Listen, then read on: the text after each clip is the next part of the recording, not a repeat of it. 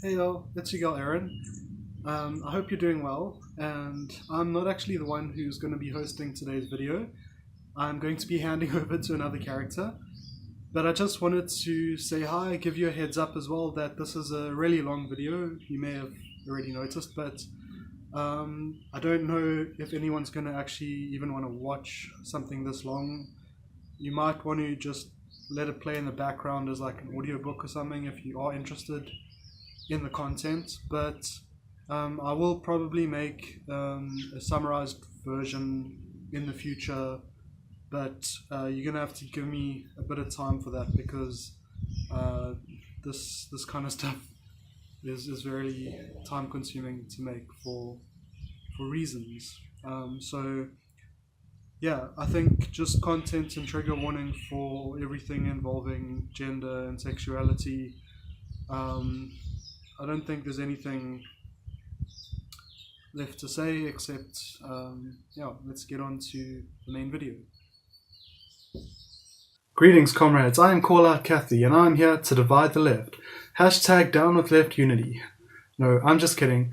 I don't really want the left to be divided. I want the left united, but I want us united around things that we can all agree on. I want us united around intersectionality, inclusivity, not around things that invalidate or marginalize people. There are ideas on the left that marginalize and invalidate people. And so if we really want to be united, we need to take those ideas out of our personal and collective ideologies. So hopefully what I can provide in this video is some explanation of why these particular ideas are bad, so that people on the left and hopefully those involved can remove those ideas and we can move forward together. Unity that excludes specific people is basically fascism. So I think inclusivity is really, really important. Now, the left should also have things like community to provide accountability. So I am hoping that the community will take this the right way and see that we do need this kind of accountability. If someone says something, even if they didn't mean it to be harmful, I think it can still be quite harmful. I think that impact is often much more important than intent. And so when I'm going to discuss specific problems I have with ideas on the left, my argument isn't against intent. This is impersonal, and I'm not saying that the individuals in question even believe the things that I am saying that the content says. Rather, I'm discussing purely what the content itself says as I perceive it. And maybe I am just misunderstanding everything, but the thing is, other people have also been harmed by the content in question. I'm not the only one. Now, I would argue that I'm not wildly confused. I would argue that far more confusing is people defending these ideas when I bring them up. And I would have loved to be able to bring these ideas up, have them filter back somehow to the discussion going on, and have them addressed and have them corrected. That didn't happen, and so I feel like if I don't make this video, who is going to say anything? So this is not meant to be personal. This is just meant to be me taking a look and explaining why some of the ideas that have been expressed are harmful to me. Let me explain a little bit about my personal experience so that you get a better idea for why potentially some of the things being said may have been problematic or harmful to me and not to maybe you. So yes, I have lived experience of being trans. Now, my understanding of gender comes from my own personal experiences, my own personal ideas, discussions, etc. around gender with people. I haven't copy-pasted from any particular academic or philosopher of old. I've read a whole bunch of different people and kept the ideas that were good and left the ones that were bad behind. So I have a pretty good take on gender. As someone who is a trans woman and who presents not binary and considers it impossible for gender to be binary, I do feel misrepresented or underrepresented, or just no representation for people like me out there. Secondly, I'm autistic, and there's a lot that goes into being autistic, but let's just say things are different. Now, when it comes to gender, especially being trans, autism plays a big part in that. And in fact, there are people who consider their gender to be autism specific. So there are autism specific genders that people without autism would literally never be able to identify as, because the experiences being referenced are so far from neurotypicality. For me personally, I don't consider myself to have a autism-only gender. I consider my gender to still be woman, female, feminine, etc. The reason why I'm bringing up autism is that a thing that a lot of people on the autism spectrum do is called systematize.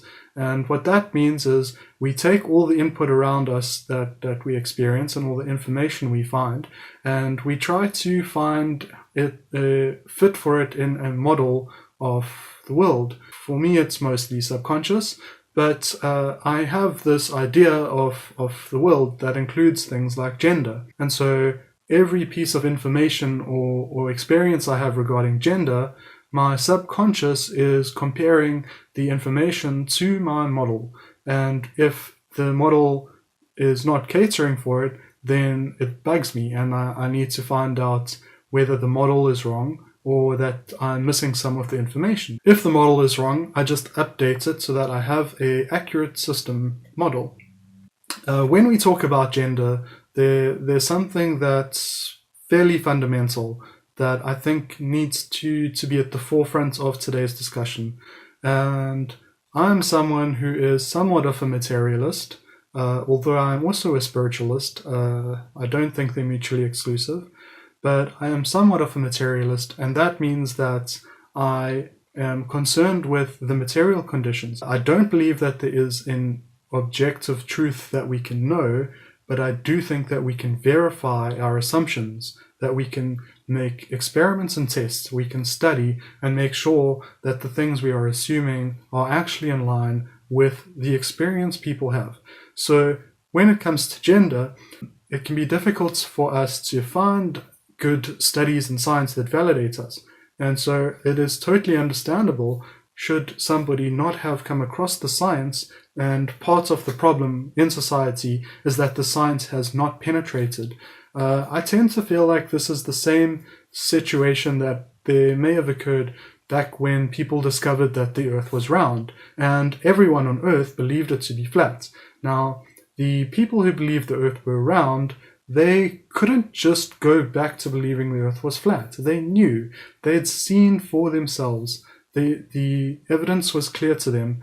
And even after a lot of persecution, some of them just kept on trying to promote the idea that the earth was round. Now, today, we look at flat earthers and think, oh, they're so ridiculous. But we need to appreciate that that was a bit of a long journey for us to get here and for us to understand that the world is round. Now, when it comes to gender, most of society is basically believing that gender is flat.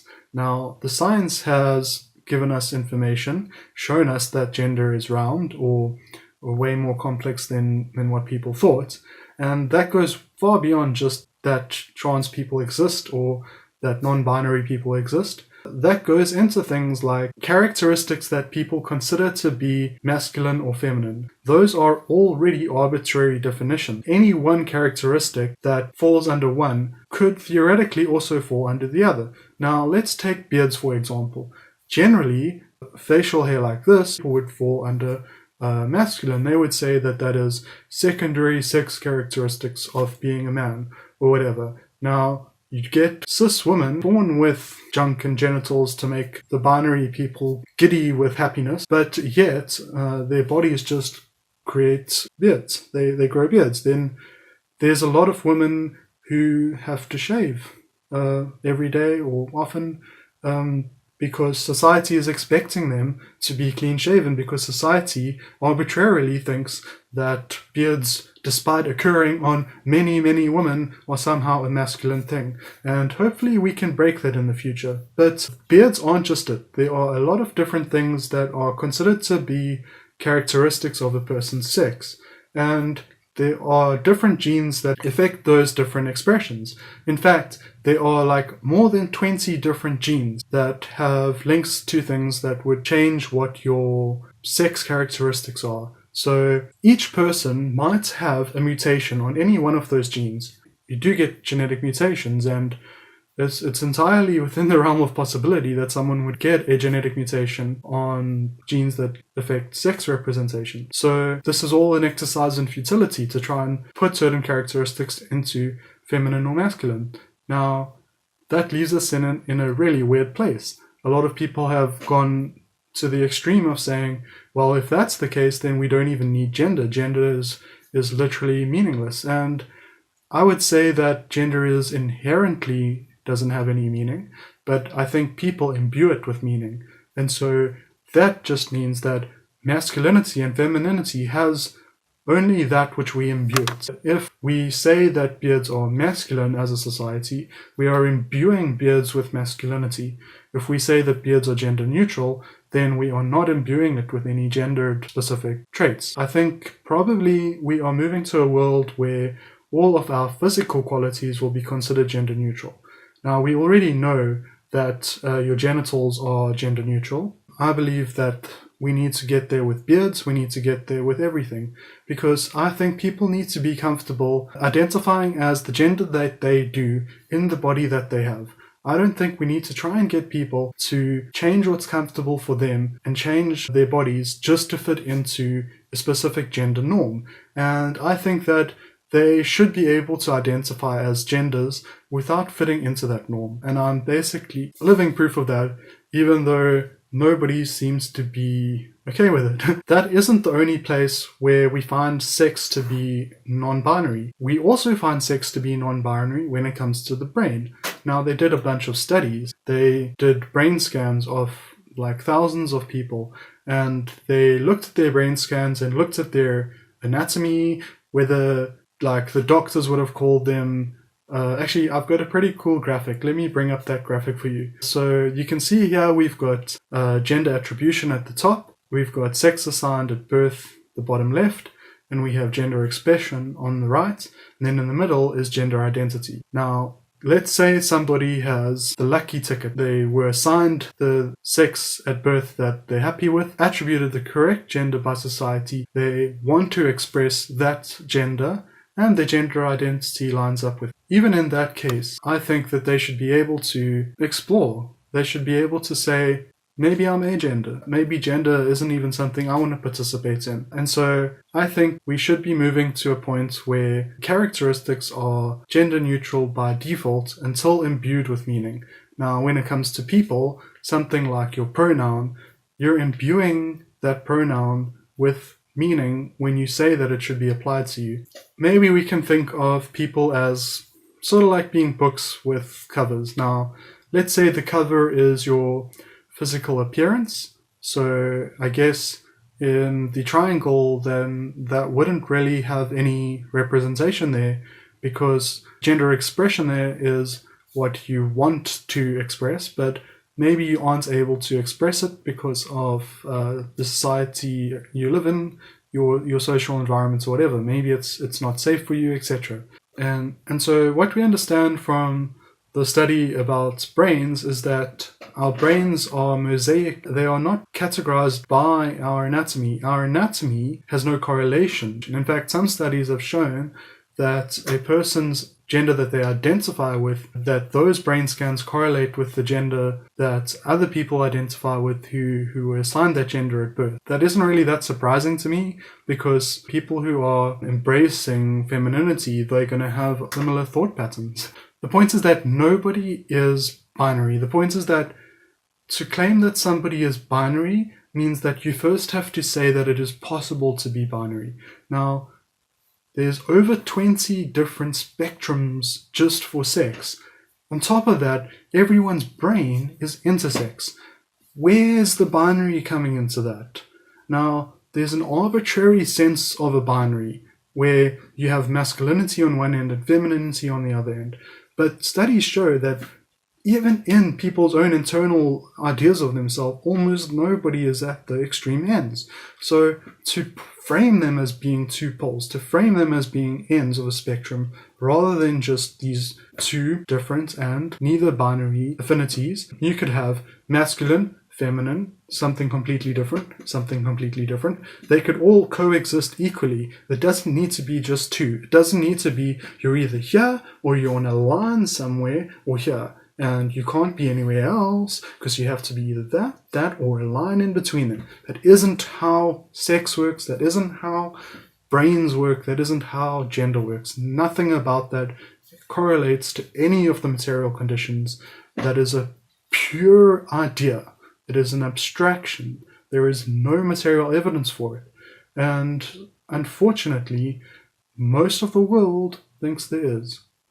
And so that is why I say we are in the same situation as flat Earth versus round Earth, because science has literally been done. It is impossible to call gender binary, because calling gender binary is saying that amongst all this spaghetti of genetics and the spaghetti of different brain characteristics and neurology and the way your brain develops over time, makes it infinitely more unique than your fingerprints ever could be. When your brain is unique and when gender exists in your brain, when gender is psychological, if we look back at that triangle, what you want to express and what is in your brain, those two things are only things you know. They only exist in your brain. Your brain has the only thing that has experienced the unique composition of your life's experiences. Your brain is the only thing that knows your memories. Your brain is the only thing that knows how you felt when you were being called one gender or another. And you are literally the only person who knows what your gender is, because it is non-binary, because essentially it is unique, and that the only person who has seen the uniqueness of it is the people who have experienced living in it. So when we say that a gender could be binary, that's like saying fingerprints are binary. That's like saying snowflakes are binary or whatever. It's nonsensical. Like, what is the snowflake binary? You know, what is the fingerprint binary? Like, I don't even know where to start. And that's the way it is with gender. We shouldn't even know where to start. But somebody, somewhere along the line, correlated anatomy and genitals with gender. And it all went to hell from there. And even though that's not how brains work, even though that's not how biology works, somehow it went mainstream, and we're living in a society now that literally believes the equivalent of that the world is flat when it comes to gender. That is an environment where being right on gender seems to be pretty rare. That is an environment where pretty much nobody seems to be right on gender. Now, it hasn't been easy making this video. Watching the stuff that triggers me is kind of like reapplying a new coat of trauma on the old. But hopefully this is going to be valuable to someone. So today I want to talk about some of the videos Contrapoints has been making about gender. And I'm just going to do basically a react to some of the points and give you my thoughts on them.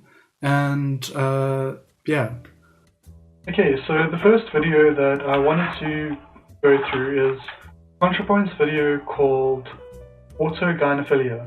Now, if you don't know what that term is, there are two different definitions, and a lot of the problems that we're going to encounter today are going to be because one of those definitions doesn't seem to be given any validity by Contrapoints. So the first definition is somebody who is female presenting and attracted to themselves. Now, I am someone who is like that. I am female presenting and I'm attracted to myself.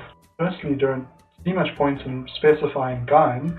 Yes, I am more attracted to feminine presenting people than masculine. And yes, when I present more feminine, I become more attracted to myself. But that is just the nature of the fact that I'm attracted to both myself and feminine presenting people. It's not its own specific thing. It's just that, I'm attracted to myself on the one hand, and then I'm attracted to more feminine and masculine on the other. Now, the second definition seems to be a specific theory put out by a transphobe person a way back, and this theory posits that trans women fall into two categories: gay men that want to trick other men into having sex with them, and the other is that they are men who are actually attracted to the idea of being women. Nobody I know of transitions just for sexual reasons. Pretty much everyone I've met that has come out as trans, identified as trans, or wanted to transition, it's been about affirming the gender that they feel is right for them, and not about trying to fulfill some kind of sexual fantasy. So the ideas are pretty nonsense, and even though Contra does sort of say that why should I be platforming this theory, the fact is we have a 49-minute long video where those ideas are given a platform, and I don't feel like they are sufficiently torn down. But yeah, I'm not going to go through everything in the video, just the points that I felt needed the most attention. So we're going to start off with looking at... After all, autogynephilia gives scientific legitimacy to our culture's most twisted misrepresentations of trans women. What Contra is saying is that the theory, not someone like me being attracted to themselves, but this theory that trans women are only transitioning for sort of sexual fantasies, that gives scientific legitimacy to that harmful depiction of trans women. I can see where she's coming from. What I do sort of have a problem with is this particular way this point is being made, because what Contra does is shows us an image of someone, feminine presenting in a mirror, saying that they would like to fuck themselves. I'm sure you can understand for someone like me that might be something that we might consider normal. When Contra says that this specific theory has given validity to some of our culture's most twisted representations of trans women, and then cuts straight to a representation of a trans woman doing something that isn't twisted, it's a little bit jarring. And I'm not sure that's what Contra was trying to do, because I didn't really know where the movie was from. Contra doesn't really tell us which movie this is until much later on in the video, but I looked up the scene in question, and the scene itself is absolutely awful. It is horrible. It is horrible not because of the part that Contra showed us. It is horrible because in between this, I'm assuming, lady enjoying the way she looks in a mirror, there's this other woman being thrown down in a well, and she's basically yelling for help, trying to throw a bucket for a dog and pull the dog down into the well or something or other. I'm not entirely sure what the plan was there, but still, when we say that it is the most twisted representation of trans women, I feel like your visual cues that are going to match that need to actually show some of that twisted nature. And all that's shown is someone attracted to themselves who's feminine. Now, that character might be awful, that character might be one of the worst representations of trans women in our culture. That very well may be true. But a trans woman enjoying the way she looks in a mirror and wanting to fuck herself isn't a twisted portrayal. And so for people who don't know the original movie or don't remember it, we're left with this impression that the idea of being attracted to yourself is what is twisted. Now, hopefully that isn't what Contra was saying, but that is really the impression that comes across strongly by selectively choosing only a part of the scene that wasn't twisted and then using it to reference something being twisted. So, rest assured, in this video I am going to argue that Blanchard's theory is false, but a lot of trans women are probably nervously wondering why I'm using my platform to potentially increase awareness of a sinister fringe theory that only adds to the stigma we all already have. Yeah, that is correct. Trans women are probably thinking that, because that's what I was thinking the first time I saw this. The second are the autogynephilic transsexuals. These inscrutable perverts can apparently get off just by looking in the mirror. Okay, so now I find that to be extremely hurtful to hear, because yeah, like I probably could get off just looking at myself in the mirror. Like I'm sexually attracted to myself. Now, I'm not sure why that makes me an inscrutable pervert. For me, it's completely normal. Now, the character in the movie was a pervert, but just being able to get off on yourself in the mirror isn't a perverted thing at all. Now, just like with any relationship, it's not the case that literally just seeing yourself in the mirror immediately makes you horny and want to fuck yourself. Obviously not. Just like seeing someone that you're attracted to isn't going to always make you want to slam down and smash right there. No. There's a certain amount of connection that needs to be there, especially if you're someone who is demisexual. And so there's a lot more to it than just literally glancing at yourself. It's more about affirming who you are and affirming your sexual identity for yourself.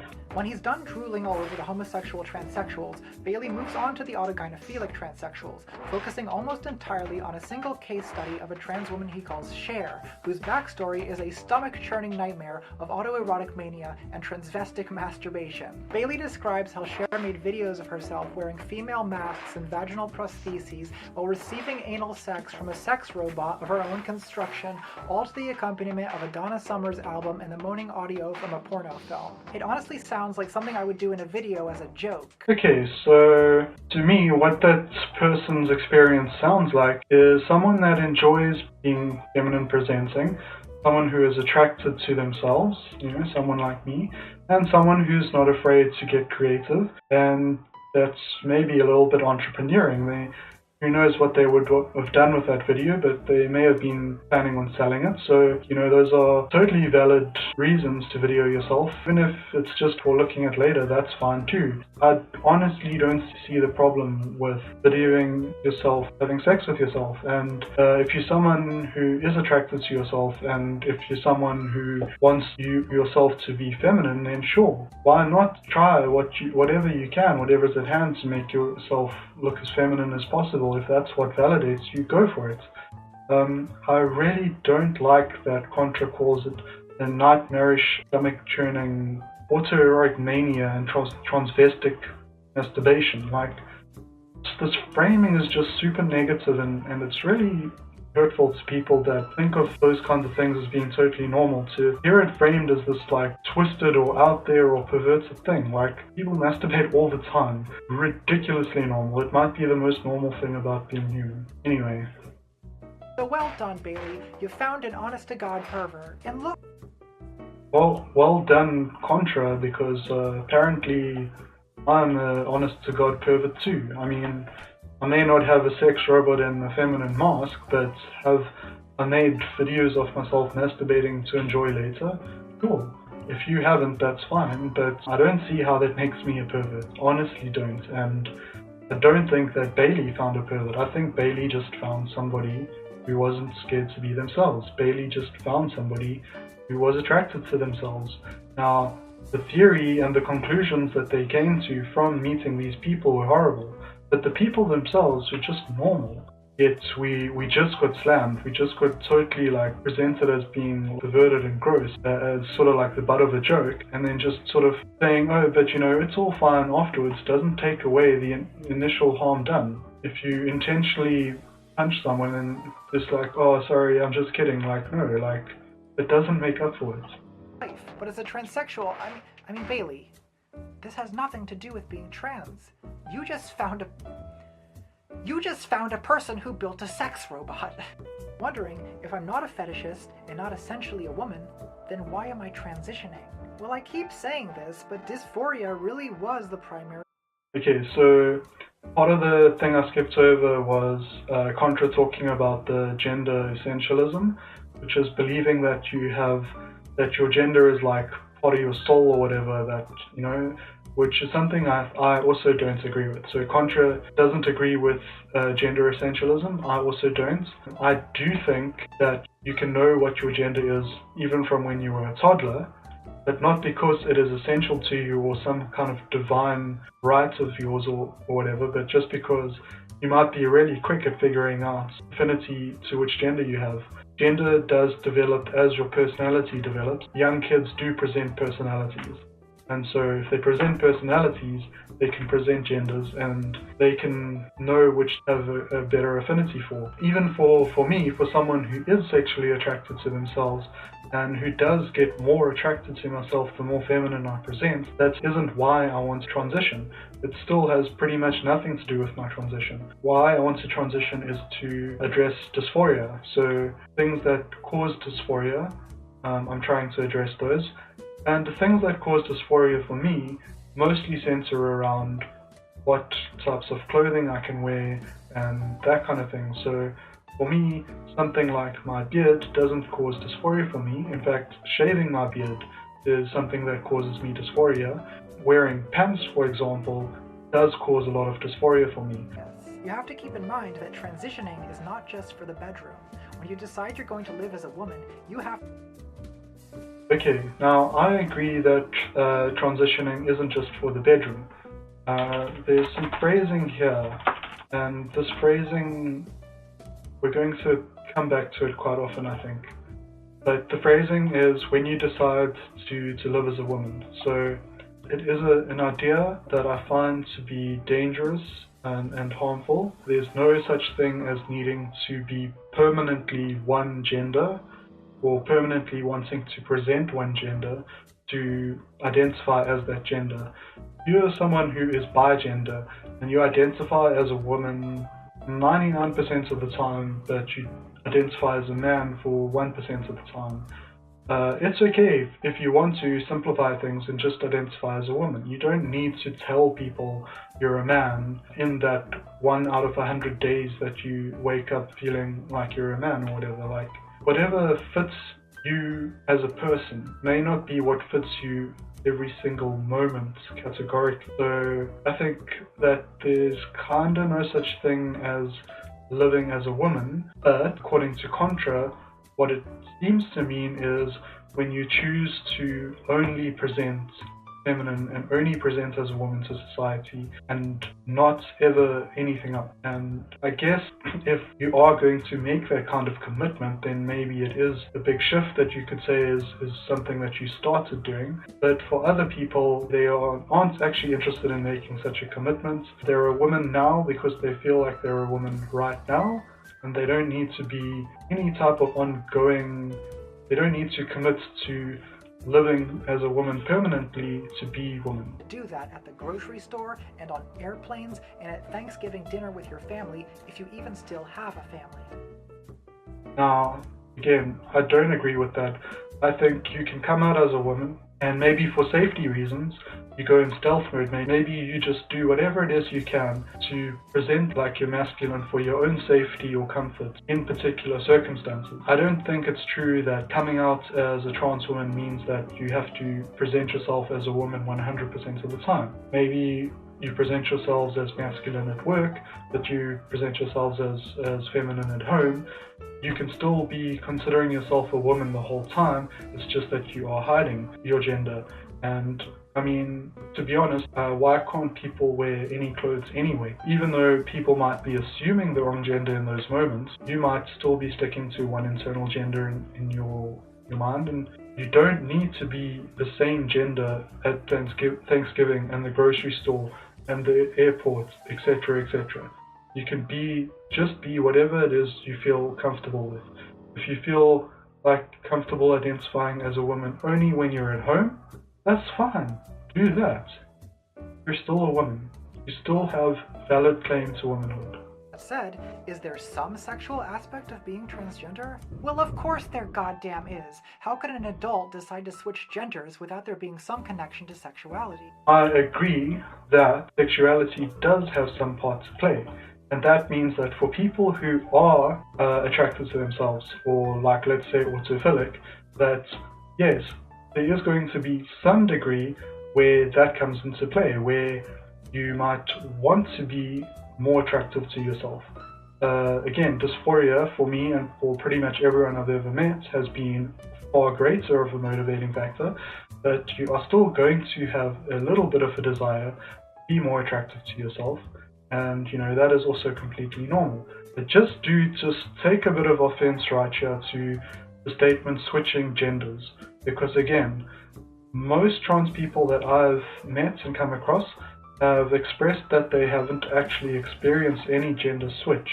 They may have had to present masculine. I'm just using trans women as the reference because that's how I am and that's what the video is talking about, etc. So they may have had to present masculine growing up or whatever, and they may have even been coerced and gaslit into thinking that they were men. But looking back, they can identify, even at that young age, that they did have an affinity for femininity, that they were uncomfortable with the masculine expectations being placed on them, and they had a desire to be different. From as young as I can remember, I've always thought that it would be much cooler if I had been born with a different body. From as young as I can remember, I've always wanted to be friends with other girls and wanted to do girly things. Literally from like, I don't know, 5 years, or I don't know the exact age, but for me it's been a whole life thing. And so when I realized that I was trans, it wasn't a switch that happened. A light went on, and the gender that was sitting there not switching now was visible to me. And I was like, oh yes, that is why I felt all that way all my life. That is why I used to sit at home like for hours some afternoons designing dresses, that wishing that I could wear them, but instead having to give them to my girlfriend and be like, I made these for you. And that was when I thought I was a man. But looking back now, I'm like, oh, obviously that part of me was being affirmed there. My actual gender, the one that I had been gaslit away from, the one that I wasn't even consciously aware from, was still being affirmed in that moment.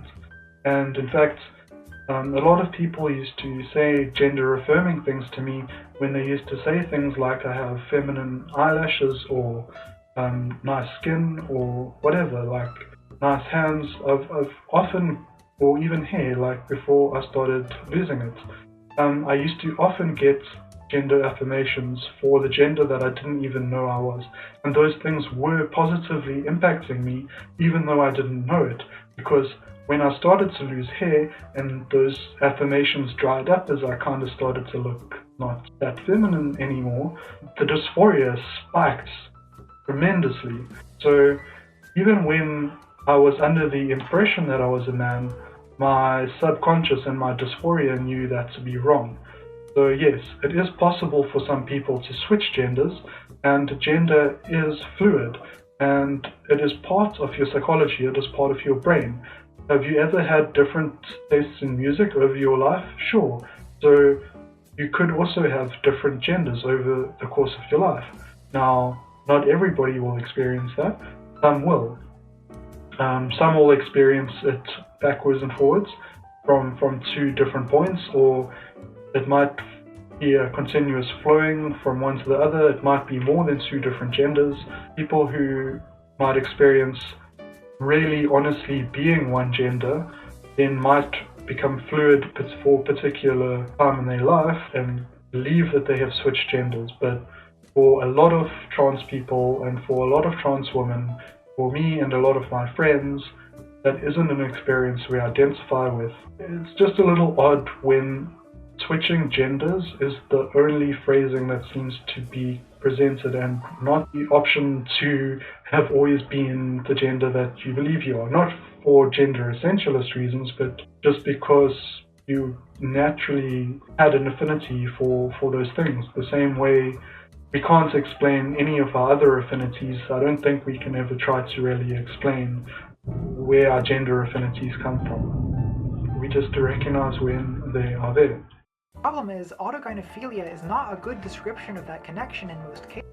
I agree that autogynephilia is not a good description of the connection between people's sexuality and gender. And even for me, someone who is sexually attracted to themselves and feminine presenting, even for me, autophilia or autogynephilia isn't a good description of my connection between my gender and my sexuality, because there is more to it, because I have multiple sexual orientations. I'm not just attracted to myself, I'm attracted to other things too, and those are also going to be sharing a space there. freaks. One of the reasons it's difficult for trans women to refute Blanchard's theory is that even arguing against it from your own experience is incredibly humiliating and degrading and invalidating. I'm pretty much having to go into the same space now, and I'm having to talk about like my own intimate sex life and my own sort of very personal experiences, just to try and give voice to people that aren't being well represented and are sort of getting erased in the narrative here. You wouldn't have had to get personal if you hadn't platformed the theory, then I wouldn't have had to get personal to counter the things you left hanging. But if you did want to take the theory down, maybe you can take some of the things I'm saying into consideration and update the video or something. The cross-dressing was never a solo or a masturbatory activity. There was always a partner, or sometimes several partners. Bailey, are you paying attention to this? I mean, that's okay for you. For me, the cross-dressing, well, I've never actually really thought of it as that, or thought of myself as a cross-dresser. I'm not really sure how I feel about that, because what is meant to be the cross? Maybe I'm a cross-dresser when I'm in stealth mode and people think I'm masculine.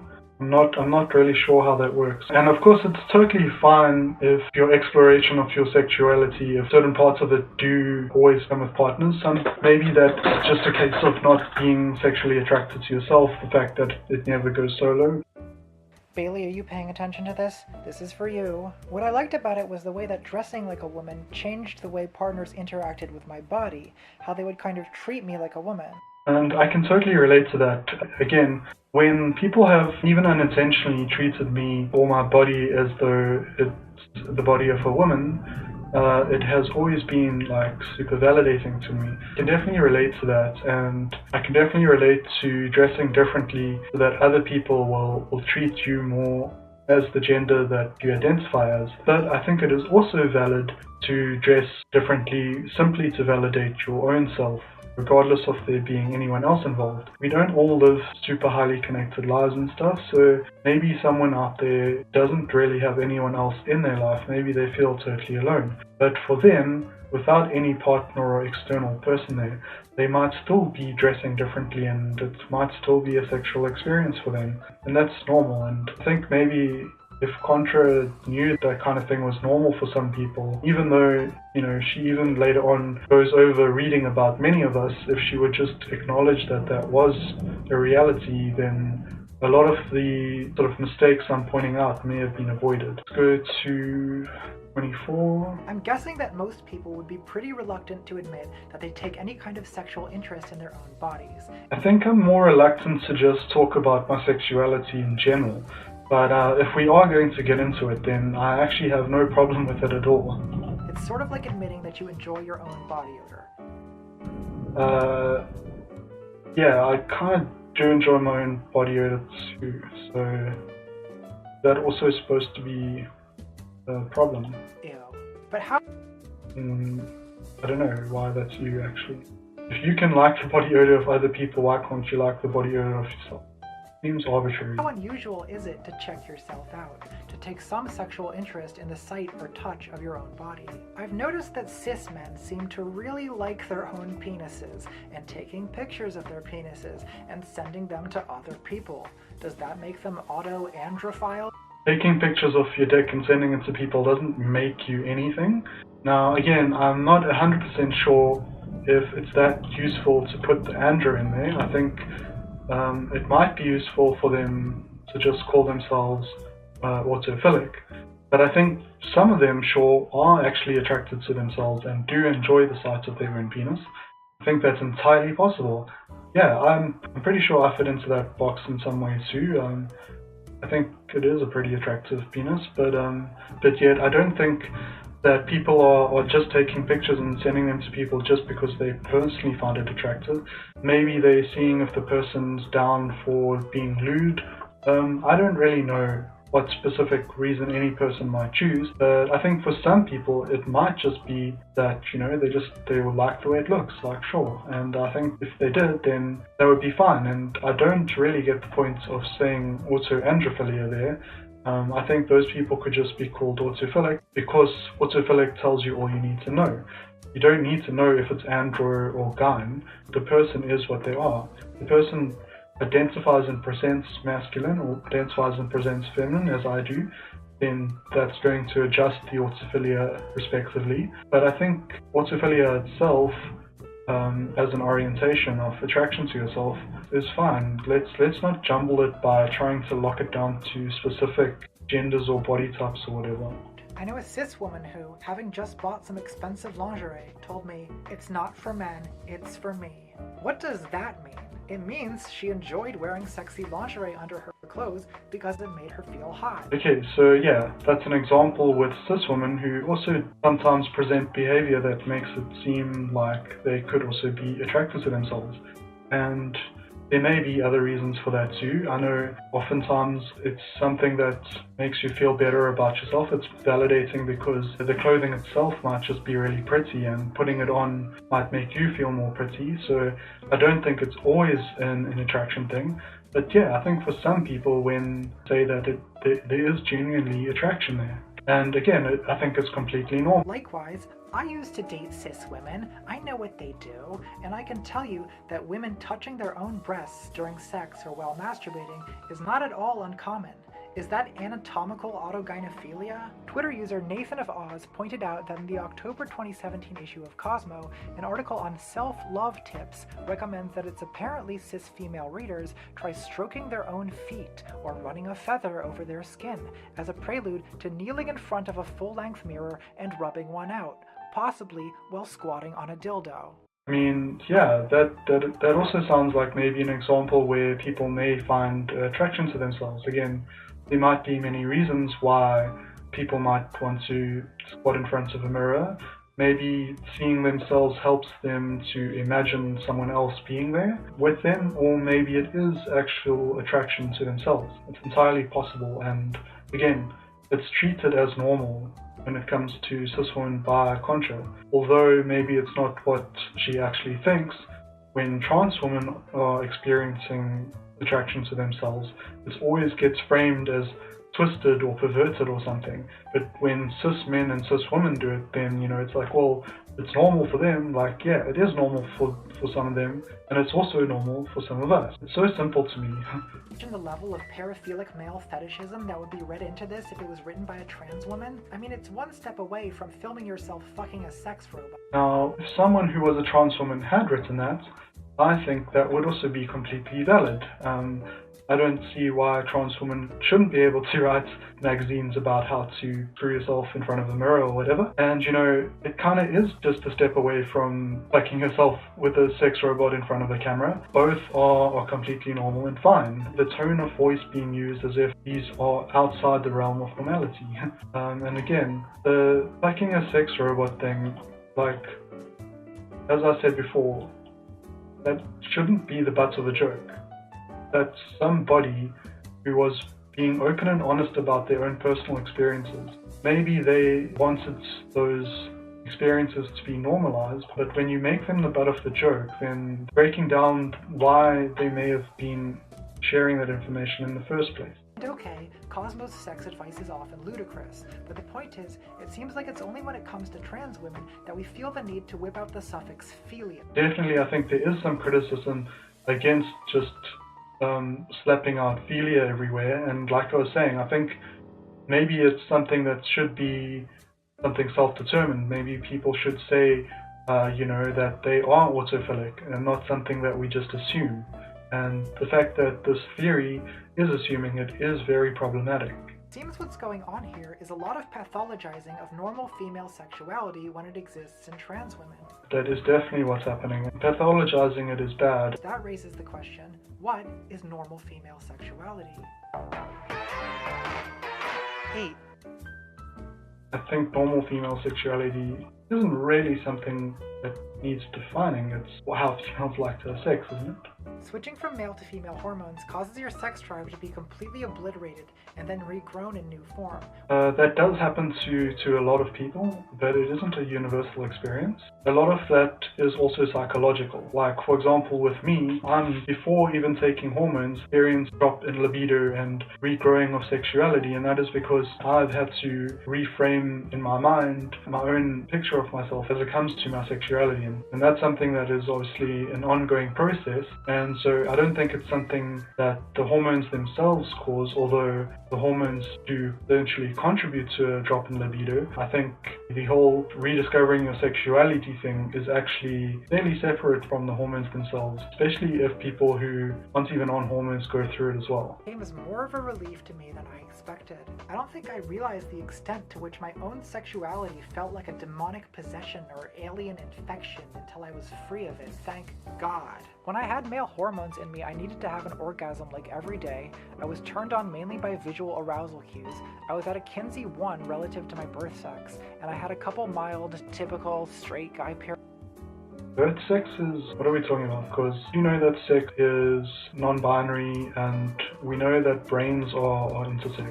If someone's going to identify later on as a different gender than what people assign them at birth, that retroactively that can also be true. For example, I was born gender neutral and a few years later started having affinity for femininity, and so I think what best describes me would be female. If I had no determined sex, if I was intersex until otherwise determined, surely birth sex can only mean intersex. Hormones, I initially had no sex drive at all, but have started developing very different patterns of arousal. For instance, I never need to have an orgasm. I'm turned on mainly by interpersonal cues like intimate physical contact or close emotional moments. I'm at around a 70-30 attraction to women versus men. Now, I just wanted to address some of this. I don't think really helpful making lists like this, and I don't think putting these little gender things makes sense, because you could literally swap these around and it would still be valid for large amounts of people. But yeah, anyway. Female versus man and the paraphilic kinks have vanished without a trace. Oh. Contra is talking about their own specific experiences here. For them, this might be how it felt to them. They might have felt like the items on the left were masculine in nature and the items on the right were feminine in nature. But I don't think that that is a helpful distinction to make, because, for example, there's definitely women who feel that coming isn't an option, that they should come. There's definitely women who want to come every day. For a lot of men, coming is optional. A lot of men really mind if they do or not. A lot of men are aroused by interpersonal relationships and cues too. I'm someone who's aroused by visual and interpersonal cues, so I don't know where that puts me. And now when it comes to kinks, so let's take for example me and femininity. The more I embrace my own femininity, the less kinks I have about femininity. So I've found that there's been some reduction in that for me around those kinks, even though I haven't taken hormones yet. But at the same time, a lot of people express that their kinks don't go away or that they develop new ones. And although some of my kinks did go away, I still have some of them and I still am developing new ones. So have vanished without a trace. Oh, by the way, for the pharmacologists at home, this is 6 milligrams estradiol and 200 milligrams spironolactone daily. It's absolutely not a universal experience that either coming out as trans or identifying as trans or transitioning socially or transitioning medically, it's not what is doing these things. It does do some things, but not these. It doesn't make these things change. So my interpretation of all this is that I have what is a pretty typical female sexuality, at least for a girl who's into girls. I do sort of also have a fairly typical female sexuality, for girls into girls, and I think being attracted to yourself is also fairly normal and counts as being part of normal female sexuality. I mean, it's in Cosmos, Random Anecdotal Friends by Underwear. It seems really normal to me as well. Yeah, me and Contra both have normal female sexuality. Mine just includes being sexually attracted to myself. I don't feel like I have some essentially male pseudo-bisexual behavioral autogynephilia. I mean, I don't think anybody does. One of the reasons why Blanchard has to come up with elaborate terminology like this is he takes as foundational the presupposition that trans women are psychologically more like cis men than cis women. His studies therefore lack a cis female control group, meaning he didn't bother to apply his autogynephilia survey to cis women. But if he had, as Charles Moser did in 2009, he might have found that many of them were classified as autogynephilic. Blanchard's insistence on classifying trans women's sexuality as a variant on male sexuality makes it seem paraphilic and unusual that trans women want to have sex as women. But what do cis women want to have sex as? Walruses?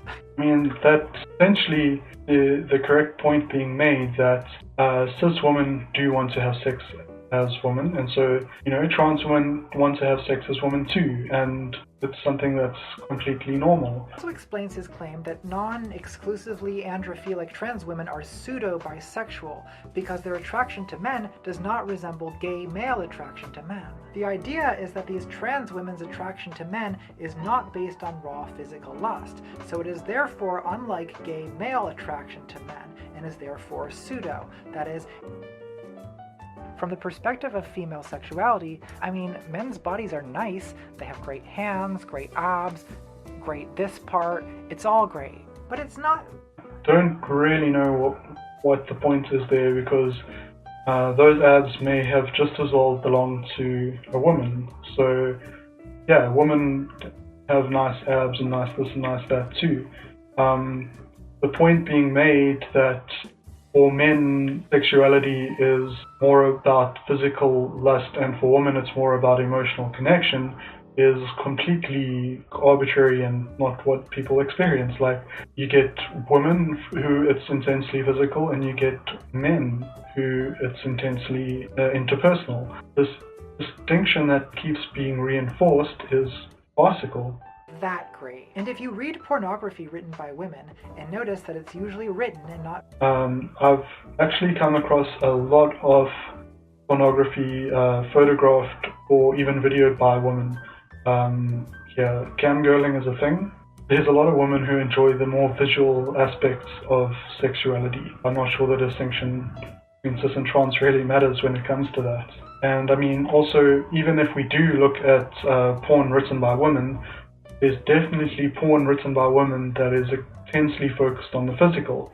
I mean, I used to read some pretty physically orientated lesbian porn when I was young. You don't find a predominant focus on vivid descriptions of male bodies. I mean, maybe not male bodies, but I did find very vivid descriptions of female bodies by other women, and I think that there's actually another dynamic to this than first meets the eye. I think that there's a meta-narrative that's to blame for this, so that it isn't actually that women find emotional connection more attractive than men, and men find visual cues more attractive than women overall, but the relations between people in a society where men hold power, it gives men more of an ability to almost like cycle through women. So, for example, when a woman has a lot of sexual partners, that gets super stigmatized and she gets called all sorts of nasty words for it. But then when men have all kinds of sexual partners, then that's seen as something positive and something that they should be proud of. Now, that's showing a clear difference in power, where men have the agency and autonomy to go after any sexual encounters they want, whereas women are sort of gatekept and policed away from doing that. That's just one aspect of the power imbalance that's there.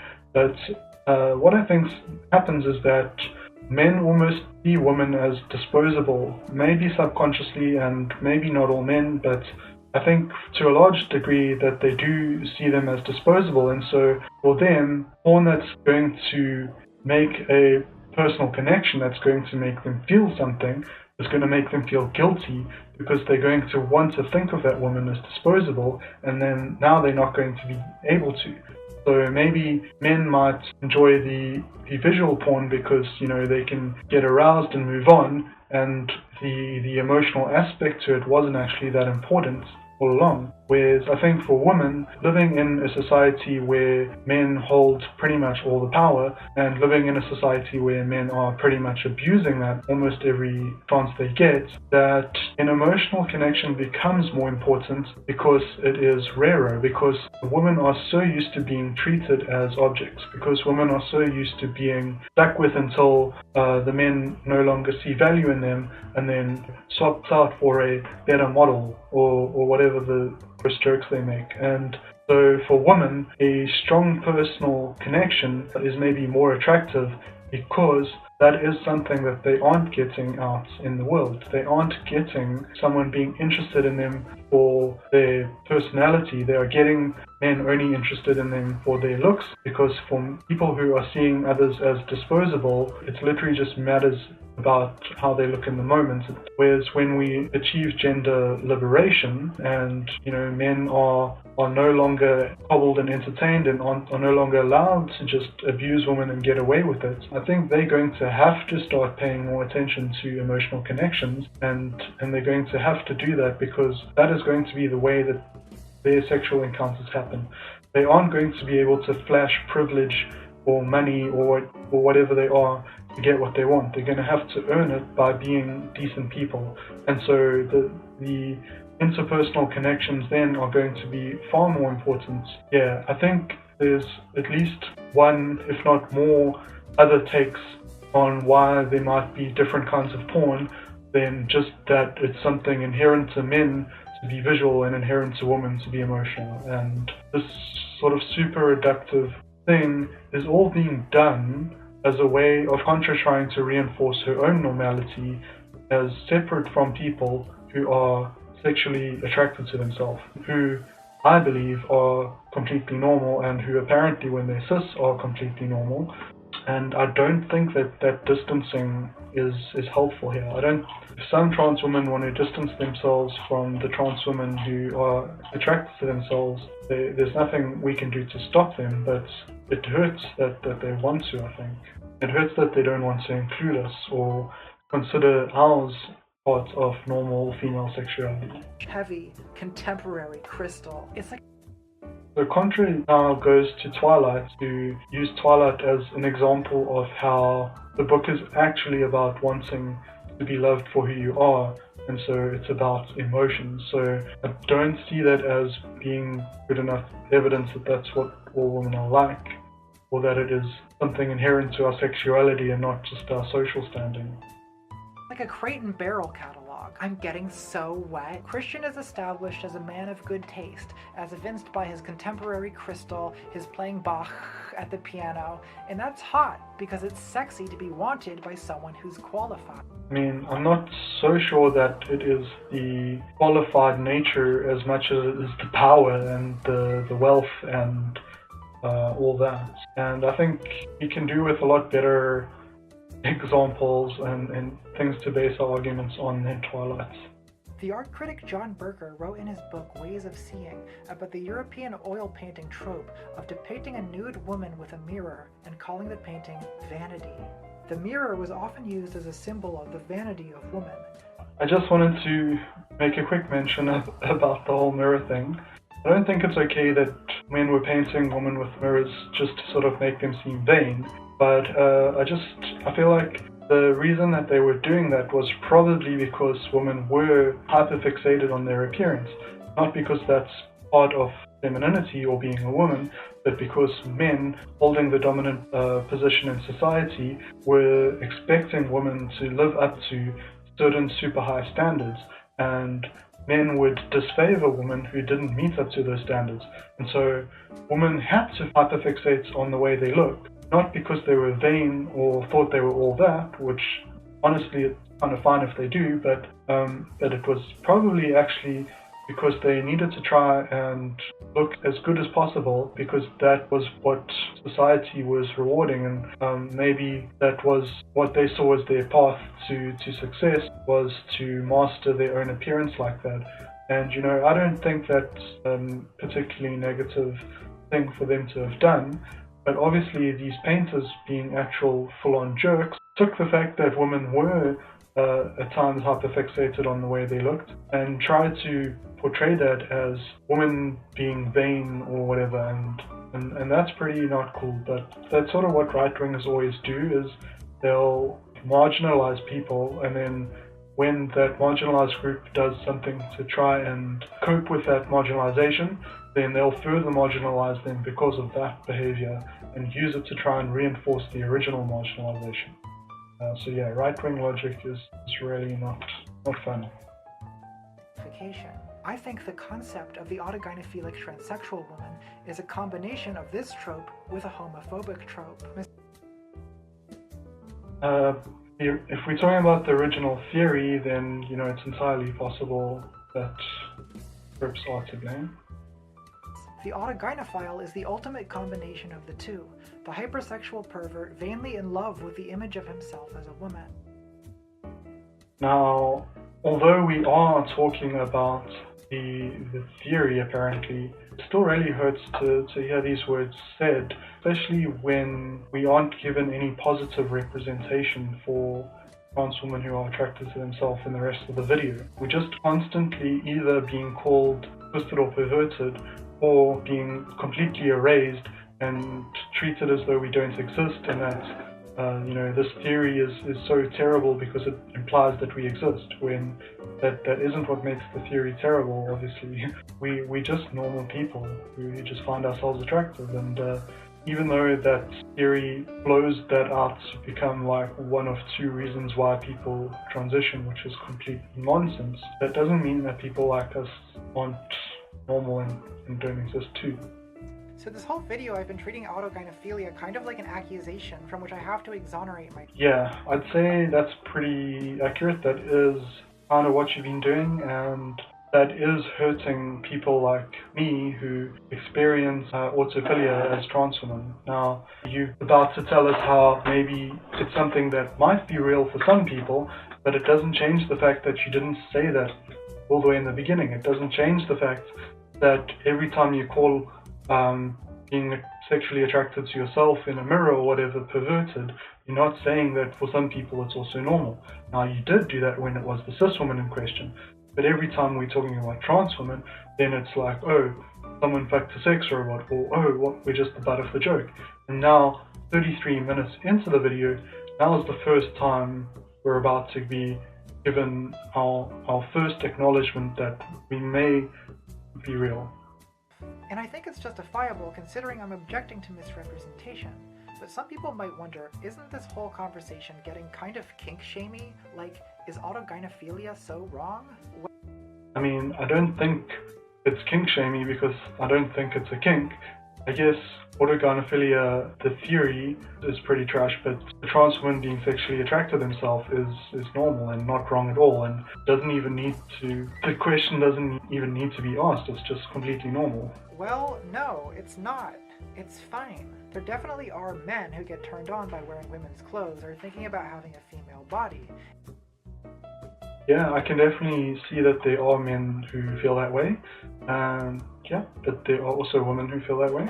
And as paraphilias go, this is very harmless, and I mean, as paraphilias go, I don't think it even is one. I don't think it's anything to be ashamed of. I mean, yeah, I don't think it's anything to be ashamed of either.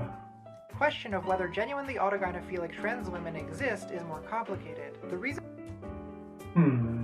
Okay. Apparently, it's more complicated. So, yes, literally just for the first time ever in the whole video, we got it being normalized for once, and then immediately afterwards, suddenly, apparently it's super complicated when, as I've been saying all along, it's really, really simple. The reason most trans women consider the label autogynephilia to be such a stigma is that, as Blanchard says, women do not get turned on merely by the thought of being women. While some women might find that misrepresentation, other women like myself do get turned on just at the thoughts of ourselves as women. And again, it is completely normal. So to say that trans women don't like the theory because they don't want people to think of them as women who might be attracted to the thought of themselves being women, there are trans women who feel that way, and we don't object to the label for that stigma. I object to the theory, and I object to the label having gyne in it instead of it just being autophillia or just being something that's orientation based. I object to the label on those grounds, but I don't object to the label because I don't want people to know that I actually am attracted to the thought of myself as a woman. So if people are going to be implying that people who aren't attracted to themselves are, by calling them autogynephiles or whatever, then yeah, that is misrepresentation and wrong, and they shouldn't do that. But the alternative isn't to claim that no trans women feel that way. It's just that not all of us do. As I've discussed, the problem with Blanchard is he overextends the concept of autogynephilia to cover pretty much any sexual feeling a cluster B trans woman can have. But I'm actually inclined to agree with him that being turned on merely by the thought of being a woman is a fundamentally non-female state of mind. So yeah, I think at this point it should be obvious to you why I'm making this video. Now, we can apply as much nuance as we want, but Contrapoints just said earlier in the video that your sexuality is part of your gender and that they are connected, and people like me who do feel sexual attraction to themselves, or us being women attracted to ourselves as women, that's part of our gender, that is a feminine thing for us. And so for Contrapoints to say that women being attracted to the thought of themselves being women as not being a feminine experience is just firing shots. This is an absurd lack of nuance, and this is just wrong. This is punching down. Women who do feel sexual attraction to themselves are already stigmatized enough by society, arguably more stigmatized after you put this video up, and yet, you're going to go even further and say our experiences are fundamentally non-feminine. This isn't okay, and trans women who are attracted to themselves need to know that they are normal. They need to know that if they identify as women, that those experiences are fundamentally feminine, that those experiences do make up part of the feminine experience, just as the way as when cis women are feeling sexual attraction to themselves, that makes up part of normal feminine sexuality. As you admitted earlier, so does trans women feeling sexually attracted to themselves also be part of normal female sexuality. It is not a non-feminine experience. It is 100% feminine. And one that feels quite foreign to me. So a lot of just because a particular sexuality feels foreign to you doesn't mean it is not feminine, doesn't mean you can gatekeep femininity based on people's sexual orientation. Trans women, I guess including me, have the idea that you can't be both a woman and an autogynephile. Apparently you can't be both a woman and an autogynephile, and in that context we're not talking about the theory, we are talking about sexuality. And so Contrapoints is saying that you can't be both a woman and be sexually attracted to the idea of yourself being a woman. In essence, this is setting up a higher standard for trans women than for cis women, because for cis women and their lingerie and their squatting in front of mirrors, it's completely normal. But for trans women, having these types of ideas makes us not women, makes those sexual experiences non-feminine, and means that we can't identify as women apparently. In this way. However, things get messier when you look into this some more. Are there some genuinely autogynephile? How can things get messier than you saying that women who are sexually attracted to themselves are not women? Autogynephilia transsexuals? Well, at first glance, the answer is yes. I mean, there's always one, isn't there? I mean, why are we being the butt of a joke again? A. B. Why are you saying transsexuals? We are transgender people. Some transgender people don't transition, and when you say transsexual, you are making people think of transition. Why? There. In this case, that one is Anne Lawrence, a disciple of Blanchard and self-identified autogynephilic transsexual. Now, I don't know why she identifies as an autogynephilic transsexual. That's not something that really makes sense to me. What makes more sense to me would be autophillic transgender woman. Now, that's what I would consider myself. So I'm not sure if the person in question is identifying similarly to me or not, and if Contra's just using these words or not, picking out the worst woman who identifies in this way as your scapegoat for why nobody is really like this, even while mentioning many people like this exist, starts to feel like there's some bad faith here. From 1998 to 2011, Lawrence collected 249 anonymous accounts of autogynephilia over the internet and published them in her 2012 book, Men Trapped in Men's Bodies. Great title, Anne. Very provocative, very controversial, very politically incorrect. I have been triggered. Well done. What is this cover, though? Come on, Anne. Get a statue of Hermaphroditus or something on there. So this book... looks like a rubbish book to me from the way it's being described. Is filled with stories of trans women who have a past or present of pretty autogynephilia-like fantasy and behavior. So, what do we make of that? Well, I think what we make of that is that there's a lot of trans women with autophillic sexual experiences. Why are we not believing them? Well, a lot of this stuff, like fantasies of being women or having sex as women or arousal during cross-dressing, are what the trans community has destigmatizingly termed cross-sex gender fantasy.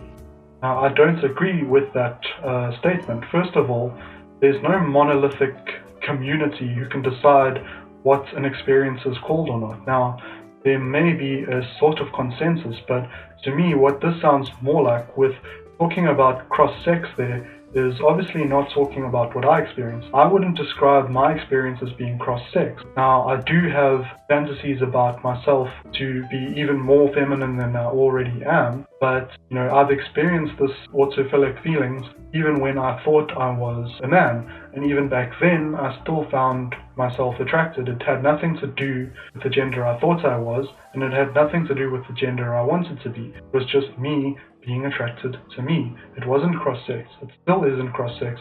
I'm not a cross-dresser. I don't cross-dress. I dress as a woman because I identify as a woman. So cross-sex gender fantasy, this sounds like a bunch of word salad, and I don't accept some monolithic trans community saying that my sexual orientation is destigmatized as some sort of cross-dressing fantasy thing. And among trans women, particularly prior to transition, this kind of prior to transition thing is pretty common. You'll see it all over the place on trans subreddits. There's a blog called Cross Dreamers devoted to it. It's been written about by Zinnia Jones and Julia Serrano. So within the trans... I think if you want your body to be more feminine, then it's only natural to have sexual fantasies about that being the case. There's a blog called Cross Dreamers devoted to it. It's been written about by Zinnia Jones and Julia Serrano. So I don't think that these particular fantasies are the same thing as being sexually attracted to yourself or being autophilic, because I think that even people who aren't sexually attracted to themselves still might have fantasies of themselves where they're women, and it still might turn them on. So I think what's common maybe isn't us being sexually attracted to ourselves. Again, I don't think that that's particularly common experience, but I do think what's common might be the sort of sexual fantasies and stuff, or maybe if what we call it is cross-sex gender fantasy, then maybe that is something that is common, but it is completely different from physical attraction to yourself. And I think there's a pretty normal explanation for that. I think that might just be the fact that when you start dressing as a woman, your fantasies move on. You stop fixating on that thing right in front of you, which is, if only I could wear women's clothing. That stops being something that you're fixating on when it's something you start living. And so you might start fixating on other things that's going to change your behavioral and thinking patterns. The fact that it's very common, especially people before transitioning, may just be that because once people have started transitioning, they started living out those fantasies in real life, and they didn't experience them as being something that turned them on as much. Like when I dress in feminine clothing, because that is affirming my gender, I've also felt a reduction in the amounts of sexual fantasies about clothing and stuff, but I still find myself attractive in the mirror, and that's got nothing to do with cross-sex gender fantasy. Whether I'm dressed in feminine clothing or not, not if I'm completely naked. I still find myself attractive in the mirror and still consider what I'm seeing there to be feminine. So yeah, I think clothing that is going to affirm your gender better, it is a super important thing to you, and things that are important to us are going to bleed into our sexual lives. If these trans women are essentially men with a paraphilic desire to become women, why would they continue preferring to live as women after the paraphilic desires go away? First of all, they're not paraphilic desires if it is a sexual attraction to yourself. It actually doesn't really make sense for those desires to go away unless they're going away for other reasons. Now, the point Contra is making is that this sexual attraction for yourself, which she keeps calling paraphilic, even though I think it's more accurate to call it just, like attraction to yourself, the reason why that might go away for some people may have a lot more to do with their individual psychology than it being somehow a fact that when you start transitioning, there's a universal decrease in attraction to oneself. I think framing it as there being paraphilic desires that go away is a little bit misleading, because that's something that Contrapoints has basically just put out there, that when you start to transition or you go on hormones, that your paraphilic desires go away. Now, she experienced her paraphilic desires going away,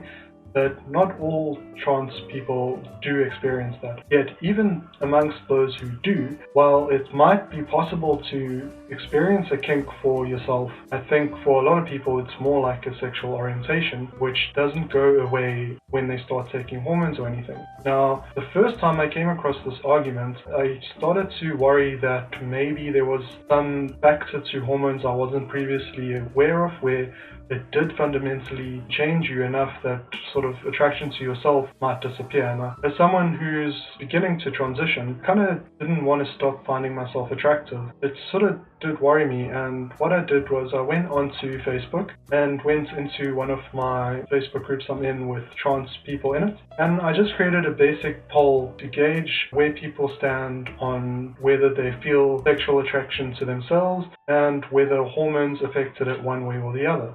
And so this is a pretty small sample size, but it's about as big as the book being referenced. So I asked the question whether it was a universal experience or not, and we got 48 responses to this poll. Of the 48, 30 of them have not felt self-attraction at all. And so we're sitting at around about, what is 18 divided by 48? Around about 37.5% of the people who responded did express some form of self-attraction. Leading the charge with 10 votes is feeling self-attraction after HRT but not before. This, I think, confirms that it isn't actually necessarily something that's paraphilic, and is rather maybe something that is a sexual orientation. Because in that case, it makes sense that people who are only attracted to a specific type of presentation, after starting HRT and starting to become more and more like that, then the self-attraction might kick in. So yeah, I'm actually not surprised that a lot of people would experience their self-attraction only starting after they start transitioning. Now, 6 people voted for self-attraction before HRT and after HRT. So for these people, they did experience attraction to themselves before starting hormones, and after starting hormones, they continued feeling attraction for themselves. So out of the 18 people who experienced feeling self-attraction at all, 16 out of 18 felt that attraction after hormones, and only 2 out of 18 didn't. And I guess that might be the category Contra would vote in, so we could put another vote there and make it 3 people. But as you can see, most people don't feel any self-attraction at all. Of those who do, a very small amount of them feel it before starting hormones and not after. Everyone else feels it either only after starting hormones or before and after. So again, I don't think it's really that helpful to claim that it is something that goes away. That isn't a universal experience, and that isn't what hormones do to you. And again, I would say probably the changes to your psychology that go along with it, changes that begin happening before you even start going on hormones, I think those psychological changes have far more power to impact your self-attraction than what hormones you're on. And I think even those two people who experienced before and not after hormones, even for them, the hormones may not be what made those feelings go away. It could have been those other psychological transitions, like I've experienced psychological transitions in sexuality as well, before even going on hormones. Well, this is where things get really weird. According to Blanchard and Lawrence, the only way to explain this is to shift the goalpost and say that actually, autogynephilia isn't a paraphilia at all. It's actually a sexual orientation. Now, to start off with, I don't understand why Contra is saying that is getting weird. To me, that is getting way less weird. It's way less weird that all these people have the same kink than that we just find ourselves attractive. Especially considering how common it is for people to talk to themselves.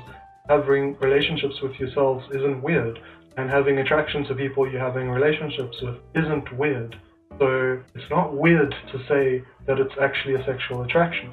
It's more weird saying that it's only a kink. And furthermore, maybe Blanchard and whoever were shifting goalposts, but sometimes people shift goalposts to the more accurate theory. And while shifting goalposts is bad, and they should just give up on their weird theory altogether, the goalpost that they moved to here, they apparently got it right by mistake, because I honestly do feel like it is a sexual orientation. And maybe that's something that sort of only really got understood later on. So it might not have been something that they thought of before. It might not have been that they necessarily were trying to shift goalposts, but that a better explanation for these feelings came along. They just attached to that new explanation to try and strengthen their shitty argument. Now, we don't need to shit on the new explanations that make more sense just because we don't like the people who tried to use it in their own theory. Their theory is rubbish, and this is also not a weird thing. So what happens when you transition is you actually pair bond with yourself, forming a kind of stale, sexless marriage with the woman you've become. I don't really understand what's being said here. Why would you be pair bonding with yourself? Why would it be sexless? People that are attracted to themselves probably have a lot of self-sex. I'm just saying. And if that sounds like it doesn't make any goddamn sense at all. What doesn't make sense is implying that it's weird and that it's a kink and that it's non-feminine. It's got nothing to do with transitioning. People who feel sexual attraction to themselves, some of them feel it after, but it isn't because of some kind of pair bonding or because of hormones or because the act of transitioning itself. This framing is just super antagonistic in my opinion. That sounds like it doesn't make any goddamn sense at all. It's because it doesn't. A pair bond is a social relationship between two or more people. Okay, so if a pair bond is a social relationship between two or more people, then if you are an individual person, then I guess it's not a pair bond. I guess you're just attracted to yourself without a pair bond, and that's totally fine. Now, you also get people who have multiple identities. So for them, then they may definitely have all kinds of feelings towards the different people that exist in their heads. And, those are also all valid. I'm a programmer. For me, a node being able to reference itself is fundamental. It's not a concept anyone denies. And I think it makes sense to think of people as just being nodes. Sure, we're nodes in a network and we normally connect to each other, but we can also reference our own APIs. We can have recursive algorithms. Why confine the human experience to not being able to have relationships with yourself? The weird thing is this kind of self-abstinence to me. Are you saying that trans women are a man and a woman inside this? Why do they... No. I'm a woman, just a woman, and I'm attracted to women. Continue falling in love with other people. I can't even start with that. Well, I continue falling in love with other women because you can be in love with more than one person at a time. Some people may resist falling in love with other people, or expressing it at least, because they're in a committed relationship, and that's all well and good. But, those feelings are still there. It's just a lack of acting on them that's important in those cases, if you're in an exclusive relationship. But, when it comes to yourself, I think it would be pretty problematic for anyone to try and stop you from having relations with yourself. If I was with someone and they didn't want me to feel sexually attracted to myself and they didn't want me to like masturbate or whatever, then that's not somebody that I'm going to be with because they're not accepting me for who I am. So it's pretty normal, I think, to fall in love with multiple people. I mean, isn't that what half the Shakespeare plays are about anyway? Like just people just falling in love with everyone else. Like it happens all the time. I can fall in love with myself, be in love with myself, and I can be in love with my partner at the same time. It's normal. It's so easy for me. I don't think about it, I just feel it. Look, this seems like the point where Occam's razor shuts down Blanchard's theory. Yes, Occam's razor shuts down Blanchard's theory. Trans women are women because that's who they identify as, not because of any particular sexual fantasy, not because of some of them feeling attracted to themselves. Okay, maybe I subconsciously created a female alter ego with which my original male ego has fallen in love, but I mean, while it's possible that that may occur, it's also possible that someone may have just been attracted to themselves all along. But maybe lots of things. Maybe I subconsciously want to become my mother so I can f my female half. Or maybe I'm just a woman who wants someone to fuck me every once in a while. I mean, that's completely valid. I'm also a woman who just wants somebody to fuck me every once in a while. Just sometimes the person who I want to fuck me is myself. Super normal. Among the narratives recorded in Lawrence's book, there are, admittedly, a few accounts of trans women whose primary sexuality and motivation throughout their transition does appear to be genuinely autogynephilic. Yay! Apparently, other women like me do exist. Now, all we need is a time machine, go back to the beginning of the video, mention it, and then stop calling us twisted and perverted, and all of it's fixed. I'm not going to say that these people are lying about their experiences, because that would be a terrible thing to do. Yes, and implying that it's what you think, even though you're not going to outright do it, is also a terrible thing to do. We are absolutely not lying about our experiences, and this may just be joking or edgy or whatever, but it's like saying, oh, I'm not going to say while everyone calls you racist, is pretty much the same thing as calling someone racist in just a passive-aggressive way. It's implying that that's something that other people think. There's no reason to say thinking that would be a terrible thing with a zoom in like that. Like, again, I don't know what Contra actually thinks here, but the way she's saying it is hurting us. Ultimately, Contrapoints is not a channel about judging people, so I'm not going to say that these people aren't really trans. I mean...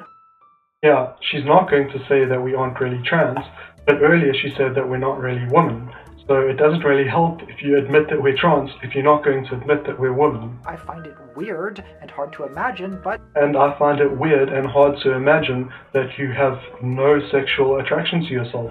I don't understand it. But I accept it. I accept you for the way you are. Whatever. I'm the one who's into people licking milk off my tits. And wait... I mean, aren't we all? Till you see my sex robot. And look, if I had... Like, leave people and their sex robots alone. Like... autogynephilic feelings, I would just tell you. I've already admitted to things in this video that I wouldn't tell my own diary on my deathbed, but... I mean, there's a whole bunch of stuff I've admitted in here that I pretty much also would have never admitted to anyone, but the reason I have to is to show you that you are leaving out people like my experience. So yeah, you shouldn't have to share all these things with people for them to take you seriously. If you say that you are not attracted to yourself, that should be enough. People should believe you.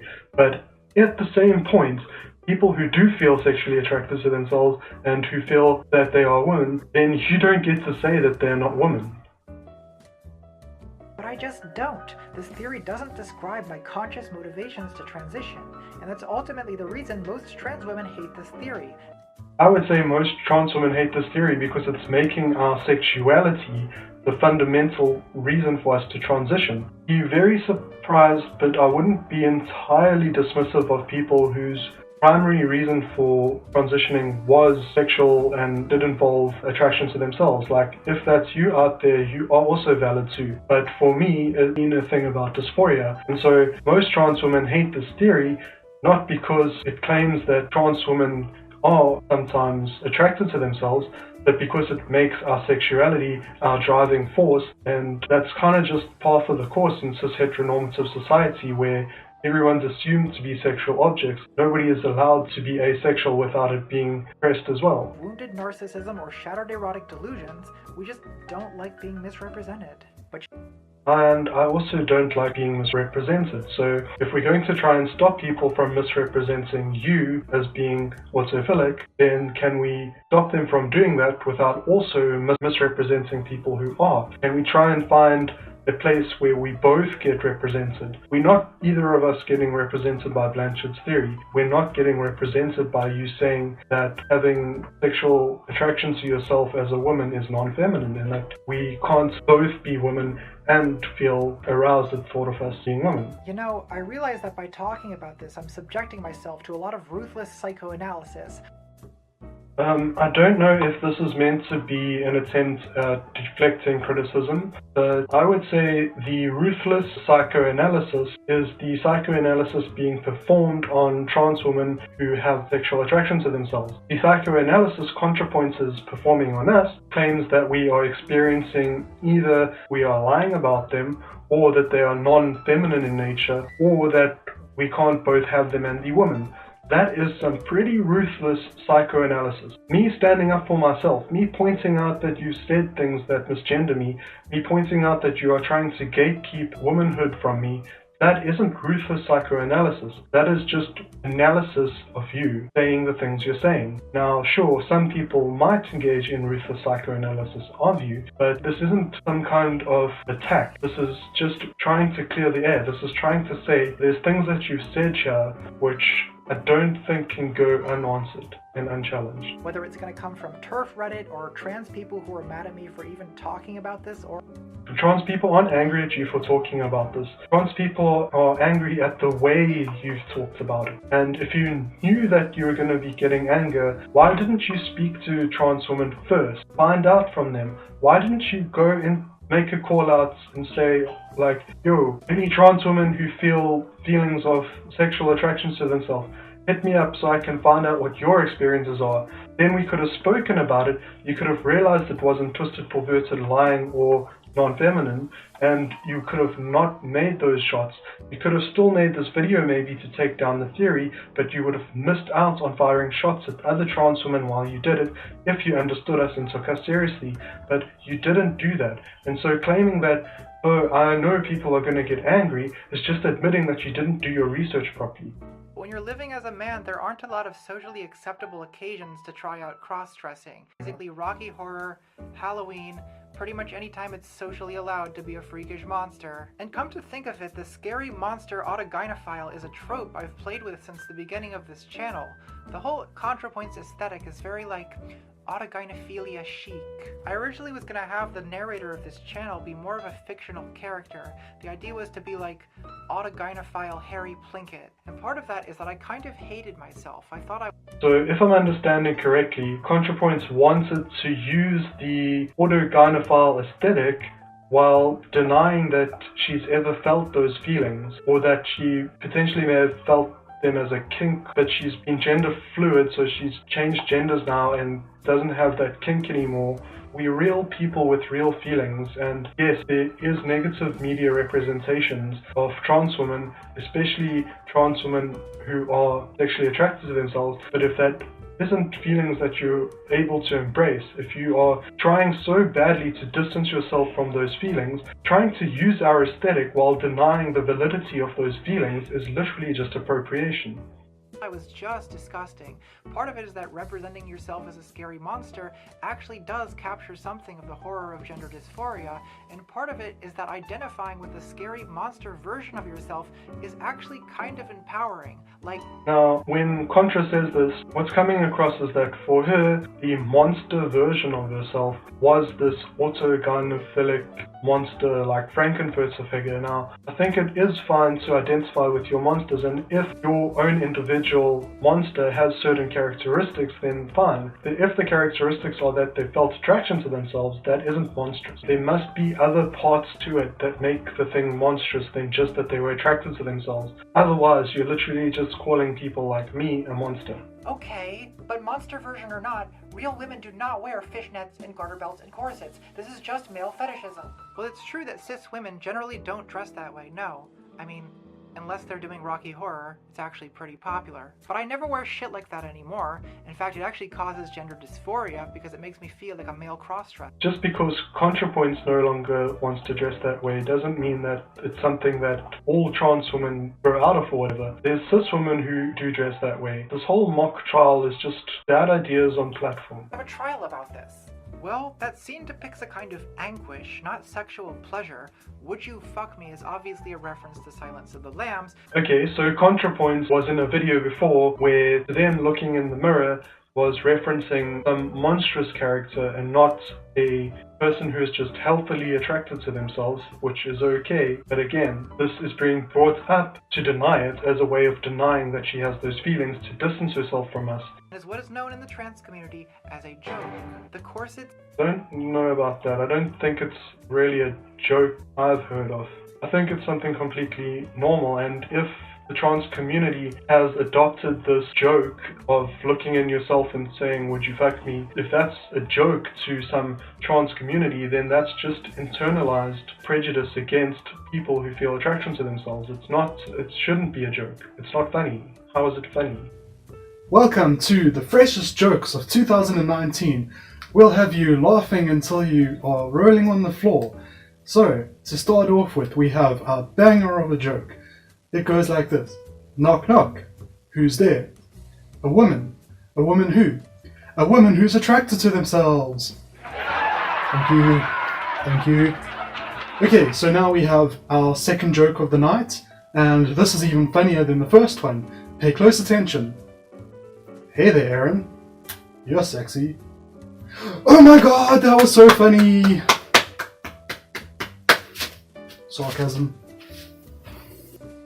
This is just loose references and references to communities that I have no connection to that are somehow deciding things on my behalf. Are literally the same as cis women. We have many experiences in common, but in other ways our experiences are very different. Yeah. We do share a lot of experiences, but we also have different ones, and even among trans people, even among cis people, they're going to have very different experiences, one person to the next. Yes, and you don't have the oppression experiences that cis women have. Well, you know what, Abigail?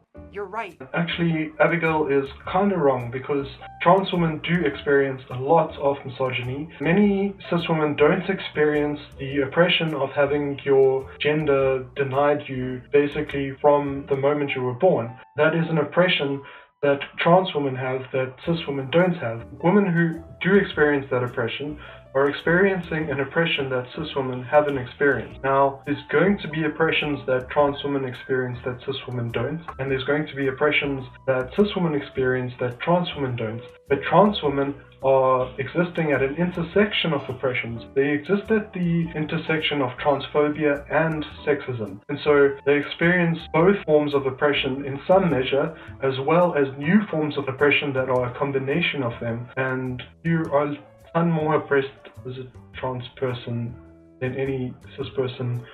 All other identities the same. For the most part, I don't. But it's impossible for us to have an actual conversation about this because you're just such a fucking asshole. And if you know why Contrapoints there doesn't bring up that a lot of trans women do have the same oppressions that cis women have. And a lot of the time when trans women are being oppressed, like maybe when we're in school and stuff, it's misogynistic slurs being used against us often. I often had people feminizing my name as a way of trying to mock me when I was young. That was definitely misogyny. That was definitely the experience that a lot of women feel. Your Honor, the defendant does not bleed. I find that pretty conclusive. As do I. Guilty as charged. Unfortunately, there isn't really any addressing of this point here where they just claim, she doesn't bleed. The judge is like, court adjourned, trans women bleed as well. Maybe not all of them, but a lot of them do. I've heard of a lot of trans women who literally had blood when they go on their periods. And yeah, trans women who are on hormones get periods, not always with menstruation, but sometimes even with menstruation. So that's really harmful, I think, to just put out that transphobic line of argument that trans people don't bleed and then just end the court case and then never challenge that topic again. Final thoughts. I think some cis people will be very congratulatory towards me for making this video.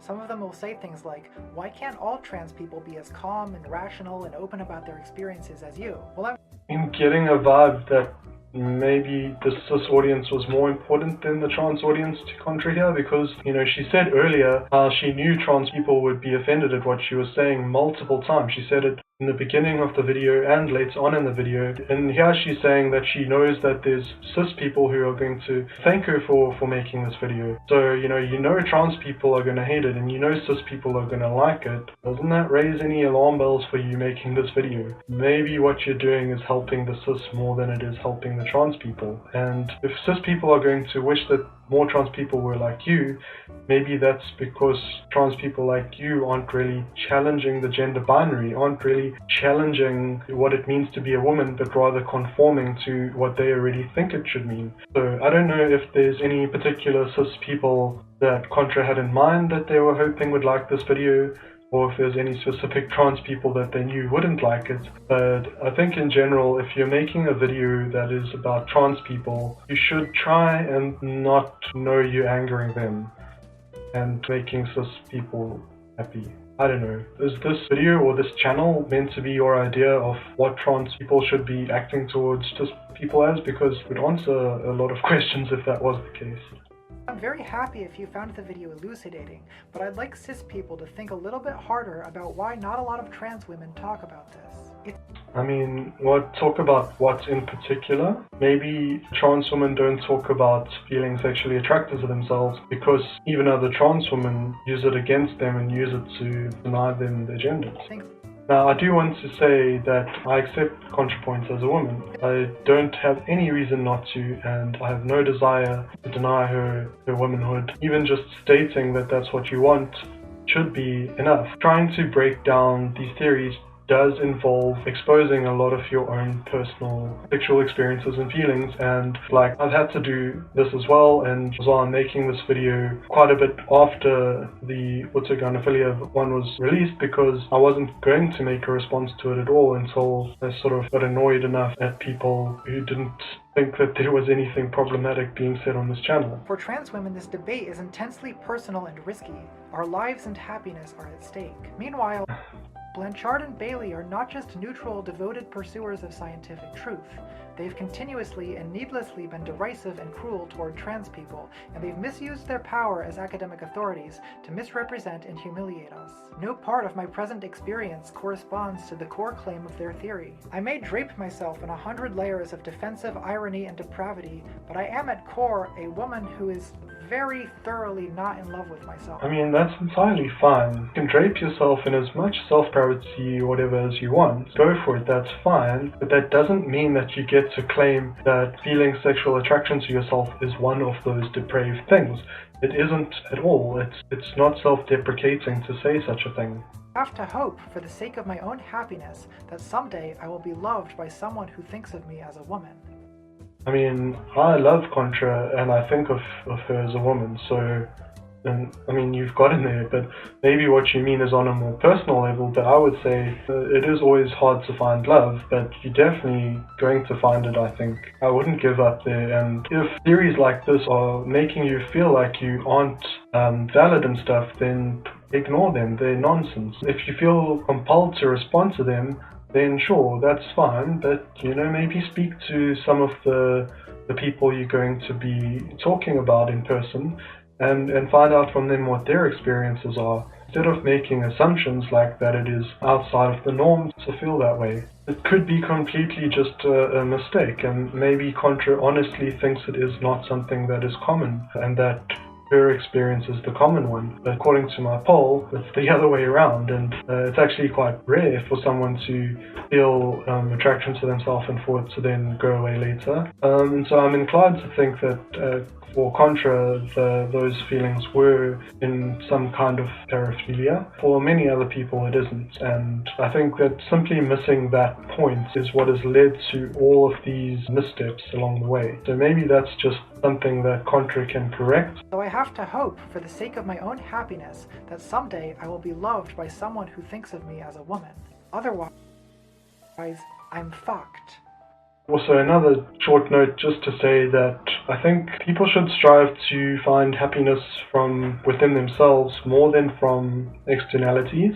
And externalities absolutely do sometimes prevent that from happening, but that externalities shouldn't be the only source. We should also find sources within ourselves. We should enjoy the experiences that are enjoyable to us and allow those to become more real to us maybe than the negative thought patterns might be. That's maybe a very difficult thing to get right, but it's worth trying. This has been a rough one, girls. I dare say you've earned a song. That's pretty much all I have to say regarding the Autogynephilia video. Hopefully I've shed some light on why that is not so cool for people like me. Finally got to the end of the first response video. Maybe now would be a good time to have an intermission, pause, whatever if you need to. But we're going to jump right into the next video soon.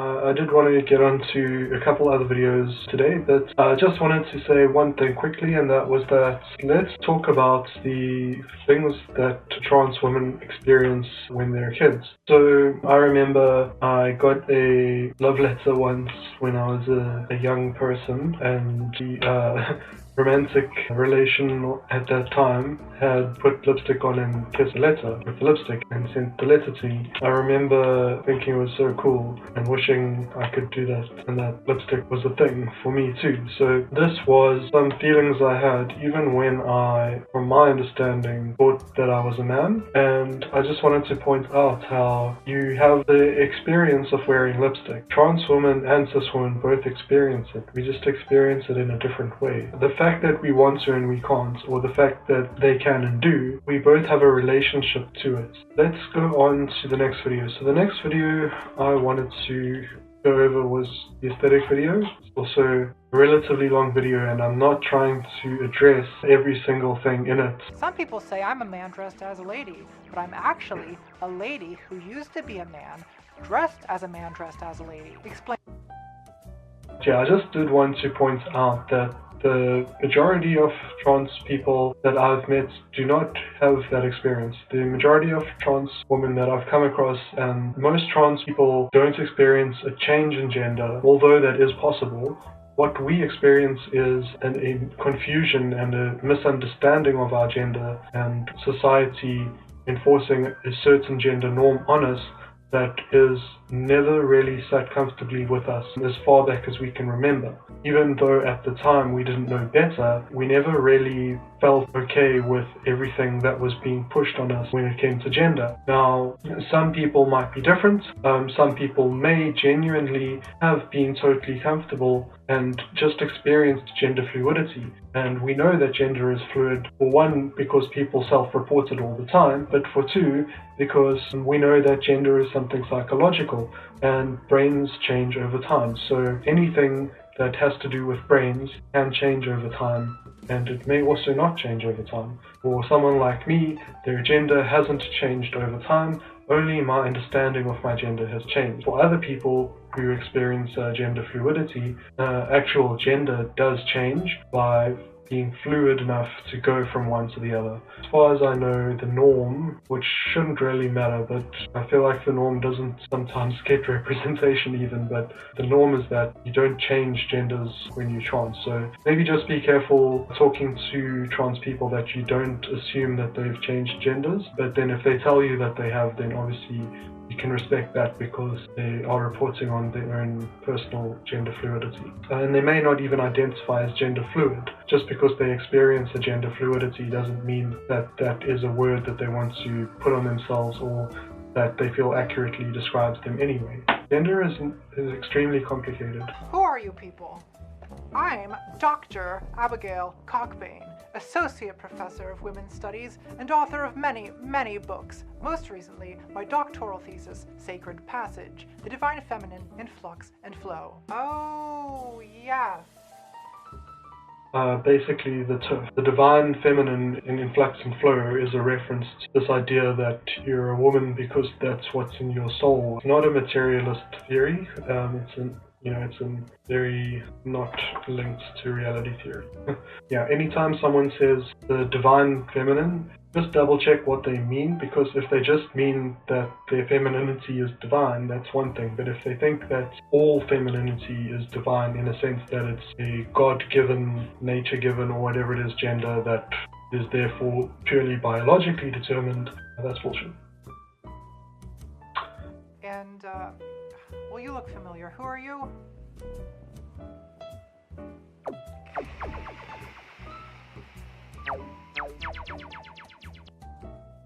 Now, this is very unfortunate because we are experiencing a very imbalanced panel here. It's already being set up from the beginning that Cockbane is a person who's written books and has got degrees and is dressed all fancy and is therefore got all the signals that you would take that the person is very well knowledgeable and knows what they're talking about, even though she's basically a TERF. He doesn't really know anything about gender, at least. Now, the problem is that if you're going to have a TERF on a mock panel, that's some rhetoric there that puts trans people's lives in danger.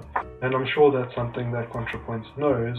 But I think it's very important for us as a species, forget as trans people alone, but our entire species is at danger from ideologies that are devoid of material connections. So if they're going to simply try to enforce their belief system on others without considering what the evidence says, and then if they're going to try and appear to be legitimate while doing so, that's essentially what you could think of it as a gender fascist. So I guess maybe instead of calling them TERF, which is very misleading because it implies that they are radical and feminist, and I guess term FART, which is feminism appropriating reactionary transphobe, that's not really catching on either. But gender fash pretty much describes them pretty accurately anyway. So I'm going to refer to Cockbane as the gender fash. So essentially we have, when it comes to gender, a fascist on one side of the panel. Now, you would think on the other side what you would need there is a anti-fascist. I would assume that the way you would want this to go down if you're a leftist is for the anti-fascist to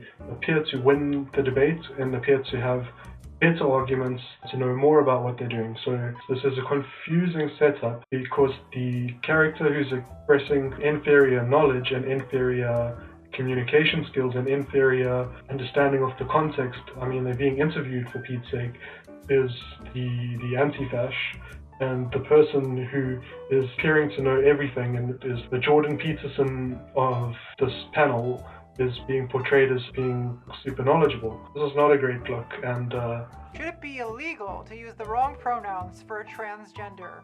obviously no trans people think it should be illegal. There are laws that are coming into place in some places which say if people are using misgendering as a hate crime, that does qualify as hate crime in their legal system, but that isn't making it illegal to misgender people. It's saying that misgendering is a recognizable form of hate, the same way it's not illegal to shout at someone, but you shout at someone so aggressively and constantly that it becomes harassment. Nobody is saying in the entire world, literally unironically saying it should be illegal for cis people to use the wrong pronouns, but I think pretty much everywhere in the world it should be illegal to perform hate crimes against trans people, and misgendering is a way that people do perform hate crimes against us. Right to dress however he wishes, but the fact remains that pronouns refer, as they always have referred, to chromosomal sex.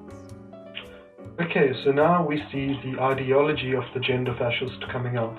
The gender fascist dogma, or religion in this case, is that DNA should determine a pronoun. This is problematic for a number of reasons. Now, I did mention earlier that sex isn't binary. There are over 20 different genes that we know about so far that adjust things that people consider to be of your sex, and all 20 plus genes are going to potentially have mutations now and then and be configured in all different combinations and potentially have their own spectrum in between them. Furthermore, we heard that all brains are intersex. That's the basic science that's been done in this topic. So the gender fascist is obviously not interested in portraying the actual evidence of that, but rather is trying to claim to be knowledgeable, trying to appear to be knowledgeable, while espousing something which is basically on the level of that the earth is flat. That saying that sex is binary or that sex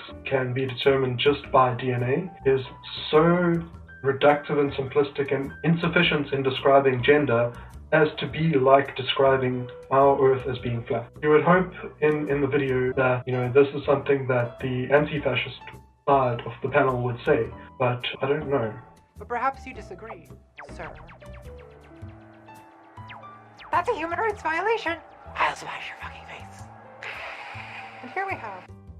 Okay, so this is ridiculous and this is a straw man. No trans person in the universe acts this way. That is a wild misrepresentation of us. But not only that, again, it is depicting someone who has obviously no knowledge on the topic. Now, okay, yeah, we shouldn't be debating fascists anyway, but if you are going to find yourself debating a fascist on some kind of panel show or whatever, you can't afford to just be threatening violence and stuff. It's like the perfect opportunity as someone who's trans for Contra to use this character to break down all that nonsense, and yet instead we have this person just going into a rage meltdown over what, being misgendered. I get misgendered like 5 times before breakfast. You don't see me threatening people, okay? Clear illustration of the way that transgender ideology is merely a smokescreen for male violence against women. So we have this hissing, and the TERF, the gender fascist, just gets to spout their fascist propaganda regarding gender while there's just hissing. Like, this level of platforming of TERF rhetoric is, I think I'm just triggered. What must be done about the encroaching trans agenda, taking away women's rights, invading women's space? Like, I know that people like to joke about the trans agenda, but there literally are gender fascists like this out there, trying to get lawmakers to outlaw our existence, trying to get children abused, like laws in place that force parents to abuse their children by trying to adhere to literally equivalents of flat earth. It's like, so annoying. Our host is going to come and speak again and hopefully set things straight, but honestly, like, this is harming people when they watch this. I'm gonna take the dress off. Well, don't do that. I'm trying to help you out, girl. If you don't want to get misgendered, it helps to femme it up a little. The notion of needing to femme it up, the notion of passing, these are transphobic notions. They establish a normativity about binary presentations. People at the bottom of the power structure don't have a say in changing things, but yet they might not be able to fit into those normative binaries. Now, we need to collectivize to fight against those ideas. It takes us to get in a group and fight together just to be able to beat those normative patriarchal standards, because we can't do it individually. This character is supposed to be a friend, right? What this character should be doing is saying, you know what, you look amazing with the cat ears or without, with the dress or without, just be yourself. Yes, maybe that's not the kind of woman I want to be, but you can be that kind of woman because we are feminists, because we believe in the autonomy of women. We believe in their self-determination.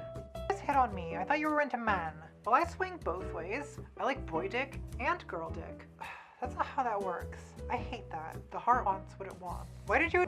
So, I mean, yeah, that isn't how it works, obviously, but I do think it is possible for someone to feel that way. I don't think that you can say that you're primarily attracted to a specific gender and also that you have genital preferences, because genital preferences and gender are incompatible ideas.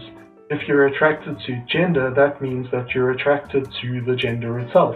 The genitals aren't a part of the gender, and so the genitals can change if the gender is what you're attracted to. You invite me over here anyway. I saw what happened to you on the Freedom Report, and girl, you cannot be a trans woman on TV threatening people with a bat. I think it's morally wrong to stand up to your oppressors. No, morally wrong. What does that even mean? It was much worse than morally wrong. It was aesthetically wrong. It was unfeminine. This is all you ever... So now we are being told that it is unfeminine That's an interesting take. If we're saying it's unfeminine, then we're saying that it's feminine to not protect yourself here, surely. And then that doesn't sound right to me. Or are we saying it's unfeminine to stand up for your rights? So the feminists who put their lives on the line by opposing fascist police states, they're not feminine now because they were engaging in activism that was deemed anyway. Let's go on. I mean, I thought feminism was about standing up to your oppressors. So basically, the argument against Tabby's behavior here is an argument against feminism, from what I can tell. Coming up, Tabby makes a pretty good point too. To me, it's bad optics, it's bad aesthetics. Well, does reality matter at all to you? Because the reality is I am a woman, and maybe a bunch of ignorant people don't think I look like one, but the way things look isn't all that matters. Yeah, that's an awesome point by Tabby, that, reality is that she is a woman. Reality is that, well, I don't know if she went that far, but the reality is that she is the only one with the authority to say what her gender is, because she is the only one who has been inside the unique brain housing such gender.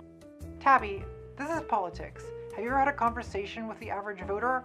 Reality plays no role in politics. Politics is aesthetics.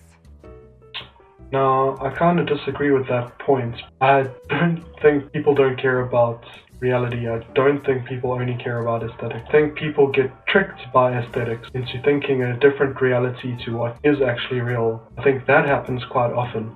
But I don't think people genuinely don't care about reality. I think people are actually interested in getting down to the facts more than ever these days. We have scientists sciencing harder than ever. We have philosophers, engineers, everyone is expanding our knowledge at exponential rate. You got to interface with reality to do that. If we were a society that didn't care about reality, if we only cared about aesthetics, then we wouldn't be innovating for shit. We would just be making art all the time and stuff. So yeah, I think we kind of do care about reality quite a lot. Part of the reason why various politicians get into power is that they're able to trick people into believing the reality that they are pushing. They can sell their reality, then they'll look like the ones who know how to fix it, and they'll be the ones who can always be consistently validating of that reality. Yeah, so I think people do definitely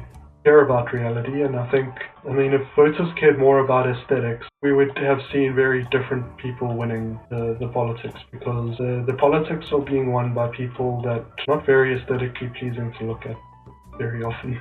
Politics is aesthetics? That's literally what fascism is. Have you even read Benjamin? Oh, well, I'm glad that Tabby's pointing out that the gender fascists basically got a fascist ideology. Fascism is the introduction of aesthetics into political life. The military...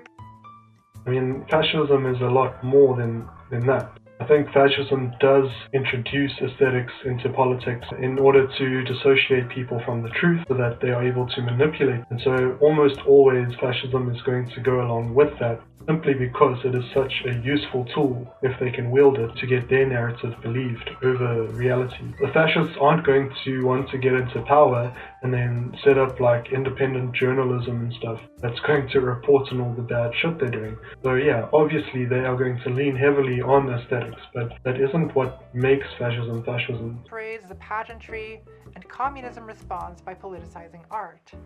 Not entirely sure which communism we're talking about. The kind of communism that is going to counter fascism is going to have to be not capitalist. So yeah, we're not talking about obviously USSR or anything like that, because they still had money there. So if you still got money, you are definitely still doing capitalism. I think the way you oppose fascism is by embracing the material reality, getting the real facts out to people. Now, art can be used in getting facts out to people, sure, and it can be very useful in that, but it shouldn't be used to try and inspire people to emotional loyalties or whatever. You should be getting the facts out. Facts should speak for themselves. The facts don't care about your art. The facts don't care about your feelings, but we need to care about the facts. It takes people forming their own independent information gathering network. They can share things because they know that they can't trust what's coming to them through the institutions. Stand about communists. You want to turn art into propaganda. Well, art is already ideology. Instead of ruining art, why don't we fight the pageantry of fascism with pageantry of our own? I don't know why the gender fascist is pretending to want to fight fascism, but the gender fascist here is also saying that communists ruined art, which is weird because I think you'll find that the places that are the most socialist also have the best art. And, where people have the most access to the value of their labor and where people have the most collective safety, then they often do have the means and the freedom to express themselves through art. And yeah, capitalism and fascism are pretty much synonymous with ruining art. Advertisement is capitalism's idea of good art. That's a pretty low bar to beat there. Wrong? You're so bougie. I'm not the one quoting German philosophers from memory. Revolutionary philosophers. Whatever you need to tell yourself. Look, the point I'm trying to make is that the world we live in is not a philosophical world. Think about Instagram. It's all about transforming your life into an enviable spectacle.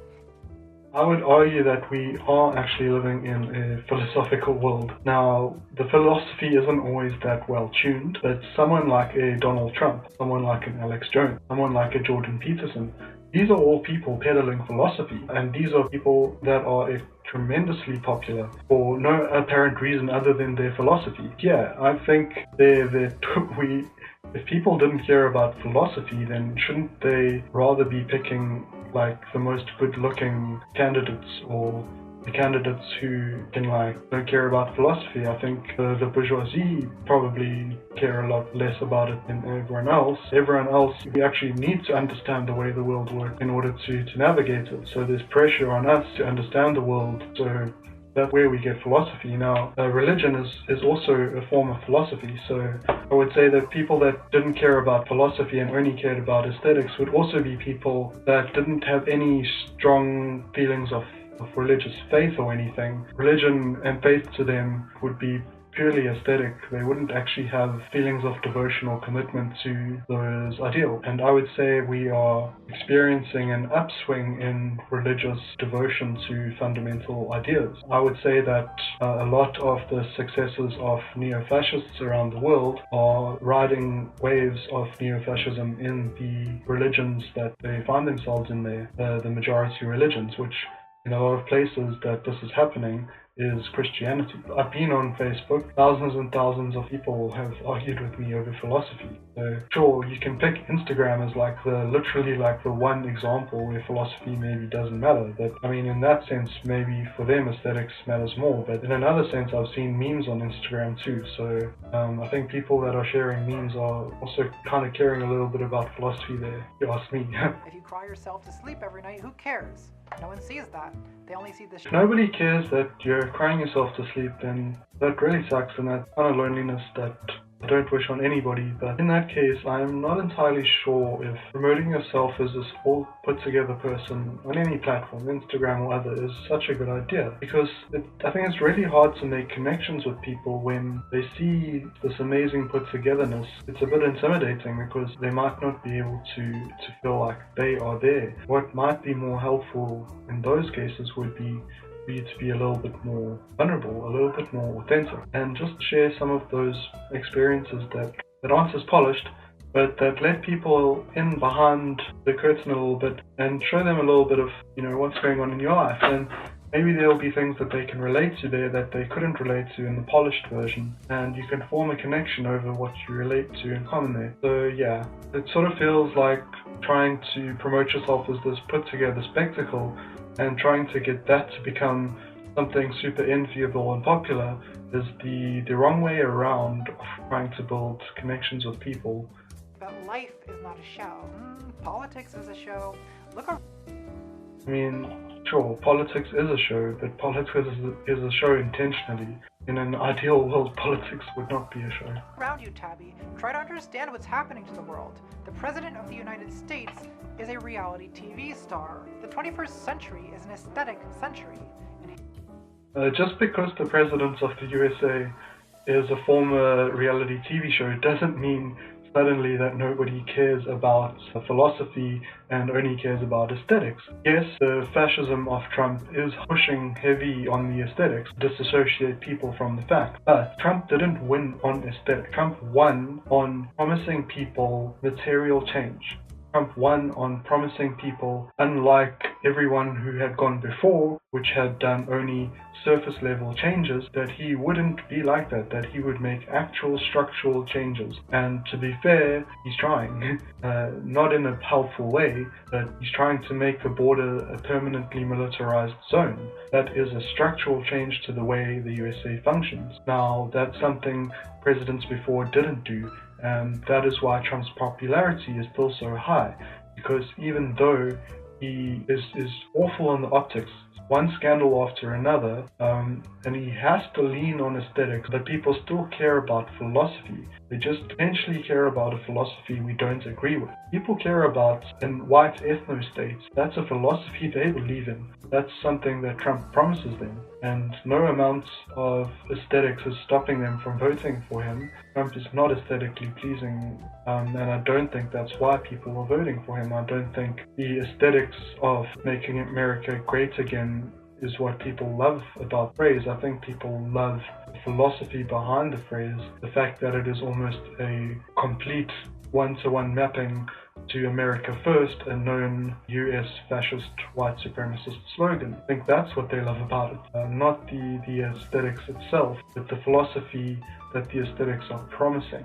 And so I would say that, yeah, I do feel like this whole argument that we live in aesthetic era is very weak indeed. History, there are ages of reason and there are ages of spectacle, and it's important to know which you're in. Our America, our internet, is not ancient Athens, it's Rome. And your problem is you think you're in the forum when you're really in the circus. So that is quite a statement to be making.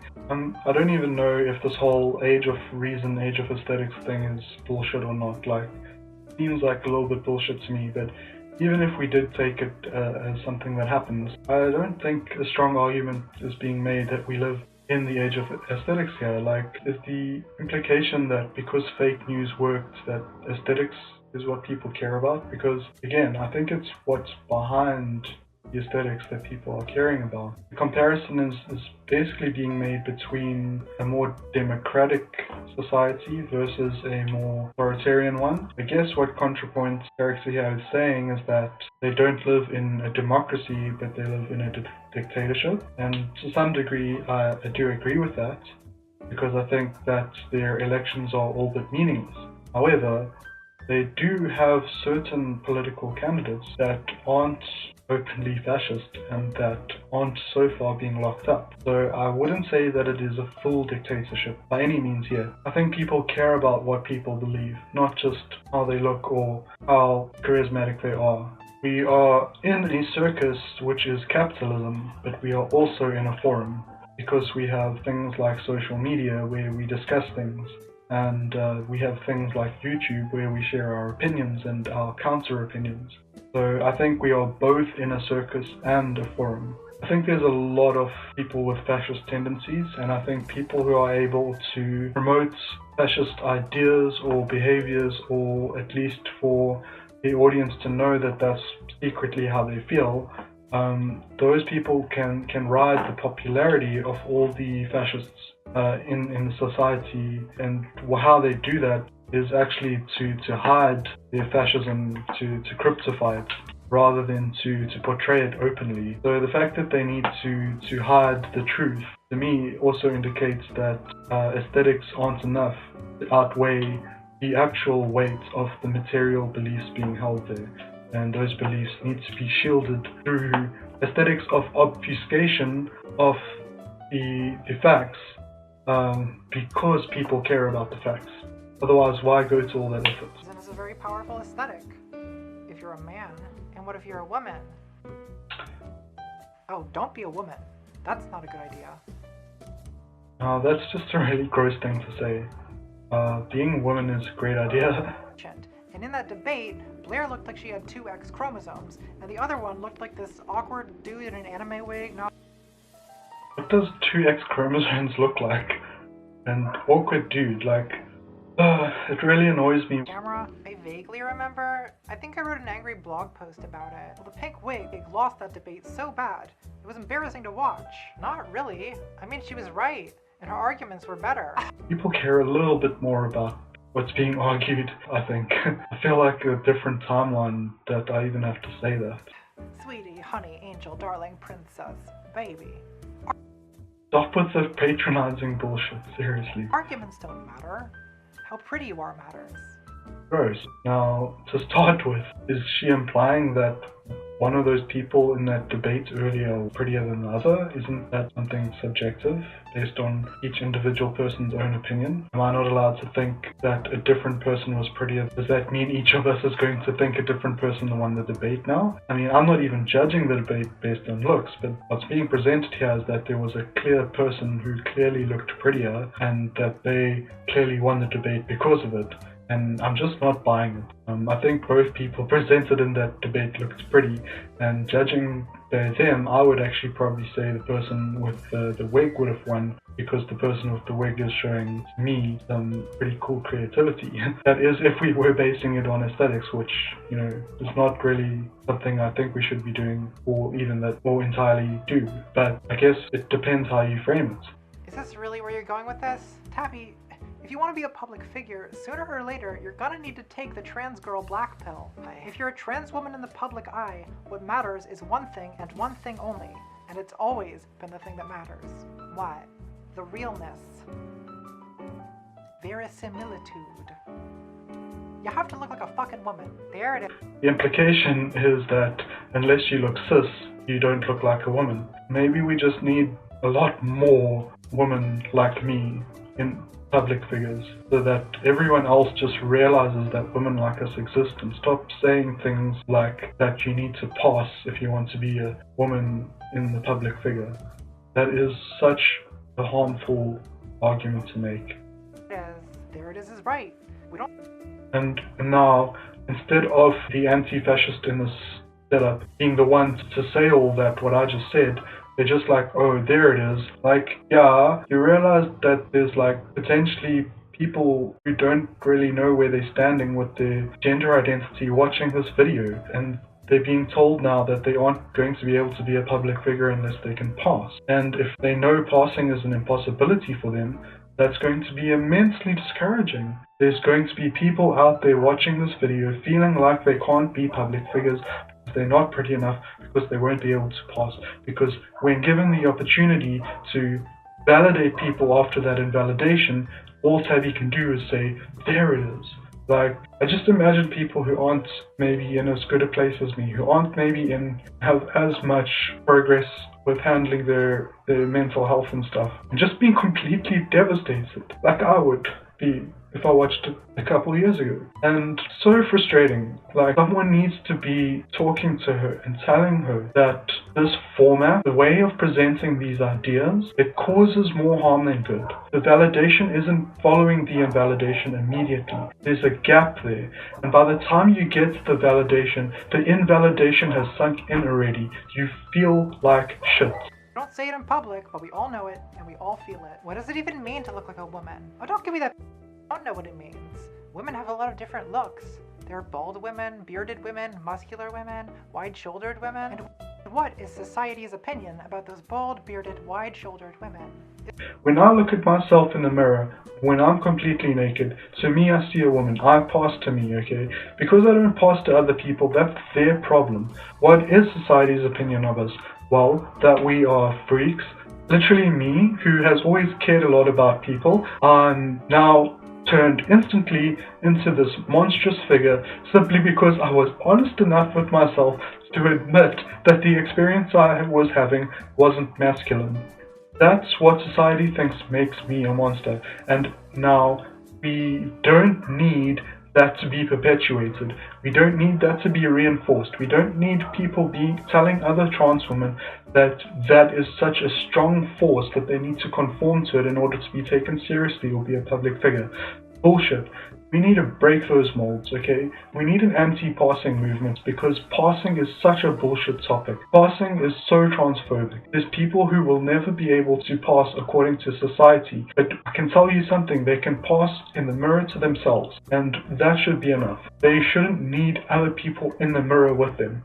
Is this just about you making me wear the dress again? The dress is the last of my concerns. I mean, where do I even start with this? You're wearing combat boots. Wearing combat boots. Why not? A lot of cis women wear them. Cis women? Well, they're hopeless, aren't they? Fully.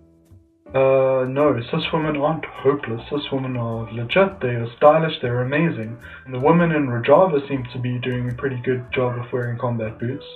So what is this? Is this white women don't wear combat boots?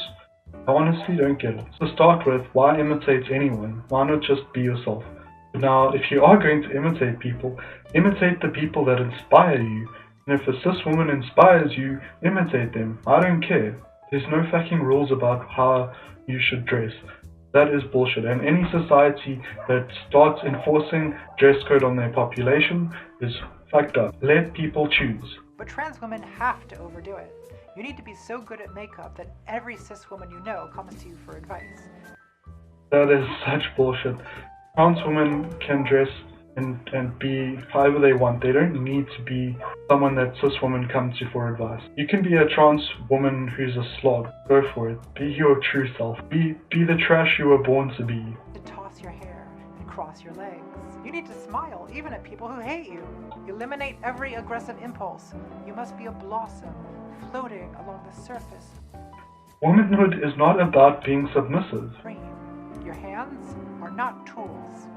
They're ornaments at the end. My hands are tools, to be honest.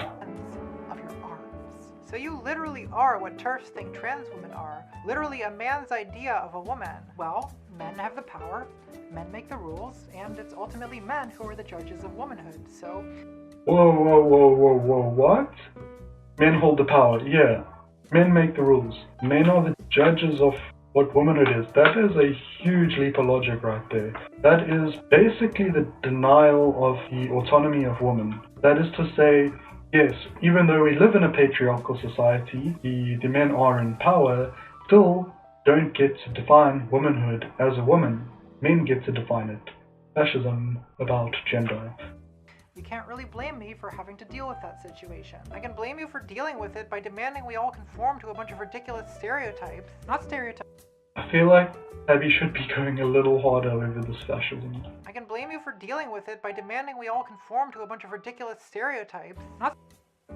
That isn't actually the situation to start with. So men don't define womanhood. It's like literally feminism 101. If you're saying men define womanhood, you are pretty much an MRA as far as I'm concerned.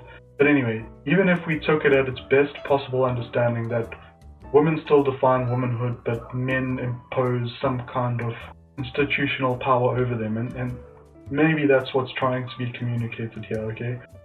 Not stereotypes, performances. Not stereotypes, performances. Okay, so we're changing the name.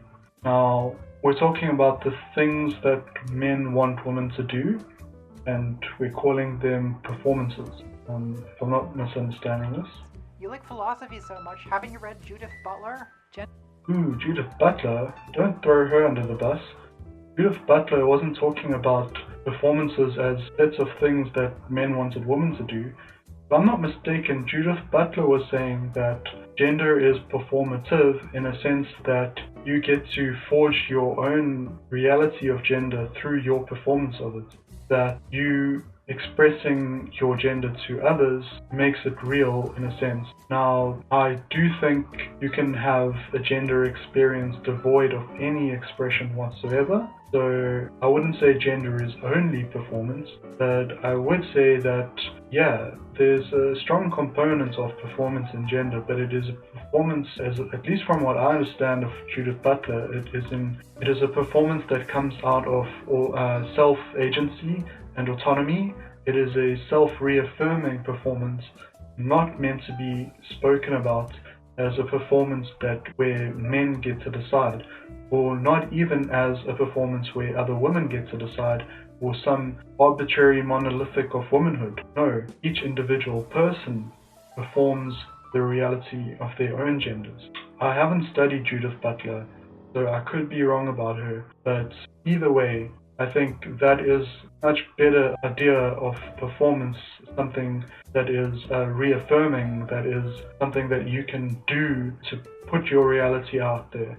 Me wearing a wig would be part of my gender performance, whether or not people accept it as being attributed to a woman. Even if nobody on earth sees me as a woman, that is still a womanly gender performance for me. So no, I don't think, maybe we're being shown how fascists act. Maybe fascists take sort of more progressive and left-wing ideologies or authors and try to misappropriate their argument, sure. Still, there's so much more nuance needed when you're just platforming straight up fascist propaganda. Gender is performance. We're all born naked, and the rest is literally drag. Now, I wouldn't say that the rest is drag at all, because I would say that as you grow up, personality is developing, and so your internal gender perception, your internal gender feelings and affinities, those will develop with you over time. They won't already be predetermined and pre-baked at birth, because you won't even understand the concepts yet. But as you do understand the concepts and develop emotions to them and affinities to them, then they do become internalized. So no, it's not just drag that gender is, it's also your psychology, also the things you imagine. Womanhood is not what you are, it's what you do. I would be really shocked if that was what Judith Butler was saying, because that sounds to me like something that goes against everything I've ever heard about feminism. Being a woman is not something you do, it is something you be. If you are unfortunate and you go into a coma, or you are paralyzed and you can't move and you can't do anything, does that mean you can no longer be a woman? These aren't cool ideas. So according to you, there's no difference between a trans woman and a drag queen. Now that's a very weak thing for Tabby to come back to after all these long seconds and minutes of gender fascist propaganda. All Tabby can say is some one-liner, give us some proper theory here, Contrapoints. He's giving Tabby softballs to smash out of the park, they're so wrong, and all Tabby can do is throw an even softer ball back. So let's go back to the gender triangle I mentioned right in the beginning of the stream. I don't really know who JLSEN is, but I did find this to be a particularly great picture or meme or graphic or whatever. Now, my personal criticism was that the lines on the outside don't connect to the inside, which would be cool because there is a connection in all those ways. But anyway, we have the gender attribution, and that's how your gender is perceived by others. Then we have gender expression, how you want to display your gender. Then we have gender identity, how you identify and see yourself. And then we have sex assigned at birth, what the medical community labels you. And according to what the gender fascist is saying, it is only this top gender attribution that really matters. When you are performing your gender expression, that it should be in conformity to the gender attribution. So when Tabby is wearing cat ears, that's her maybe gender expression, and what the gender fascist says, take the cat ears off, because you need to get your gender attribution, and you're not going to get your gender attribution unless you conform to what the society's idea of gender is. Now, that is obviously the position one might describe as bootlicking. It is the position that fascism apologists often take, but from science, at least, that isn't how gender works. We know that your gender is something unique to you. We know that all of society's notions on a cisnormative gender are incorrect. In effect, when the gender attribution over here believes that gender is binary, then that is like having a society that believes in the flat earth. And if you are an astrologer who maps the sky, and your gender expression is your star map, and in your solar system map the earth is not flat but round, then according to the gender fascists, what you need to do is burn that map, go get yourself one of the old maps, get society to accept your new fake map. Only then are you accepted for being a map maker. Now that's not a good way of doing things if you are someone who cares about the material reality, because what we would say is, instead of allowing these subjective and pretty much dogmatic, treated as religious dogma, ideas of gender, instead of letting those overwrite what our own individual gender expression is, we should allow what we see ourselves to come out in our gender expression, and let our gender expression change what people in society see as gender. And it is the reverse mechanic almost, where we let the individual diversity expand society's perception of what it means to be a specific gender, rather than society's idea of gender overriding the individual diversity to enforce a norm. And so in the case of the flat earth analogy, the gender fascists would be saying, burn your solar system maps, the earth is definitely flat, and if you are a person who wants to see yourself as a map maker, you are only going to be considered a map maker if your maps show a flat earth. Now what I would suggest is a better route, and one that doesn't perpetually keep the world in a lack of understanding, would be for that map maker to make the solar system map and to present that map to society. Then another person can make their own solar system map, present that map to society, and another person creates their own solar system map, presents that map to society, and quickly society starts to question whether there's anything to all these maps they haven't seen before. They start wondering why all these different people are showing them a map that they don't recognize, and starting to look deeper into why the maps are different. Now, maybe I'm one of the first map makers showing that gender is in fact round and not flat. So maybe I am the one who is being told that my map is invalid, and that gender is in fact binary, and that if I want to be acknowledged and respected as a woman in society, I need to fit the binary, I need to pass, and I need to let those ideas of what it means to be a woman override what kind of woman I want to be and fit into what they want. And what I'm doing instead, by making these kinds of videos and by embracing the way that I want to exist as a woman, what I'm essentially doing is saying, no, the world is not flat, gender is not flat, gender is round. And I'm going to keep saying that, and hopefully I don't get put in jail or anything for it, but there is a perception change in society that needs to make. And when all you do is conform to existing incorrect notions of what gender is, then all you're doing is perpetuating it. And that is the most effective tactic you can possibly want if you don't want to get anywhere, is to literally not even try. So if we do want to get to a society that accepts trans people, we pretty much by definition can't accept the fascist opinion on what gender is. Now, Abby isn't really giving us the anti-fascist position on what gender is right now, so we are just getting ourselves traumatized and following the story. You're misinterpreting what I'm saying. I don't mean performance in the sense of pretending to be something you're not. I mean performance in the sense of everything you do, the way you style yourself, your posture, the way you speak. An authentic performance is just a habitual performance. Okay, so now what she's saying is that the performance she's talking about is something that's habitual. That's bad news for people whose gender is fluid and might change day to day. It's going to be hard for you to form habitual gender behaviors when you aren't even having habitual genders. I think that is a pretty problematic way of talking about gender, because it constrains even cis women to specific behavioral norms that really have no backing whatsoever. There's never been given any argument as to why that is the way things have to be. We're just told that that's the way it is, and that that's the way it is always going to be. And trans women don't want to appear to others to be drag queens generally. We want to appear to be others to be just normal women.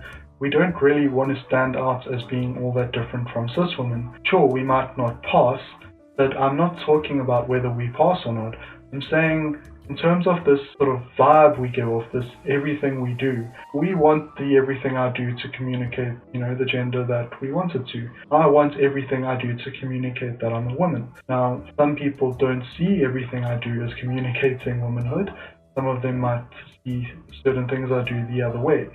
And that's just because I'm a different kind of woman to what they're used to. But to me, basically everything I do is an expression of my femininity. For me, I can't untangle my gender from the rest of my brain. It's all connected in there. And I think it's quite invalidating to people who are in sort of social situations where exploring femininity isn't really an option for them. Maybe they live in a family that is super micromanaging and strict and transphobic, and any attempt to explore femininity is going to be immediately shut down. Or maybe it's not their family, but the rest of their social setting. Or maybe there's like financial constraints. Maybe they are just working so many jobs that they never really get time to relax and consider what they want to do about their gender. They could have to present for political reasons as though they are not the gender that they know that they are. And there's all manner of reasons why people may not form habitual behaviors that are traditionally considered to be one gender or another. Nothing more than that. So, trans women just starting their transition are pretending to be women? I mean, not only are they not just pretending to be women, there's trans women who might never even transition at all, and they also are never going to be pretending at all. They are just being women. Transitioning doesn't make you become a woman. Transitioning isn't how you be a woman. Transitioning might help you feel more comfortable living as a woman. It might make you feel more comfortable seeing yourself as a woman. It might address gender dysphoria, but it isn't what makes you a woman. If we go back to our triangle, all of these things are involved in your gender. But the only thing that really makes you your gender is the middle one, is how you see yourself. None of these other ones are going to determine what your gender is, because your gender is unique, because our brains are an intersex mosaic, impossible to fit into any binary, because our brains are literally changing moment by moment. Trying to fit them into a binary is ludicrous. It's a moving target that only one person is riding, and that's yourself. You are the only one that can self-report and self-determine what your gender is, because you're the only one living with the brain where that gender exists. And you may not be given an opportunity to express that gender. You may never be attributed that gender by others, and the medical community may reject the gender you know you are, but they are all wrong. What makes you your gender is your gender identity, is the way you see yourself, and only that. The science backs that up. Brain scans back that up. Your gender is valid. Being told that you need to pass to be a woman, that you need to be on hormones to be a woman, that you need to look pretty to be a woman, all of that nonsense is patriarchal fascist bullshit you should not listen to, that you should oppose. Yeah, hopefully we find some opposition of it in this video, but honestly, it really is, again, something I don't enjoy watching, and by the time we get any kind of response, the trauma is already sunken in. The format you need to use when basically platforming fascist propaganda is immediately after the traumatic thing is said, dash it, cancel it, defeat it, make it none. While that thing is still in people's brains fresh, tear it to pieces. Load that thing into memory and then destroy it before saving it down into their long-term memory. Making people wait a long time before you tear it down, or just not tearing it down at all, is allowing that trauma to settle in their brains. Isn't that kind of what it felt like? I mean, that's not how it feels like to me. I've just began my transition, and I feel like a 100% woman. I feel like a woman all the time. It's amazing. I love it, and I've been a lot happier than in a long time. Yes, I do feel annoyed with the state of the leftist community, the state of the world, and yeah, I can get a bit salty sometimes, but generally speaking, I've never been happier. And I haven't even started taking hormones yet. This has purely been like a social transition so far, and it doesn't feel like I'm pretending to be a woman at all. When the person that normally wears the skin suit, Erin Collective, says hi, she always introduces herself as, "It's your girl." I'm saying that I'm a girl every time I introduce myself, not because I'm trying to get you to believe it, not because I'm trying to get myself to believe it, but because that's the thing that it is. And I'm letting you know, because you may not know just looking at me, coming with those rose-tinted society binary eyes. I'm just giving you a heads up that I'm a woman when I say that, and that's just because that's my reality. It's been a long time since I saw myself as a man. I'm just really enjoying finally being honest with myself about my gender. You transition the same way you get anywhere in life. You fake it till you make it. So That's not how it is for me, I'm sorry. I'm not faking being a woman. Yes, a wig is fake hair, but I'm still a woman when I take the wig off.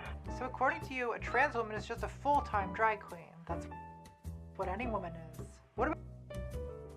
Again, women are not just full-time drag. It is not just a pure external thing. I believe that someone who has never expressed femininity in their lives can still be a woman if that's how they identify, if that's what feels right for them. They don't need to express it. They may not even be able to. They are still valid.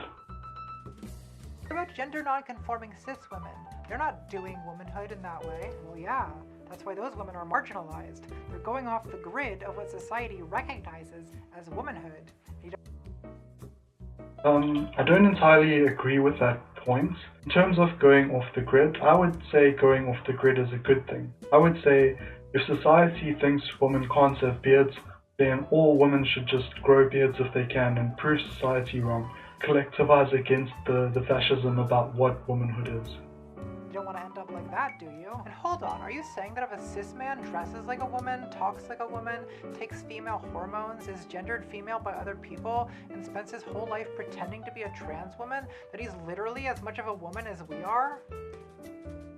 I would say that if a cis man was dressing like a woman, pretending to be a trans woman, etc., and they actually genuinely were pretending, they actually genuinely were a cis man, that no, they wouldn't be a woman at all.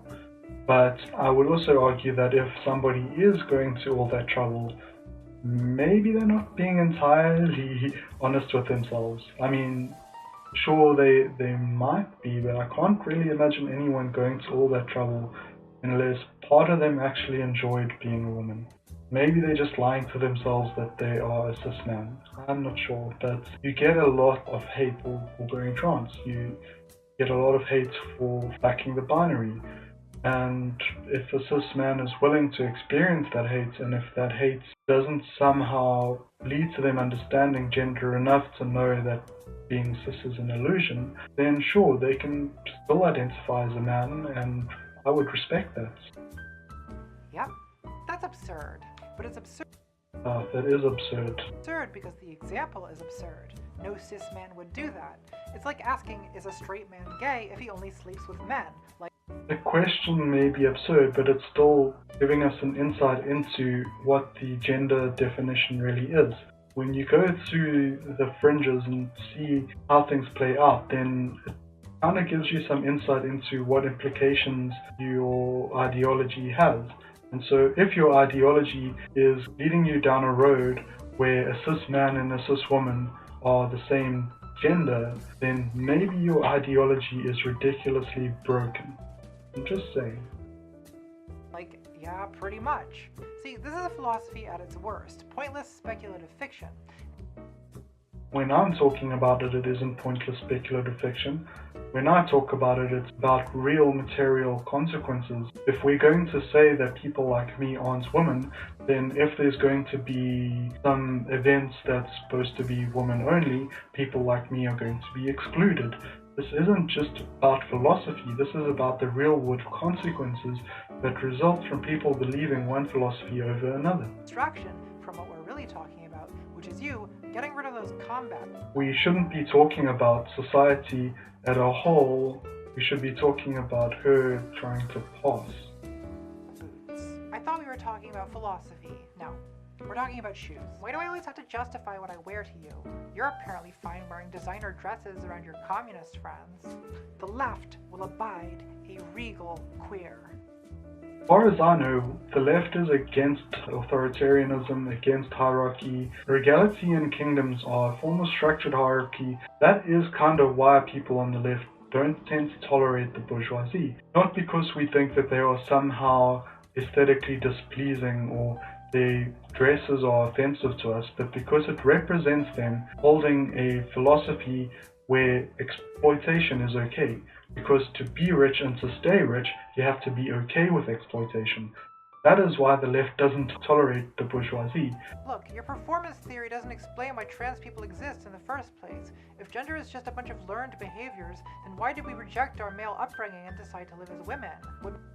I mean, a lot of trans people don't reject their male upbringing. I assure you that the experience of my upbringing as someone who was not fluid from male to female, but who has been a woman from as far back as I can remember, my experience was not of a male upbringing. My experience was of a female being coerced to act like a male. That was my upbringing.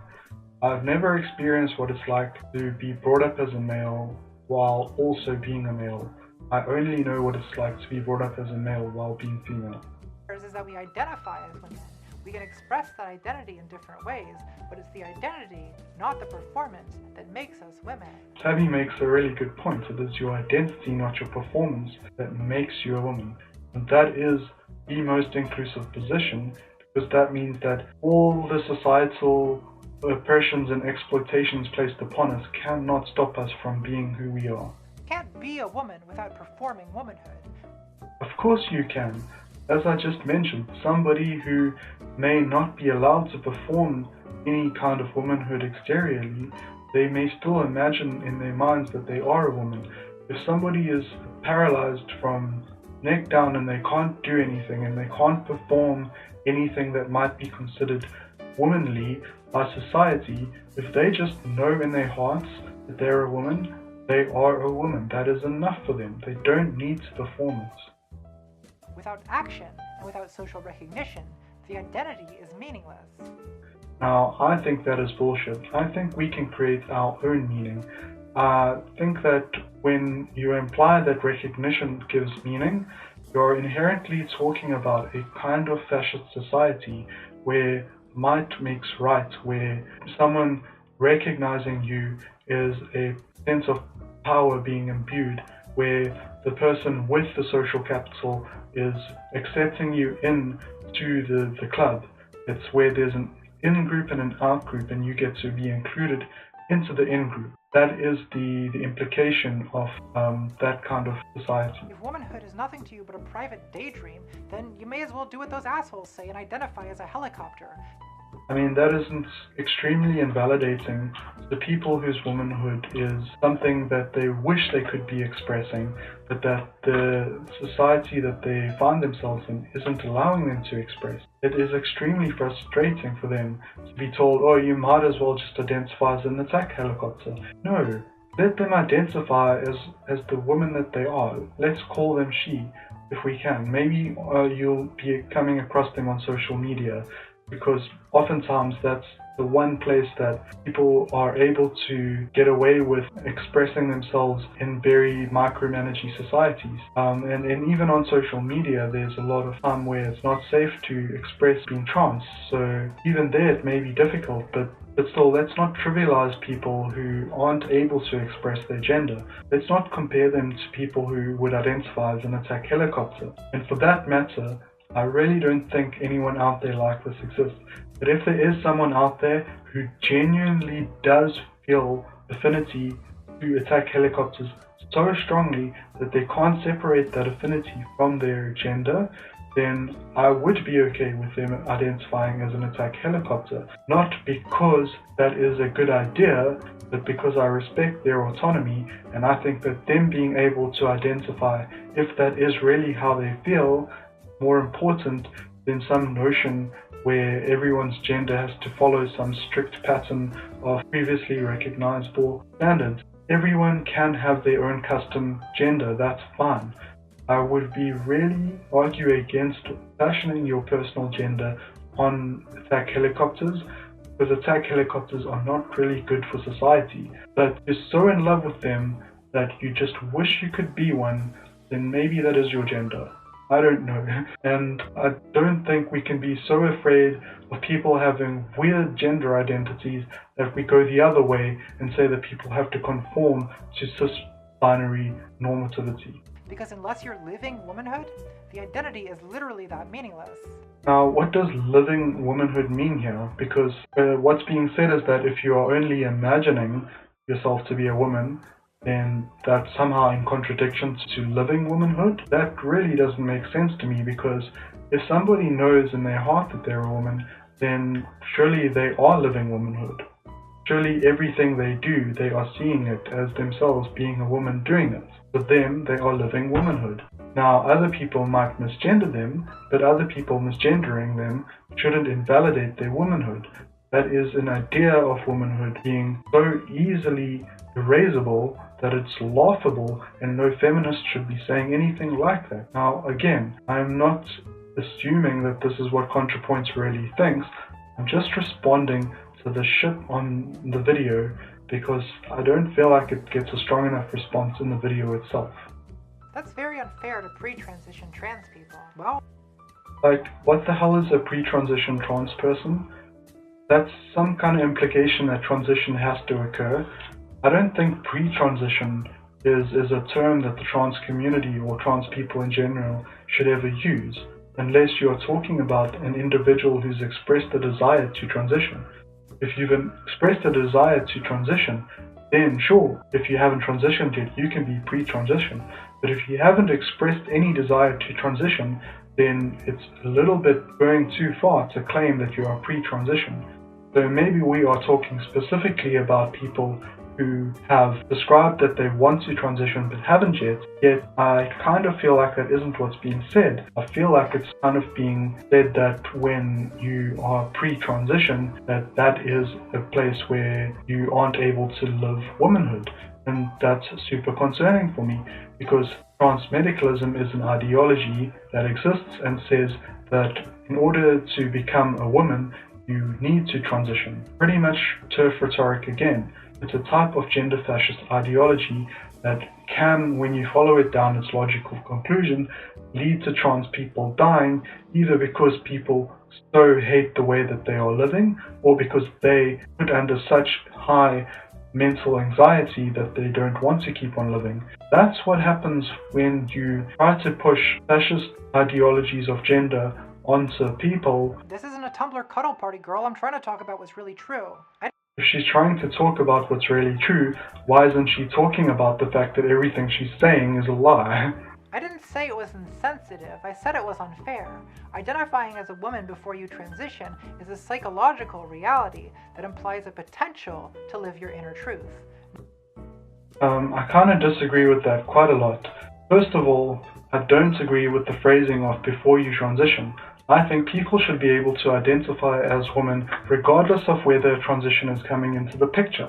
So framing it as if you identify as a woman before you transition instead of if you identify as a woman who has not transitioned is implying that a transition is going to happen when you identify as a woman. That implication is not good because not everybody can transition. It could be social, medical, financial, whatever reasons. Not everybody can transition. Transitioning is a privilege, and we need to have an ideology on gender that doesn't only treat people with privilege as valid. No one has ever sincerely identified as a helicopter. It's just a troll example. True, but even if they were sincere, there would still be no reality to it. If they were sincere, it would be real. I don't understand why we are going so hard on this point right here, but honestly, if someone is being sincere, respect their gender. Whatever it is. They're being sincere, respect their gender. There is reality to it. There might be a reality you've never imagined possible, but it's real. Because helicopter is not an actual social role, whereas you can become a teacher, a doctor, or a woman, but you... First of all, helicopters do perform a social role. You can fly a helicopter. A helicopter can save a life. There's lots of things helicopters can do. Humans anthropomorphize everything. We've anthropomorphized rocks, satellites, trees. It doesn't have to be sentient. Anything that doesn't move. We've anthropomorphized volcanoes. Everything. And as soon as something gets anthropomorphized, you see emotions in it, you can relate to it, it's got a personality, it does things. If that becomes something that is so important to you that you can't separate it from your own personality, then you can even start to identify with that as part of your gender. If you are being sincere, that is valid. Doesn't need to perform any type of social role. There is no attribution. You don't need people over here to get it before it's real. If it's real to you, it's real. And people who don't get it, you should be able to tell them that it's real and they should accept it then. And if they still don't, they're jerks. We need to stop them from being the ones that determine how we interact with each other, and we need to start interacting with each other in respectful and cooperative ways. You have to work to get there, and ultimately, society has to let you. What do you mean? If your womanhood is dependent on society accepting it, it is almost like it gets completely invalidated. It removes the autonomy, it removes your say in the matter. It removes your ability to perform your way out of it, even if that performance is only in your imagination. It removes the ability for you to disagree with other people's perception of you. You don't get to define yourself under those parameters. That is not the society we should be striving for. We should be striving for a society where everybody feels free and welcome and embraced to be their true selves, to be what feels comfortable to them.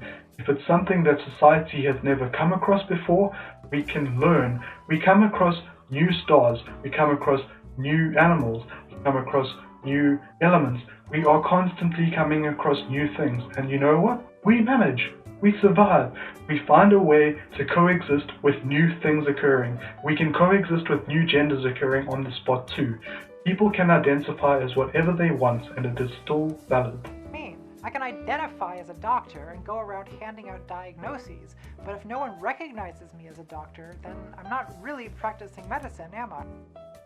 I don't know. Maybe you are. Maybe the thing you're giving people is making them get better, and maybe they'll come back to you to get more of it, and that is practicing medicine. You don't need a certificate to practice medicine. When it comes to gender, there's no certificate you can take.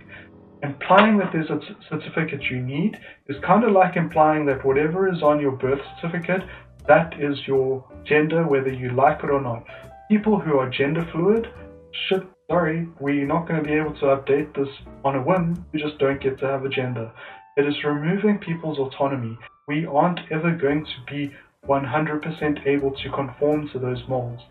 The system is designed in such a way that we can't, and we have to bend the rules to ensure our own security in the future.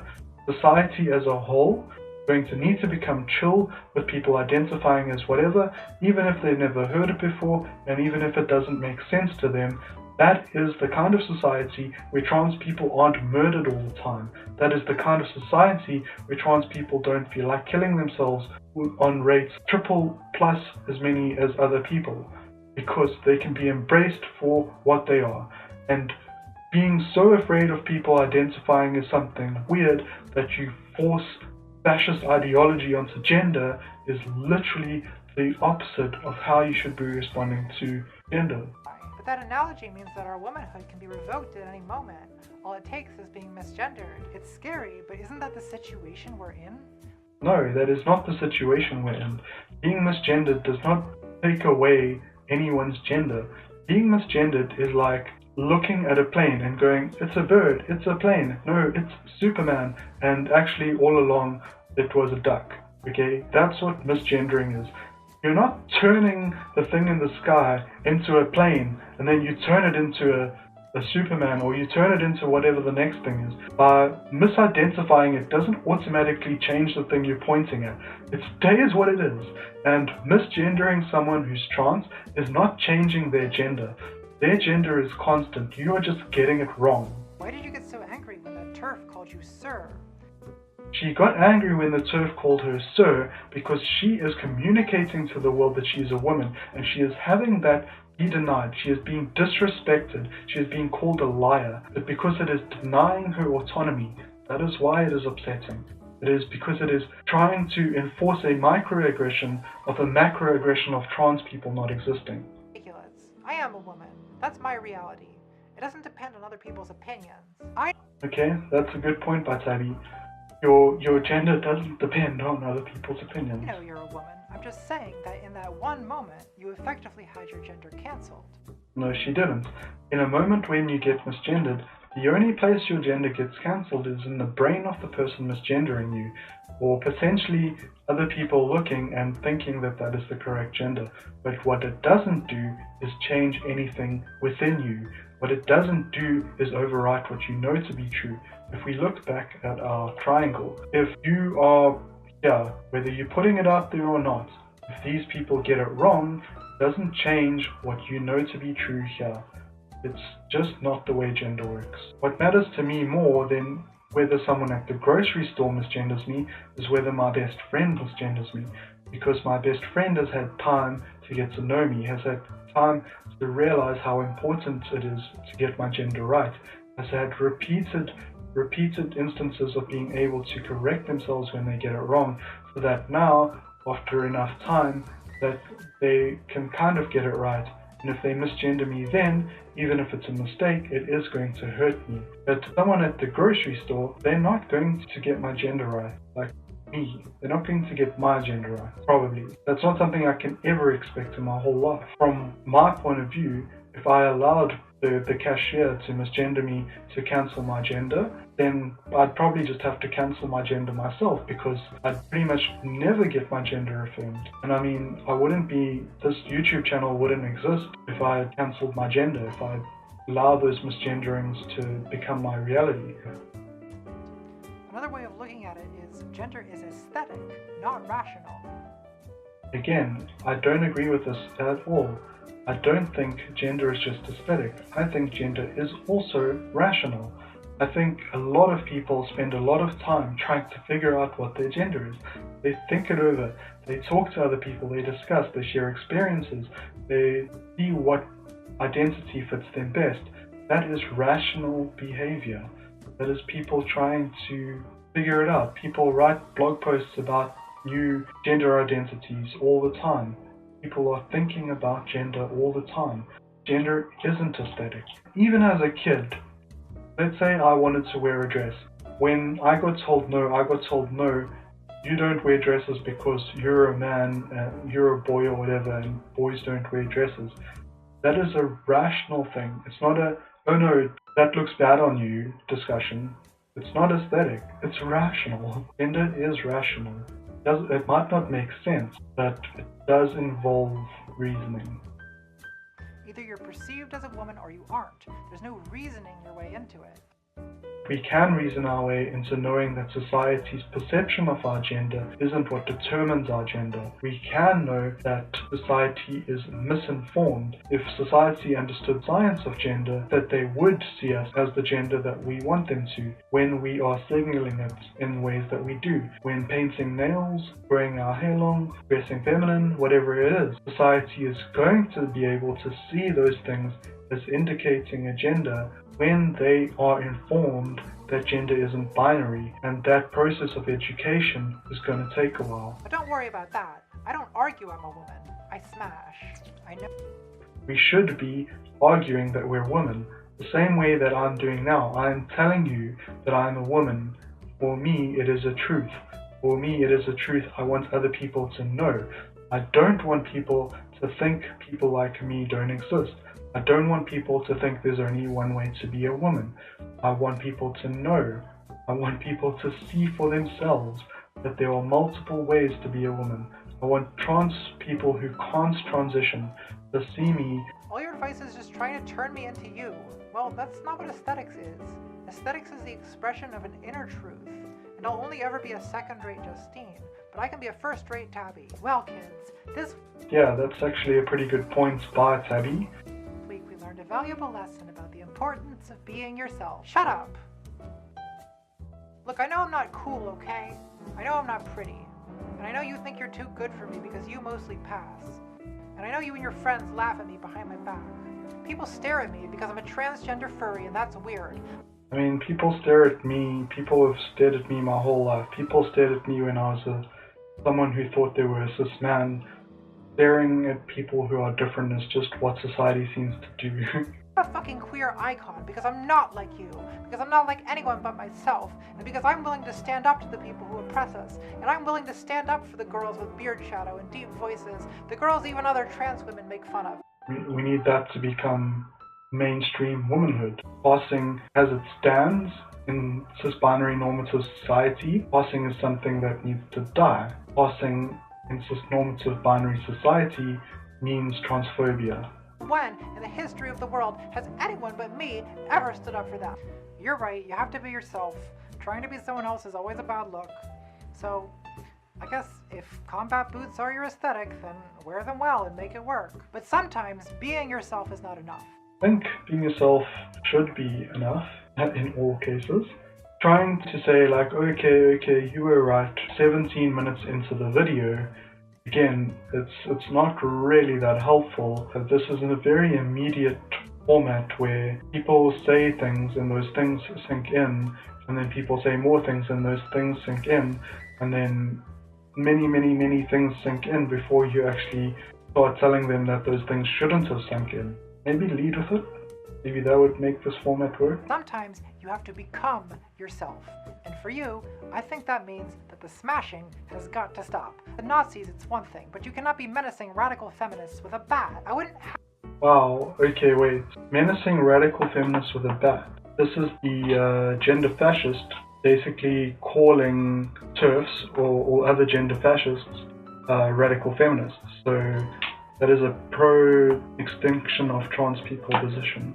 That's what TERFs do. I mean, this character is saying that you shouldn't be threatening TERFs with violence, which is kind of yikes, because TERFs are threatening trans people with violence. It is a fascist ideology. It's an ideology of binary normativity, which is so far from the material conditions that many trans people cannot exist under its weight, and the dissonance between what we believe to be true about ourselves and what society perceives in us causes so much dysphoria that a lot of us end up not being able to live anymore. So it is very important that this changes. have to smash if literally anyone else were willing to stick up for us. Your delicate notion of femininity is a product of the privilege you share with a lot of thin white cis feminists. That's a pretty good point. TERFs are often cis and white. Wow, it must be so hard for you out on the streets as a fat woman of color. That is a pretty low blow. Throwing women of color under the bus just to try and win some kind of a privilege politic Olympic stuff is a really low blow. And it's not intersectional at all. Intersectionality isn't about the people who struggle the most being the only ones whose oppression matters. It's about understanding how oppressions multiply when they are combined. Yes, that does illuminate just how difficult it is to marginalize people, like black women of color, especially when they're trans women. It's so much worse for them than it is for someone like me. The point isn't to say that people like me aren't really oppressed. We definitely are, and it is bad oppression. It's just to say that there are so many worse levels. There are many layers to this hell. And just because I might be in the first level of hell or whatever, doesn't mean I'm having a good time. It's still oppression and it still needs to stop. We still need to be striving for a society where nobody feels like they're living in hell. Shut up. I'm just saying, don't claim a struggle that isn't yours, girl. She isn't claiming a struggle that isn't hers. She's claiming to want to be her own authentic self and have that be recognized as womanhood. That is valid. That isn't somebody else's struggle. Could have what I have. You just have to work for it instead of playing this part of the tragic victim. Why should she have to have what she has? Why can't she be accepted the way she is? Why can't we give her what she has? Why can't we give the tabbies what the gender fascists have by respecting and embracing them for the gender they are? We shouldn't have to try and force trans women to try and work at passing before we accept them. You were raised a white boy. You got to go to college and learn. Just want to point out again for others that a lot of trans women don't consider themselves raised as men or boys. They consider themselves to have been raised as girls/women being forced to be boys, which is a little bit different because for a lot of us, we never really ever experienced a sense of comfort, or it never really sat well with us what we were raised as. So my parents were probably trying to raise me as a man, but obviously they failed. But they failed because I never really was a man. It just never stuck to me. All that philosophy. And yeah, it's hard being a trans woman of any background, but you still stand on a lot of privilege. I look yeah, I mean, she does stand on a lot of privilege, but that doesn't mean that the cis women don't stand on a lot more privilege than her. at all the photos of trans women who are murdered in this country, and they don't look like you or me.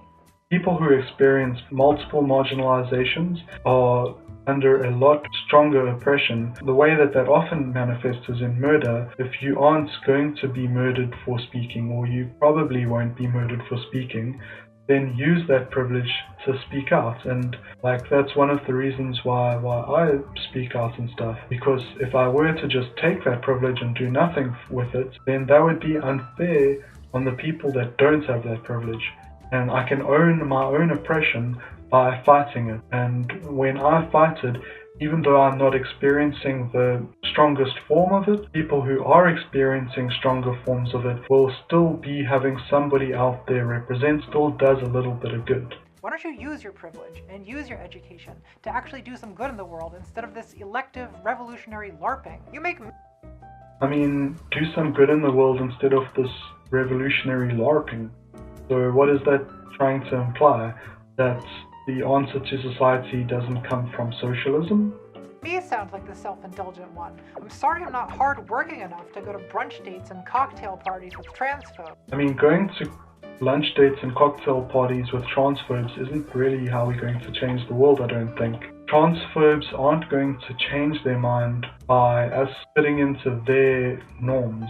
We are just going to be reinforcing them and making us seem to be a blip in the radar instead of needing them to radically reconsider their ideas of gender. What you might do is gain acceptance for passing trans people by rubbing shoulders with transphobes and stuff, because transphobes aren't going to want you to rub shoulders with them when you challenge the binary. So it's sort of kind of being implied, I think, that she should be conforming to the binary cis-normative standards so that transphobes don't get to set and can allow that to exist without being opposed to it. And that's nonsense. That gives transphobes all the power. Rather, let us do lunch dates with other people. Let's go to cocktail parties with people who aren't transphobes. Let's forget about transphobes. Let them go into the dustbin of history. We can embrace our own creativity. We can build community. We can have our own fun.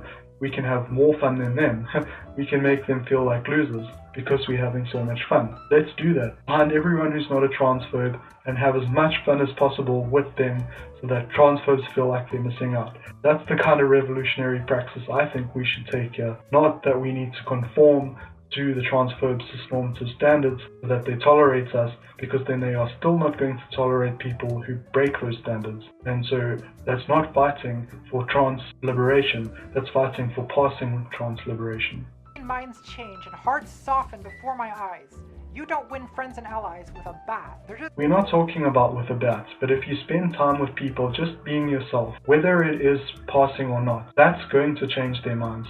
Familiarity changes minds, and if people are only going to let you near them if you pass, and you do pass, then yeah, sure, go ahead. Try and change those people's minds through familiarity. But, for people who don't pass or who don't want to pass, you shouldn't need to try and change the transphobes' minds. There's enough people out there for you to try and change minds than transphobes. You can build community with people who aren't transphobes. Oftentimes you'll hear stories about like a white supremacist who is no longer a white supremacist but actually fighting racism. I've heard stories at least, and it gets said that what changed their minds was they got to know people of color in person and realized that all the lies they'd been told were wrong. Now, I think that is kind of what Contrapoints is trying to get at, but it's being framed as in you need to pass so that they'll let you into their circles, and that is a step I think goes too far when applied to universally, someone like Tabby, who's clearly uncomfortable with that, shouldn't be conforming to that.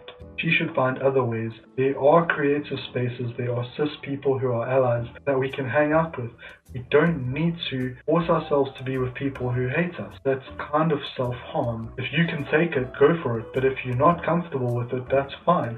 You can still change the world by hanging out with people who aren't like that. You can change the world by making art at home by yourself. You don't need to even rub shoulders with anyone, let alone transphobes. Using you. Well, who do you think benefits and who do you think gets hurt when you go out into the world and represent trans women as masculine and violent? First of all, she isn't representing trans women as masculine or violent. Now, the strawman version is representing trans women as violent, but not masculine, because violence isn't inherently masculine. Standing up to oppressors is more feminine than masculine. When have men done that? Men have the ability to change society. They are in the position of privilege. They have the ability to railroad feminism into the mainstream, and they don't. Standing up to oppressors is inherently more feminine than masculine. The only time it makes sense to try and conform to the way things are is if we don't want the system to change. And as I've been saying, there are a lot of people who are going to suffer if the system doesn't change. So that's not an option. Who do you think benefits when they trot you out to be feminine and meek and acquiescent? I guess we can't win, can we? You want to just chill out and watch you? I mean, Tabby could have won. She was making good points, but this is just going to get left hanging there. You know, the harmful stuff gets said, and then basically the conversation gets ended before it can be addressed. Yes. Yeah, okay. Forget about the disrespect. Facts don't care about your feelings. It turns out that every chromosome, every cell in Caitlyn Jenner's body is male with the exception of some of his sperm cells. Ben Shapiro thinks that facts don't care about your feelings, and yet he gets very upset and his feelings get very hurt when you present him with facts like that gender isn't binary. So I think he's being a little bit hypocritical. You don't know what you're talking about. You're not educated on genetics. Are you supposed to discuss the genetics or no? Well, no, What no. are your genetics? You cut that out now. Now, what we have here is Ben Shapiro repeatedly trying to be aggressive towards Caitlyn Jenner and misgender them, and basically trying to trigger them as much as possible so that they react in a way that can be framed as negative. But I'm not going to actually hold it against her, because let's be honest, when your literal existence is being denied over and over and over again, then you're going to react. A reaction is bound to happen. And I think our reaction, our anger, we need to channel that anger to use violence. We need to channel it into ideological arguments that destroy a lot more thoroughly than any kind of violence would be able to. Caitlyn Jenner could have been very aggressive without a threat of violence. Whip out the science, whip out the facts to Ben Shapiro. Apparently they don't care about his feelings. Whip them out. Let them go to town on his feelings in those moments. Let that be the way you respond, rather than threats of actual violence. And I mean, let's be honest, this is cherry picking one of the worst possible examples to make a point. Or you'll go home in an ambulance. Yeah, that seems mildly inappropriate for a political discussion. You cut that out now, or you'll go home in an ambulance. So I look at that and I feel like on my end, it's like I'm always damage controlling for the trans community, which is so frustrating. Okay, so that sounds to me a little bit like playing defense here, where instead of actually going on the offense and putting out the science and the facts about gender, you're just trying to clean up all the times that trans people make mistakes. I think what might be more helpful than trying to clean up messes might be being proactive and showing trans people a better way of arguing, a better way of getting the points across, of letting the fact hurt various people's feelings. Let's figure out ways of doing that. Let's get good at addressing people with facts. Basically, that's all there is to this video that I wanted to cover. Hopefully my comments have added some kind of insight to them. Okay, so finished the second video.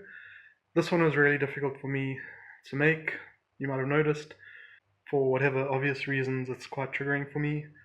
I really don't enjoy the argument that if you have the ability to pass better, that you have the responsibility as a trans person to do that. Because I think that is extremely erasing of both non-binary gendered people and non-binary presented people, as myself. I don't consider myself to be non-binary gendered. I consider myself to be 100% a woman, but I do have a not binary presentation, because obviously, as I've been explaining all along, there is no such thing as the binary. It's a thing that the cisnormative patriarchal society has fixated on, but it's not something that we find in the science or biology or research or psychology or anything like that. It's basically a delusion. So I really don't think we need to be loyal to the delusion.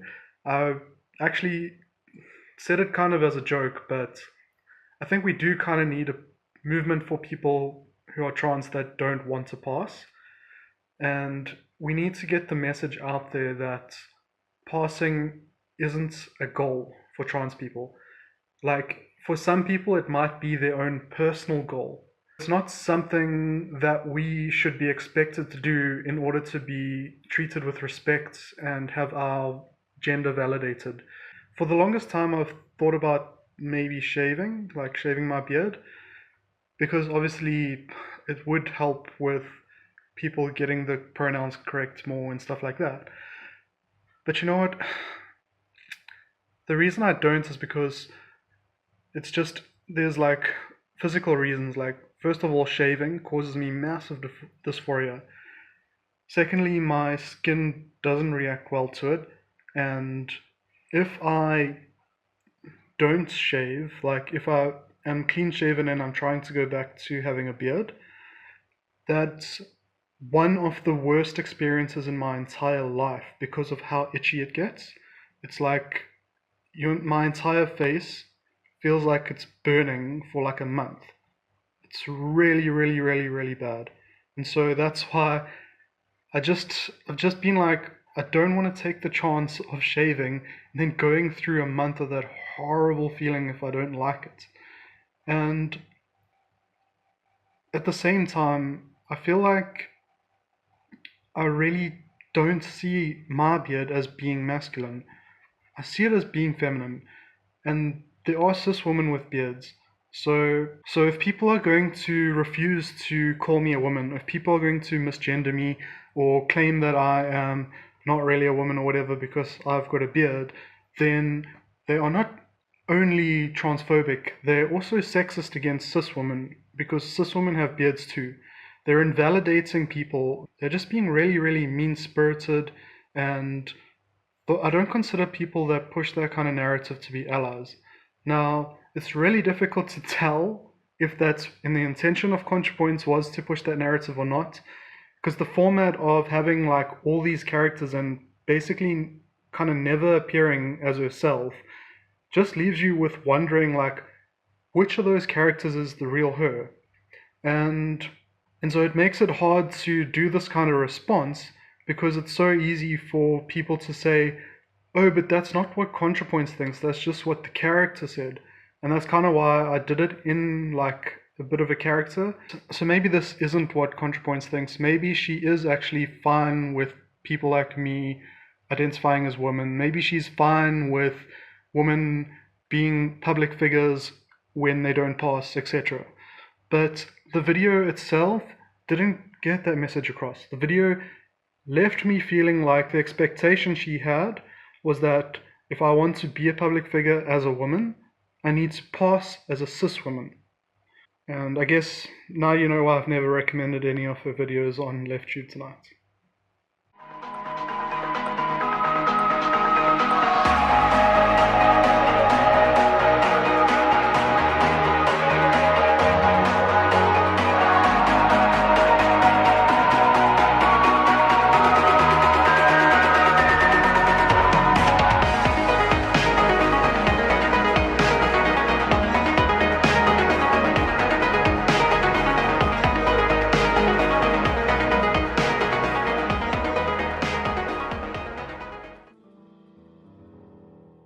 The next video I wanted to go through is the one called Pronouns.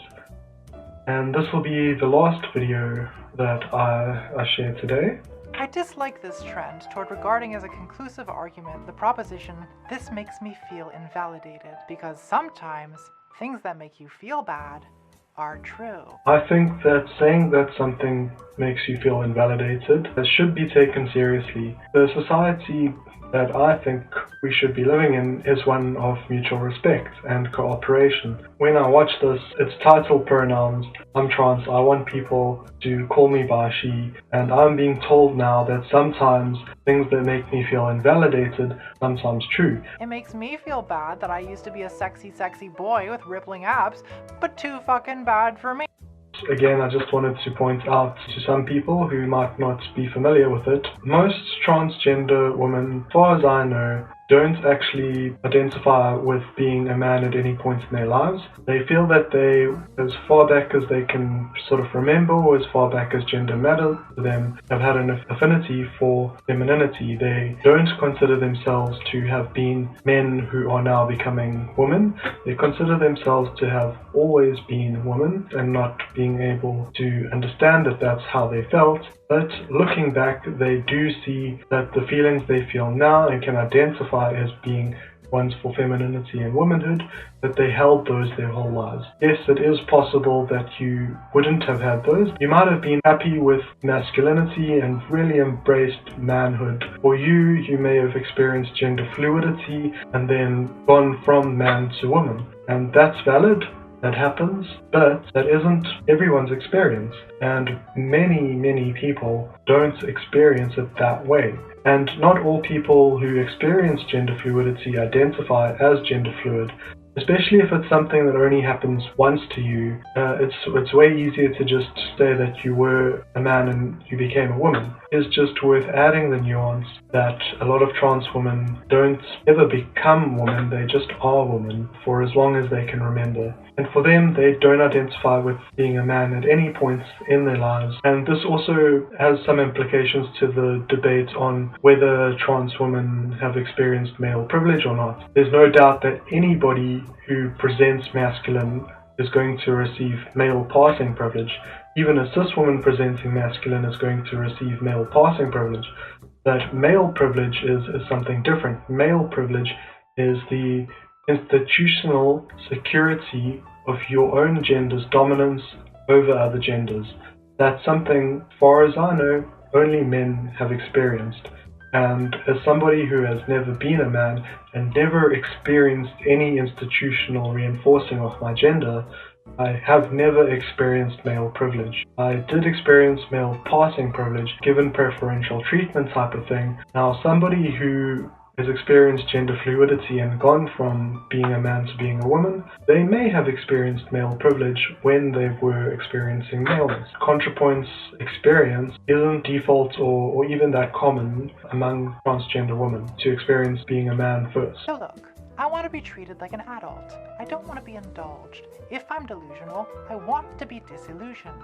What I would say maybe makes sense to me when we're saying treated like an adult is maybe to say your autonomy and agency gets respected. I want to be treated as someone with autonomy and agency. You don't need to try and lie to me to make me feel better. But the other thing that I didn't really like about the statement is the notion that it is even possible to be delusional about gender. I do not think you can be delusional about your gender. As the science indicates, gender is unique because gender is something that happens in your brain, and every person's brain is different. So every single thing you experience, every stimuli, every thought, everything, it causes the neurons in your brain to fire in specific ways. The more that those neurons fire in specific ways, the stronger those neural links get, and it ends up shaping your brain. And so, because no two people have the exact same identical experiences and the exact same identical genetic starting point, there's never going to be two people with the exact same brain structure and neurology and psyche and stuff. And so because gender is something in your brain and it's something psychological, and because your brain itself is something that is unique beyond unique, because nobody can read your mind externally, only you know what your gender is. Now, you can communicate what it is to other people and they can know it by reference, but they've never seen it firsthand. You are the only person who has seen your own gender firsthand. You're the only one who has been inside that unique brain of yours. And that is why I don't like the notion that it's even possible to be delusional about your own gender. How can you be delusional about something only you actually even know? I can't wrap my head around it. If it's something only you can even know, and you feel like it is something, it must be that thing. I don't want people lying to me just to protect whatever deranged fantasy stories I need to tell myself to make it through the night. Okay, derangement happens when you are removed from reality. That's not possible with gender because gender is self-determined. So you can't be deranged about it because there is nothing to be removed from. There's no... My gender to be tolerated in the way that liberal Christians tolerate other, of course, false and heathen religions. I mean, yeah, I think that's the case for every single trans person. We don't want our gender to just be tolerated. We want our gender to be respected. I think we all want our gender to be accepted, but the reality is, as long as there's a limit on that, as long as there's some predetermined things that are okay, someone's getting left out in the cold. If we are a society that's okay with people getting left out in the cold, we are fascists. And I don't want to be a fascist, and I don't want to live in a fascist society.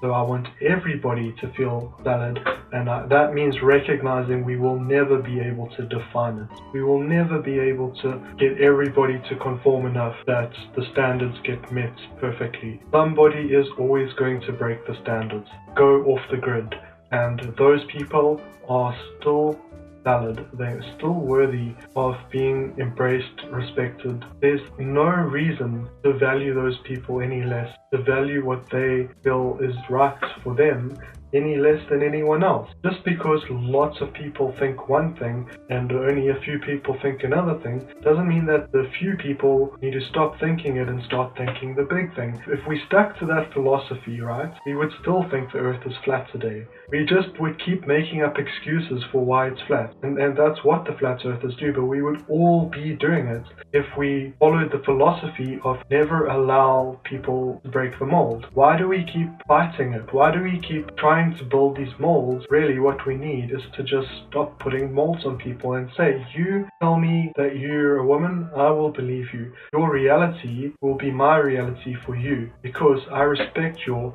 self-determination. I understand the science. I understand how it's possible for you to have an infinitely diverse gender. The trolls need to get dealt with. People are trolling.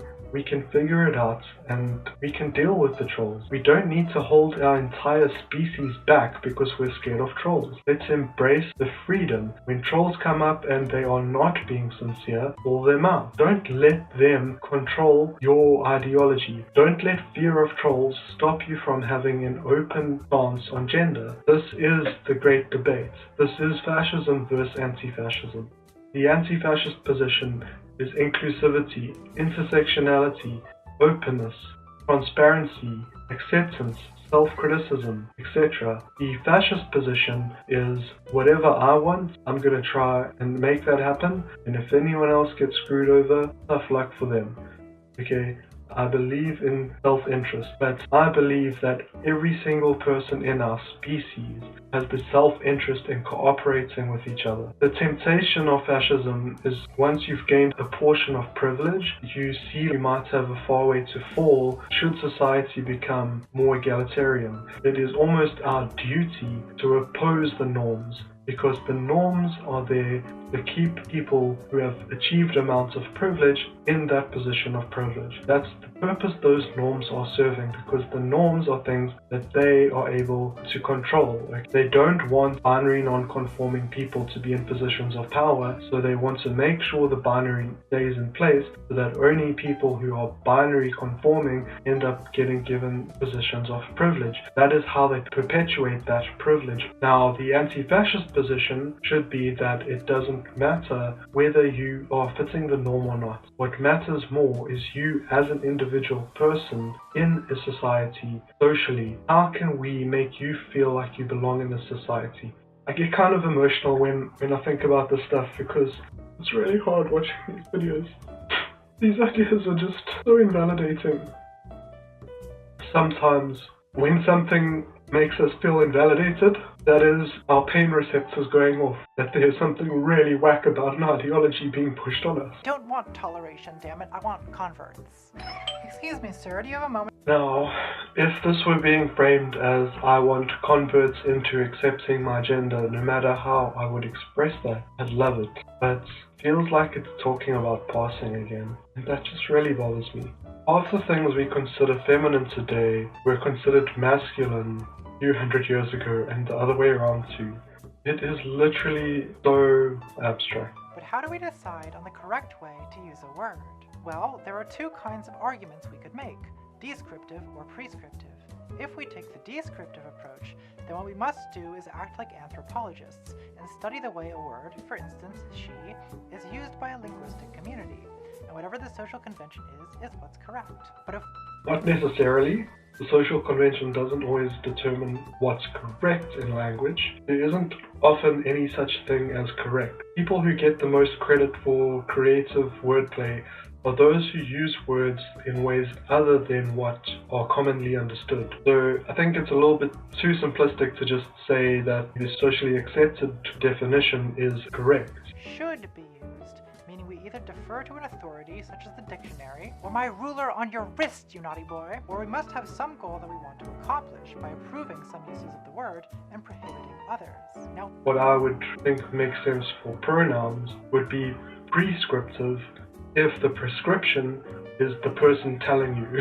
Otherwise, I would say maybe descriptive if your description is the person telling you. But if we describe pronouns as being words that identify a person's gender, and we identify gender as being self-determined, then the correct pronoun for me is she, even if nobody calls me it. for that matter, you can change the Bible. I mean, have you read the contemporary English version? The prose is atrocious, appalling. I won't stand for this. But unlike the debate about gay marriage, the question about trans womanhood is more than just a political and legal dispute. It seems to me that whatever church, state, and Merriam-Webster decide, trans women already are and will continue to be women. And to see why, I want to elaborate on an argument posed to Ben Shapiro by my sometime rival Blair White. Yes, even though she's one of the YouTubers whomst is bad. The debate begins with Ben Shapiro asserting his usual position that I'm here to go to a business dinner or any kind of dinner, and you were meeting me at a restaurant, and I was there first, and I was in an orange shirt, and you had to tell, the host, I'm here to meet my friend Blair, and they said okay, and you had to describe me to take me to the table. You wouldn't say the man in the orange shirt, you would say Blair, you would say her over there. So what we're having here is we're literally just having it described to us how a cis-normative society works with privilege. So cis people have taken the liberty of having certain things communicated to be interpreted as either one of two genders. Now, maybe that's as much as they could manage to fit into their model, but as it turns out, there's only two. And so the shorthand for which one has become something of a biological nature to them. So when you pass, then that is accessing that passing privilege. You can get your pronouns correctly assumed when you have passing privilege. But not everybody is going to be able to attain passing privilege, and not everybody even wants to, and they still need to have their pronouns respected. So this shorthand for pronouns is actually fairly problematic. You shouldn't just assume people's genders without knowing. You should use a gender-neutral pronoun rather. Ben then responds saying, I think there's some truth to that, meaning that I think that there is a utility to the use of pronouns, but that's not quite the same as suggesting that a transgender woman is a she in the objective sense. and Blair I think when it comes to gender, the only objective sense is the objective sense that transgender person tells you their gender is. That is the first point of contact between somebody else and that person's gender. Nowhere else can you access that person's gender information other than asking that person or them communicating it to you in some way. Sort of holds true, meaning there's the biological role of woman, which... Biological role of woman? What the heck are we talking about here? What would you say my biological role is? Why do people need to have roles in any case? Just talking about sex, because I don't know if Ben knows this, but there's asexual people around? Do they just not have a biological role? Is that like the sorting hat of birth? Like, maybe if you get a C-section and you agender, you don't get the sorting hat. I don't know, this is a really weird analogy, but this is the weirdest, that's the weirdness you get into when you think that gender and sex are the same thing, I guess. You are not, and then there is the you look like a woman, which is I'm going to describe you as a woman to the waiter when he comes to direct me to the table. Just one? It's kind of exactly what the biological role of being a woman is in that context. Is he expecting trans women to pop out babies from imaginary wombs every time they go on a date? Or is simply dressing and presenting yourself as feminine fulfilling your biological role as a woman in that moment? Why do women need to be reduced to baby factories just to validate their gender? What about cis women who are born without the ability to have children? That is calling them not having a biological role? It just gets really weird when you don't follow the science. That's not a great way to change my mind. It turns out that's not particularly convincing. So what is a great way to change your mind, Ben Shapiro? Did Blair budge you an inch with her rationality, her even temper, her civility, her aesthetic? It doesn't seem like she did. At the end of this debate, you regurgitate your original position undigested. Yeah, I agree with Contra. Ben is full of shit. I don't even think Ben would change his mind on gender if he took 10 tabs of acid and envisioned the dismantling of the gender binary in vivid HD super hallucinations. He doesn't want to change his mind. He's made up his mind. He's gaining way too much popularity off of being smug about the fact that he doesn't want to change his mind. When he says it's not going to change his mind, what he actually means is that's not how he wants people to engage with him. Because in that environment, he feels like he isn't in total control. But when things are all civil and he can sound like a normal, reasonable person instead of a raging transphobe, then that benefits him. This, to me, is an indication that if we really want to confront the Shapiros of the world, we need to do the opposite of what they are saying would change their mind, because honestly, they aren't going to change their minds if we do what they say they want us to do. Biological women, for instance, when discussing who needs acts, but does this apply to pronouns? That is, are pronouns technical biological terms denoting karyotypes, or are they part of the everyday language we use to describe each other socially? The answer is obvious. There are no geneticists studying pronouns. In fact, there's not a single biology textbook with a chapter on the difference between a he and a she. There is no such thing as biological pronouns. This is a phrase invented in the last decade to describe the misgendering of trans people. So yeah, I mean, I think that's a pretty good point there, and yeah, we do get some good points out of these videos, so that is cool. There is some value there. Integrating myself into society as a woman. She pronouns are therefore most appropriate for me, regardless of my anatomy. So yeah, I guess I'm also going through that, trying to reintegrate myself into society as a woman. So she pronouns are pretty useful for me because they would validate me if used. And obviously misgendering me does make me feel a little bit shitty. It spikes my dysphoria, etc. But also I think that people who aren't transitioning, people who can't or don't want to transition, their pronouns matter too, and their pronouns are still 100% valid. So that's actually an argument for why we shouldn't assume anyone's gender, because if we wait until we've received information, then people who don't identify as he or she are going to be given an opportunity to express their own gender and wish for a pronoun too. You could still not. What's the harm, right? I teach my almost 4-year-old girl that she can become a boy.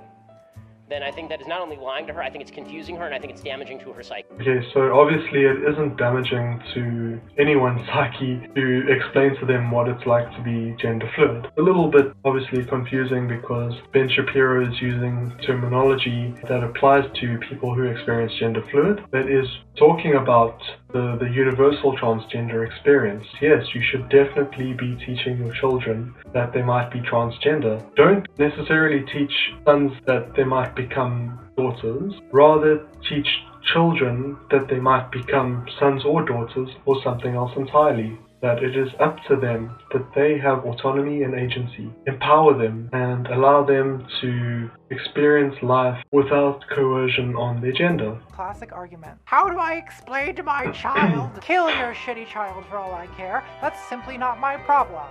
I mean, it sort of is, in a way, the trans community's problem to come up with how to explain stuff to kids, I think, as well. If we do want society to change and we are asking people to use different pronouns and they don't understand how gender works, let's give them a hand and help them explain to their children how gender works, rather than just saying like we don't give a shit. And I made an argument about why it's correct to call trans women she, but I'd be bullshitting you if I only discussed fully integrated binary trans people. what I have a little bit of a problem with is the notion of a fully integrated trans woman. So I guess if we're talking about fully integrated, maybe that is talking about somebody who is out and living as the gender they desire in society in general. What if that person changed cities or whatever and people didn't know who they were anymore and didn't know what their gender was?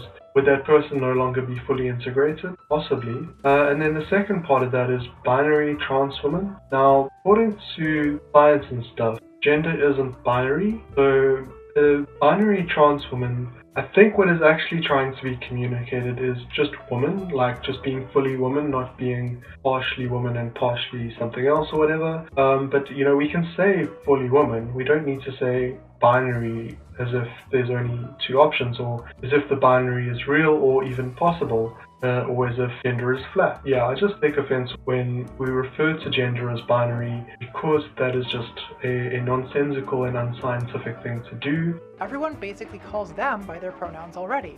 Dingbats like Ben Shapiro have to exert conscious effort to continue the charade of misgendering them. That impulse where, you know, you assume someone is a woman at first sight or whatever or not, that can change.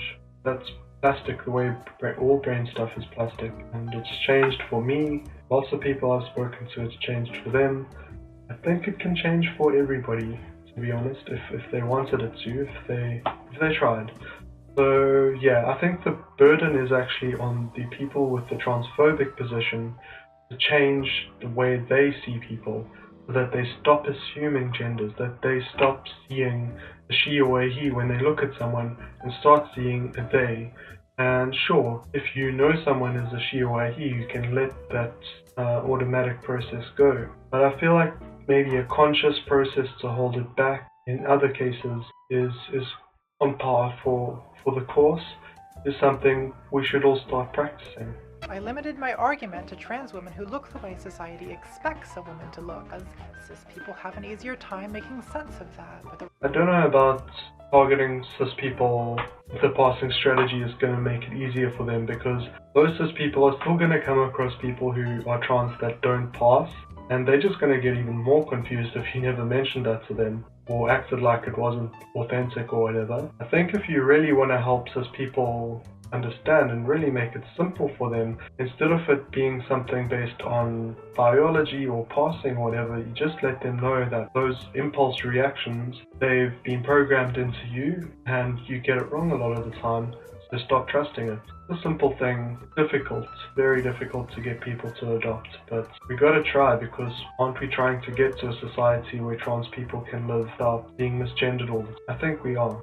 basically gets that I'm a woman. Without me having to explain my gender, strangers usually default to she, her, miss, ma'am. Hey, haven't I seen your videos on tgirllove.com? Is this just a description of what it's like to pass? But the truth is, I don't pass perfectly. I got called sir last week. Even cis women get misgendered sometimes.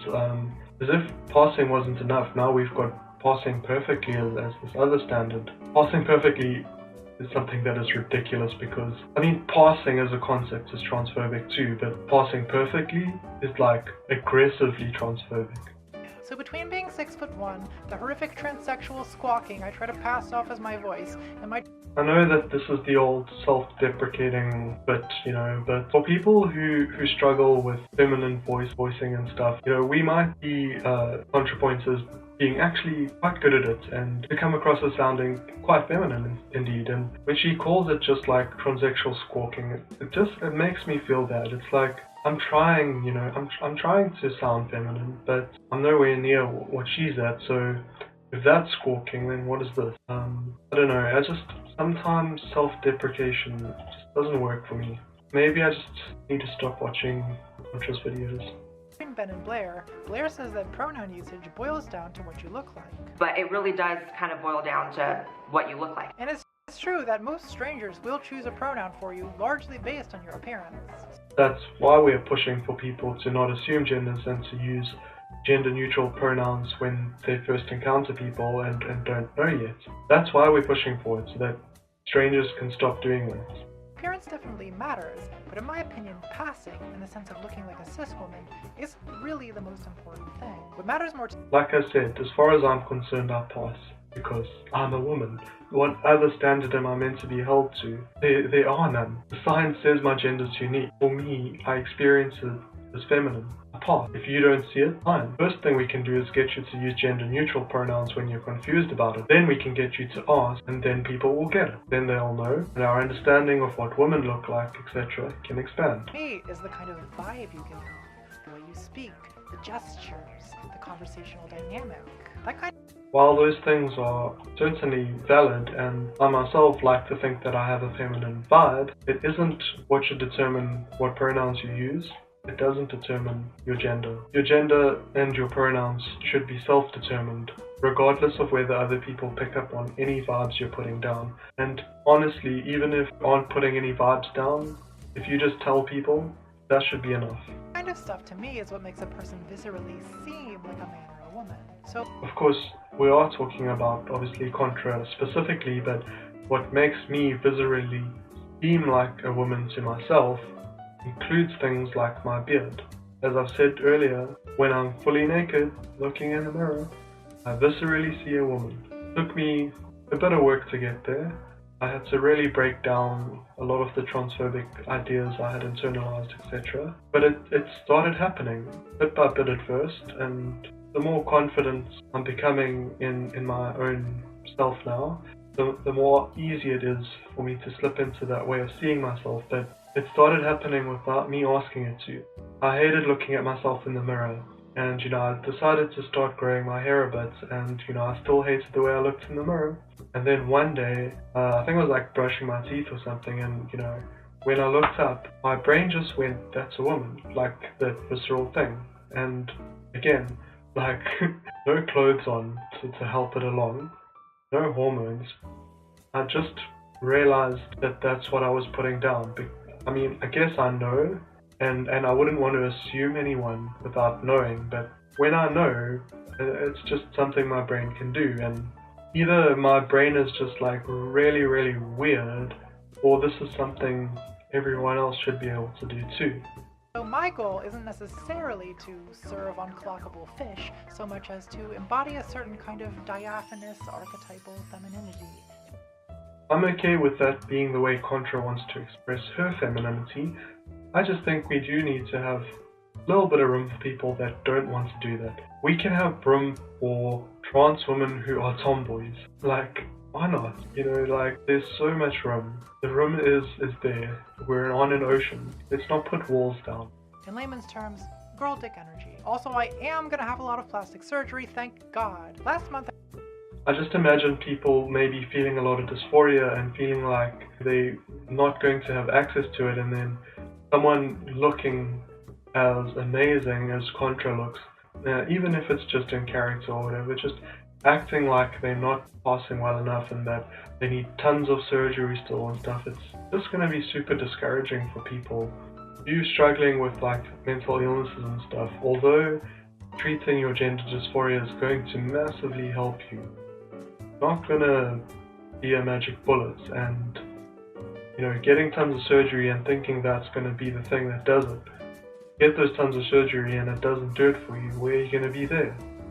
So I think accepting where you are now and treating surgery as modifications or alterations to an already decent model is going to be a way better way of thinking of it than being like there's some kind of standard that you're not going to be happy until you reach it. I released a video called Sexy Furry, pounded by Skinny T-Babe. And a lot of trans people got mad at me because they thought I was saying that performing your gender is the only thing that matters and that how you identify counts for nothing. But that's not what I think. I do prefer to argue that trans women are women because we live the lives of women, because I think that's a much more compelling argument than I'm a woman because I psychologically identify as a woman, which in my experience doesn't really persuade anyone. It's just... So if people aren't being persuaded by you telling them you're a woman simply because you psychologically identify as a woman, then that indicates that they don't actually understand the way gender works, and that you need to go and give them, some more information regarding its non-binary nature, etc., etc. There's some more work to do. They haven't yet understood gender, and that's why you telling them that you identify as a woman or whatever isn't going to be convincing to them. It's a flaw in their conception of gender being exposed, not a flaw in your expression of gender, for example, or the way that you're even describing it. Arguing to people that trans women are women because they live the lives of women, I don't even know what we're really meaning by saying living the life of a woman there, because, for example, I would consider myself to live the life of a woman, but we've had so much talking about passing and about people assuming your gender that kind of inclined to think what's being implied here is that living the life of a woman means sort of passing. That seems to be what living the life of a woman is seeming to mean. So the argument being made, I guess, here is that the stronger arguments argue that passing trans women are women than to argue that what makes you a woman is if you psychologically identify as a woman. Arguing that women who pass are women is going to be an easier argument, simply because you aren't challenging cis-normative binary standards then. You're challenging the medical and upbringing roles in you achieving the gender that you now achieve, but you're not challenging the beliefs that gender is binary. You're not challenging people's perceptions. You're not making them see people who they otherwise might have seen as male or female as something else. You're just fitting into their already fairly broken way of thinking. Look, I'm not going to tell you what pronouns you have to use. I'm just going to tell you how I use pronouns and my reasoning behind it, and you are welcome to use your free speech to choose how much of an obstinate hobgoblin you want to be, okay? So, back to identity. If I were a cashier at the Emporium of Ethereal Trinkets, and a customer were to walk in looking like this, I might ordinarily default to female pronouns. Would be wrong, since I happen to know this person is not only a man, he is the man, YouTube's most regal makeup artist, his lordship John McClane, and he uses he/him pronouns. Okay, cool. So the person walking into the shop, if you didn't know them at all, then sure, use gender-neutral pronouns, but if you do know that they use he/him, then go ahead and use that, sure. Likewise, if I were approached by this person, I'd fall in love and then default to female pronoun. This time I'd be correct, but not because she's a cis woman or a trans woman, but because she's gender fluid drag queen Courtney Act, who has the fucking audacity to be a more beautiful woman than I am, and who, so far as I know, uses male pronouns in boy mode and female pronouns in girl mode. But I also just want to give a shout out to gender fluid people who don't change presentation. Some people experience gender fluidity, but they might present the same no matter what the gender is, and oftentimes that's not up to them to decide. They just need to try and keep something consistent. But sometimes they just might prefer to keep a consistent look, but they internally are experiencing radically different genders. To most queens, a lot of the complexities of gender, language, identity, and expression get played out in the world of drag. Some queens, like RuPaul, just identify as cis men who live as men and perform as women. Others, like Courtney, Sasha Velour, Jinx Monsoon, Shea Coulee, and Violet Chachki, identify as non-binary. Others still are bio queens, cis women who perform as drag queens. Can we not come up with a better name than bio queens? What makes them bio if they're cis? I can be a bio queen. I'm biologically female. Like Lucy Garland or Creme Fatale. And then there are trans women who are also drag queens, like Peppermint, Imp Queen, or, for that matter, me. I mean, look at me! Do you think I dress like this when I go to 7-Eleven? It's just I do. Look what I've become! Sorry, I can't help it. So let's recap. There are gender non-conforming men who present very femme but use male pronouns. There are cis men who use female pronouns whenever they present female. There are gender fluid people who use different pronouns depending on their current presentation. There are pre-transition trans people who identify as a gender other than the one they present and live as and prefer other pronouns. So you really... And there are also people who aren't represented in any of those. There are people who aren't pre-transition because they never want to transition. There are people who live as women without having ever gone through a transition, even though they were assigned male at birth. Your pronoun, it should be something self-determined. You should have the right to say to people what they should call you. We aren't always going to have control over what people assume. So when assuming, stick with gender neutral. You really can't just rely on the way a person looks, because there's a lot of situations where the way they look doesn't tell you the whole story. So, as you can see, identity definitely is important, but it's also not the only thing that matters. It's not the only thing that matters to us as people, but it is the only thing that matters in terms of what your gender is, and therefore what pronouns should be used for you. If psychological identity were the only thing that mattered, then there would be no need for a trans person to come out or do anything to transition. And That's kind of false, because a psychological identification of being your gender is the only thing that matters when it comes to whether your gender is valid or not. All the other things around it do still matter to people. So if we go back to our triangle, right, this middle one, gender identity, that is the only thing that matters when it comes to determining what your gender is, and therefore what your pronouns should be. That doesn't mean that none of these things matter to you. They do matter to you, they just don't matter to defining what your gender is. They matter to you because you want them, but they don't matter in terms of what pronouns you should use. including requesting different pronouns, because pronouns belong to the social world of language. Pronouns don't belong to the social world of language because, as we've just demonstrated, there's people who use pronouns in a way that is socially not really recognizable up front, where you have to get to know those people first before you know what pronouns they prefer. There's also people who are agender, so for them, assuming any pronoun except gender neutral is misgendering them. Kind of a misrepresentation of the issue. It is absolutely entirely possible for a word, whether it's a completely new word or a new definition of an existing word, to exist for a single individual. In fact, that's how all words that ever existed began. Likewise, when it comes to an individual's pronouns, the pronoun a person determines to be right for them does belong to them. Sure, they can't impact whether that pronoun should be used for anyone else but them, but they can determine that it should be used for them.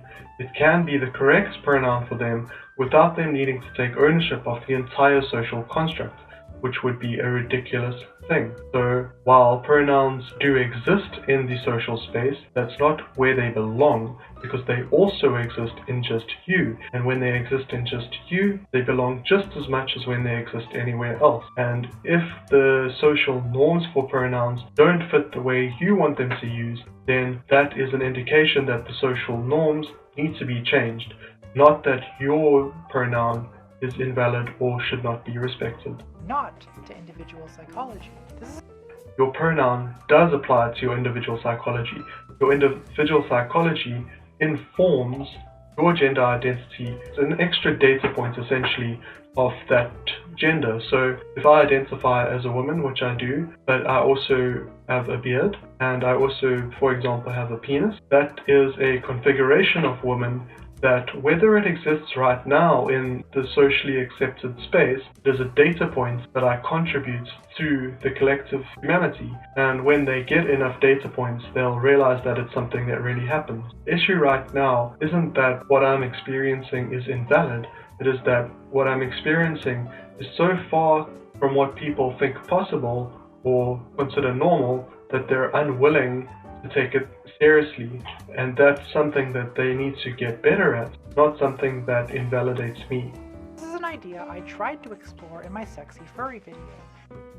Yeah, I didn't like it back then either. You can identify however you like, but gender is also social, structural, and interpersonal. Yes, you can identify however you like, but it is also social, structural, and interpersonal, I guess. The point is, in the structural settings, you need to interface with that by going through the bureaucracy with your friends and stuff. The interpersonal space, you go through that with talking to them about it, etc. Now, when it comes to the societal space, You've pretty much all you can do is just put it out there as best as you can and hope that people pick it up. Maybe you want to wear a pronoun pin, maybe you want to try to pass if that's what you're into. I don't recommend it because I don't think it's something that's helpful, but if you can get it right easily and it makes you feel good, go for it. But whatever it is that you want to communicate to people, I paint my nails, try to have a feminine demeanor in front of people, and I hope that they are picking up on that. And if they don't, it's not my job to fix that situation, it's their job to educate themselves on gender. I'm making video like this to explain gender to people so that the word can get out a bit more, but ultimately they are flat gender believing people and I'm around gender data points, and my map is not being accepted by them, but that isn't meaning that my map shouldn't be accepted by them. We should demand people use the pronouns that you ask them to, regardless of whether they think that is your gender or not. So if, for example, you're a trans woman still living as a man... Wait, if you're a trans woman still living as a man, what the hell is that? If you're a trans woman, wouldn't you be living as a woman? I'm confused. What does Contrapoints mean by living as a man or living as a woman? Living as a woman mean passing? Living as a woman mean fully integrated? So what, living as a man means what? Integrated as a man? This just sounds all over again like society gets to decide your pronouns. You can't say that you have self-determination and then say that only if you're fully integrated. You can't say that only passing people or people who are able to convince their entire social circle to accept them are the only ones who deserve to have their pronouns respected. Fairly antagonistic terminology. Then you are fully trans, your identity is fully valid. Fully trans, your identity is fully valid. You should be referred to as she pronouns. You are a woman, your experiences are feminine. But until you begin living as a woman, you already have started to begin living as a woman if you're a trans woman. What is up with this misgendering? Your womanhood remains kind of hypothetical. What the fuck are we talking about? You just said they were a trans woman, and now you're saying that their womanhood is hypothetical. Which is it? Are you saying not all trans women are women? And when I say living as a woman, I don't mean passing. There's too much emphasis on physical appearance, and not enough on social relationships. What? Okay, you don't mean passing, but you mean pretty much just as well as passing. Trans women are women. They don't need to convince the entire social circle to accept them as women just to have that validated. The bar being set here is suicidally high. You know, you don't become a woman the first time you put on a dress. For me, I didn't become a woman at all. I've been a woman from as far back as I remember. Putting on a dress made me feel really good, but didn't make me become a woman. I realized I was a woman by thinking about it and thinking about how the fact that I wasn't calling myself a woman was inaccurate. You become a woman the first time an older female relative turns to you at a restaurant and says, maybe you should order the salad, sweet. Okay, that is complete and utter bullshit. You don't become a woman just because somebody else has validated you. You become a woman either because you experience gender fluidity or you never become one. You've just been one as long as you remember. You realize you're a woman at whatever point you realize you're a woman. It's literally going to be different from one person to the next. I don't get how somebody else telling you to eat salad turns you into a woman. This is fairy tales. My point is not to invalidate anyone's identity. As far as I'm It might not be your point, but you're doing a pretty good job of it. concerned, if a trans person hasn't transitioned yet, they are fully trans. If a trans person hasn't fully transitioned yet? What's that yet doing there? I'm just trying to be realistic about the fact that a lot of people's gendered experience isn't entirely a product of how they identify.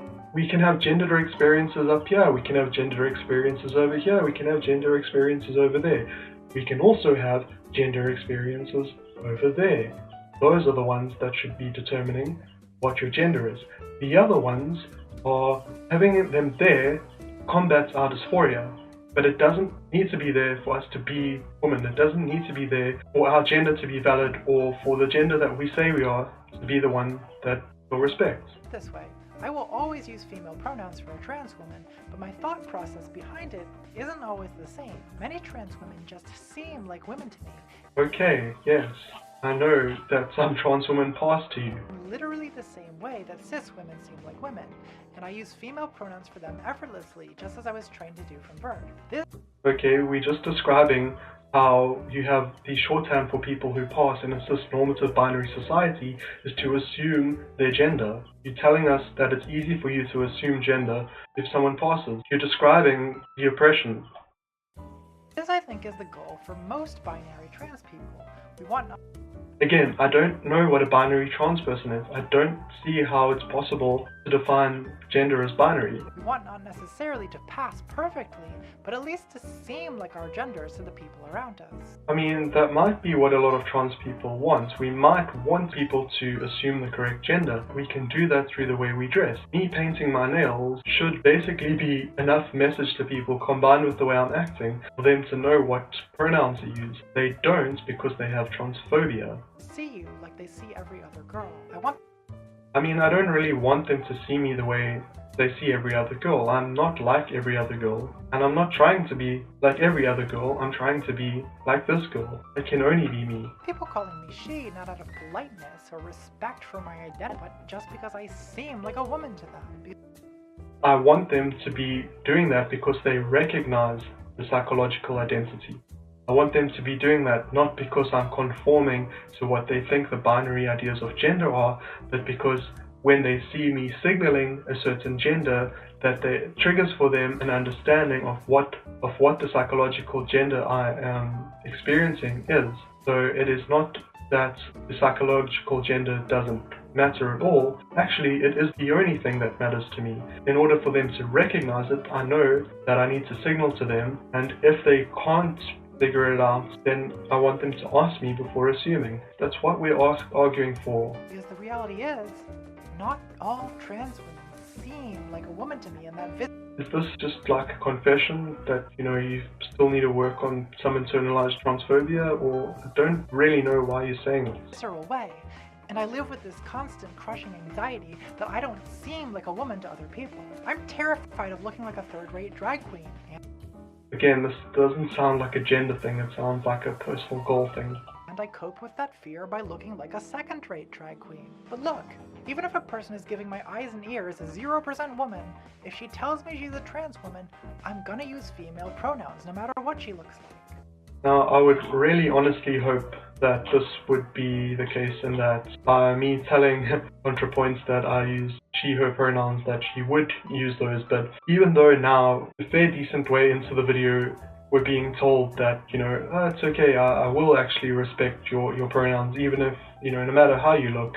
I've just gone through an entire long video where the position being made wasn't that, where I was being made to feel like I wasn't woman enough. And to now come and say that you're going to use my pronouns if I ask, this just feels like kind of covering your ass so that if people do call you out, you can be like, no, look, I said it there, but like, you still submitted people to 20 plus minutes of trauma before we get you.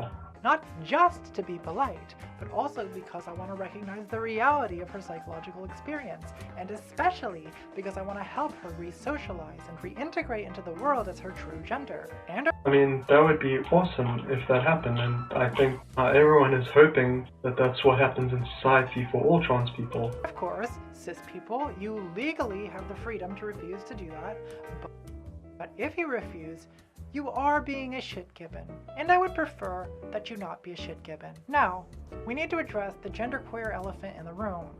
Ooh boy. An increasing number of people identify not as male or female, but as non-binary, an umbrella term encompassing a bunch of more specific labels such as genderqueer, gender fluid, agender, gray gender, and... You can also still identify as a man or woman, and genderqueer, both. I personally do identify as a genderqueer woman, but I prefer saying unbinary or not binary because I don't know if genderqueer communicates that as clearly as just saying it, but I don't want to say non-binary because then people are going to think I'm talking about maybe somewhere in between man and woman, where actually it's just all women for me, thanks. Many of these people use a non-binary pronoun. In English, usually they. Now, they also might use some neopronouns, they might use he or she. But yeah, they is pretty much the best one to start off if you don't know. If your first impulse is to argue that singular they is ungrammatical nonsense, consider that having gendered singular third-person pronouns at all is a particular feature of the English language that's by no means shared by all other languages, including Turkish, Korean, and Finnish,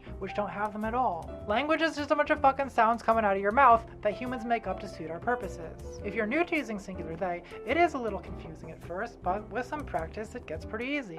They poured milk on me, I poured milk on them, they did anoint themselves in their milk, and it was good, thus saith the Lord. So the polite thing to do here is easy. If someone asks you to call them they, you call them they. But if I mean, that's also true.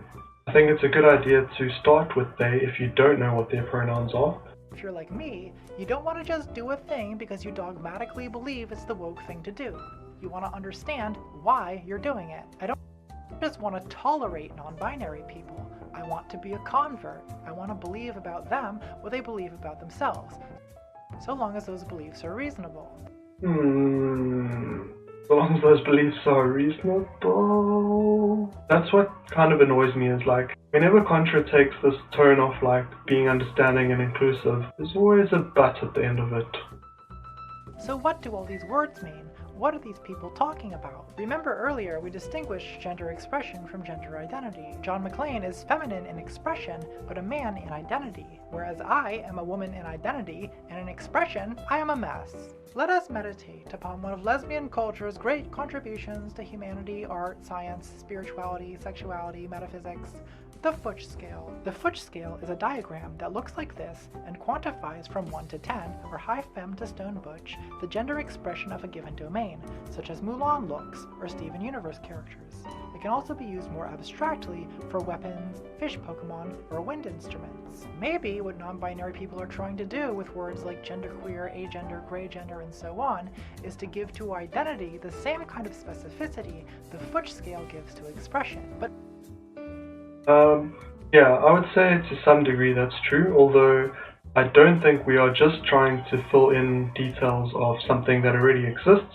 I think a lot of people are going into land that's never existed before. There's people with genders that are neither man nor woman and not anything in between either. There's really some interesting genders out there. There are autism-specific genders, and really, as complex as the human brain is, that's how complicated someone's gender could get. But my input on this isn't really worth that much, because I'm not non-binary. And to tell you the truth, I kind of feel for cis people here, because all this talk about gender identity, a lot of the time, I don't really get it either. Why are you making videos about gender if you don't really get gender identity? And why are we feeling sorry for cis people? They're the oppressors, they hold all the privilege. We shouldn't be feeling sorry for them. It's actually quite simple. Don't assume someone's gender or pronoun. Ask them which pronoun they prefer you to use if you want to. Use they, them when you don't know more information about what they want you to use. That's pretty darn simple if you ask me. I think everyone can understand that. I think they just would prefer things stayed binary. I look inside myself and ask, do I feel like a man or a woman?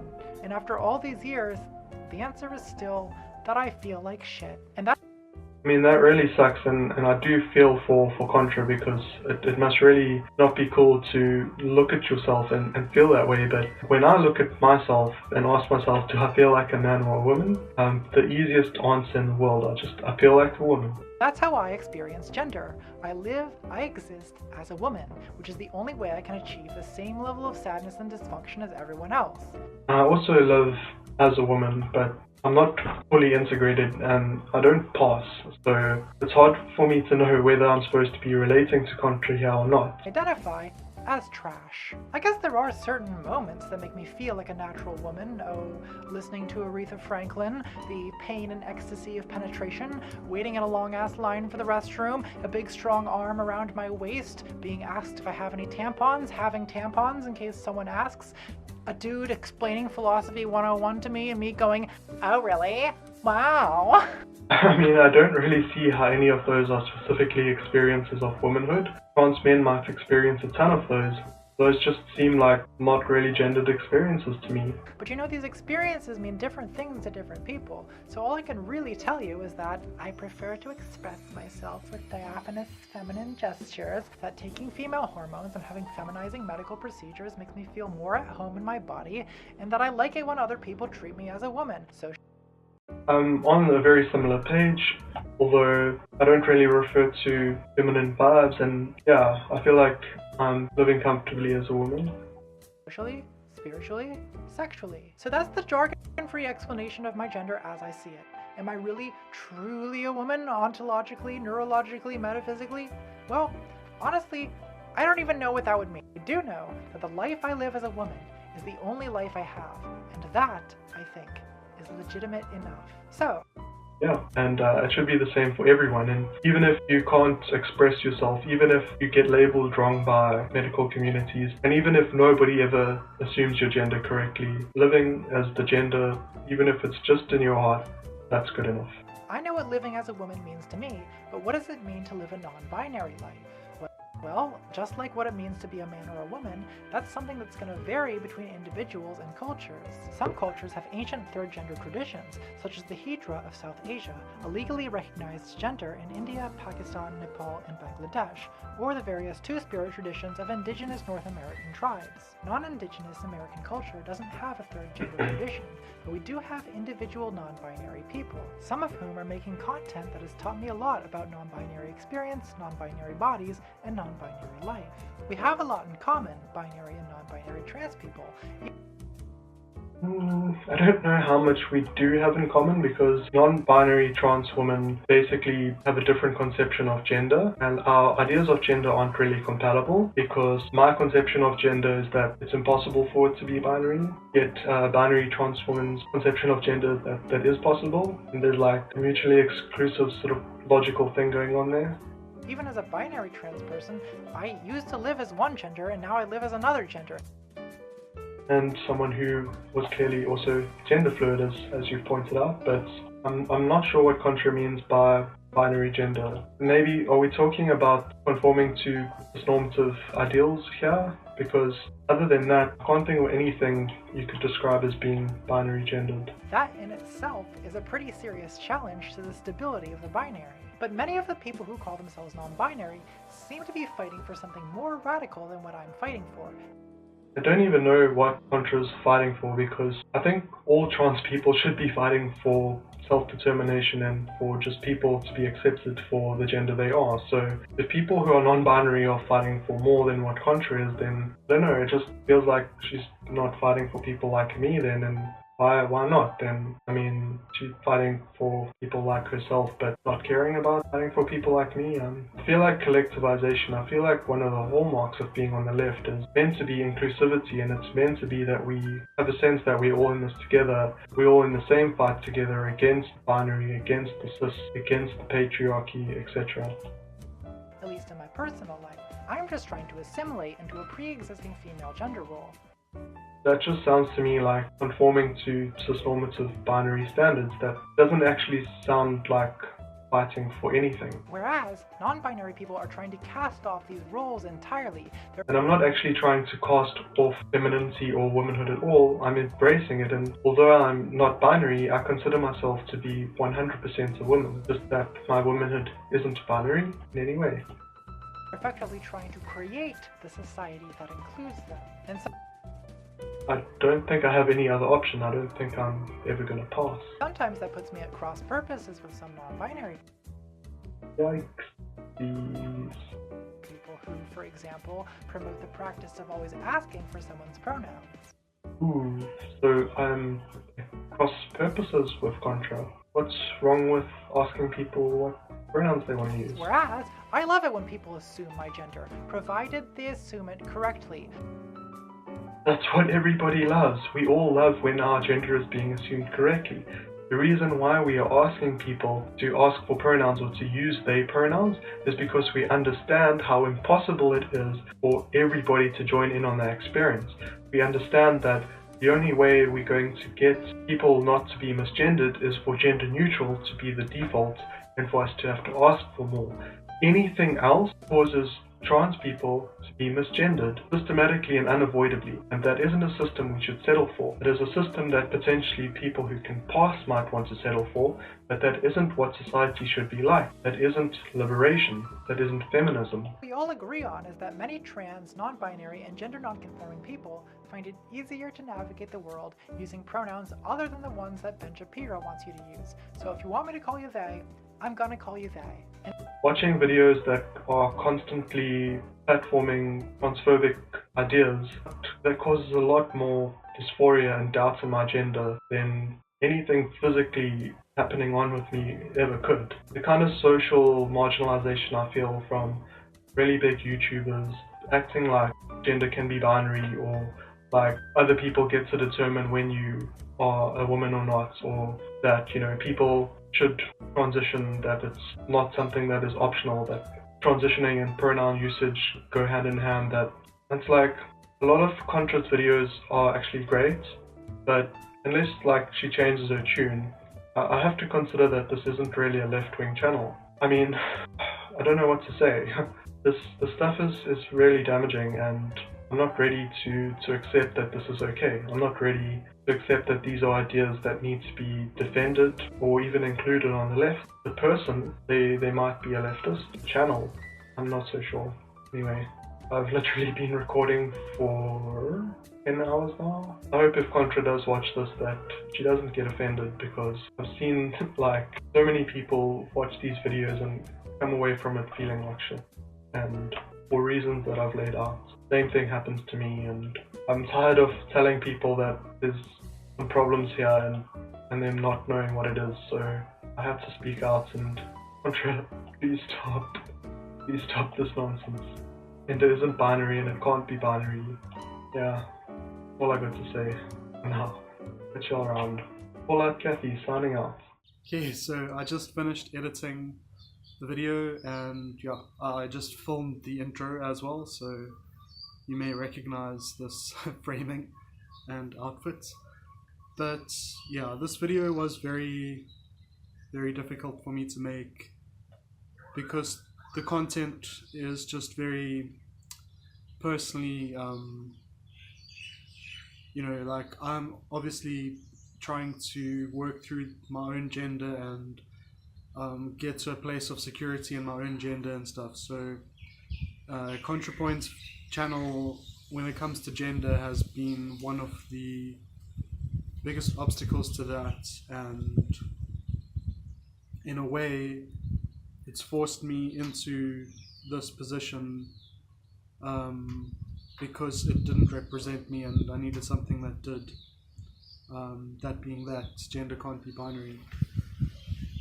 And this video took a really long time to make, probably about a month from start to finish, which included about a week of leave. And so the editing, we're talking about over 60 hours. And editing it has been really intense and stressful and painful. It's like trying to force yourself to do something you don't want to do, but I kept seeing memes and stuff about some of the content, some of the stuff I've said in this video, and just realized that, you know, there are things I've said that need to get out more, and maybe this will be helpful to someone. Like, if I watched one of these videos and felt super invalidated and then had something like this video to watch after, that would probably have saved me a lot of struggles and many depressions and weeks of depression or whatever. So yeah, anyway, just gender is not binary. Can we just move on from that? It's 2019. Cheers.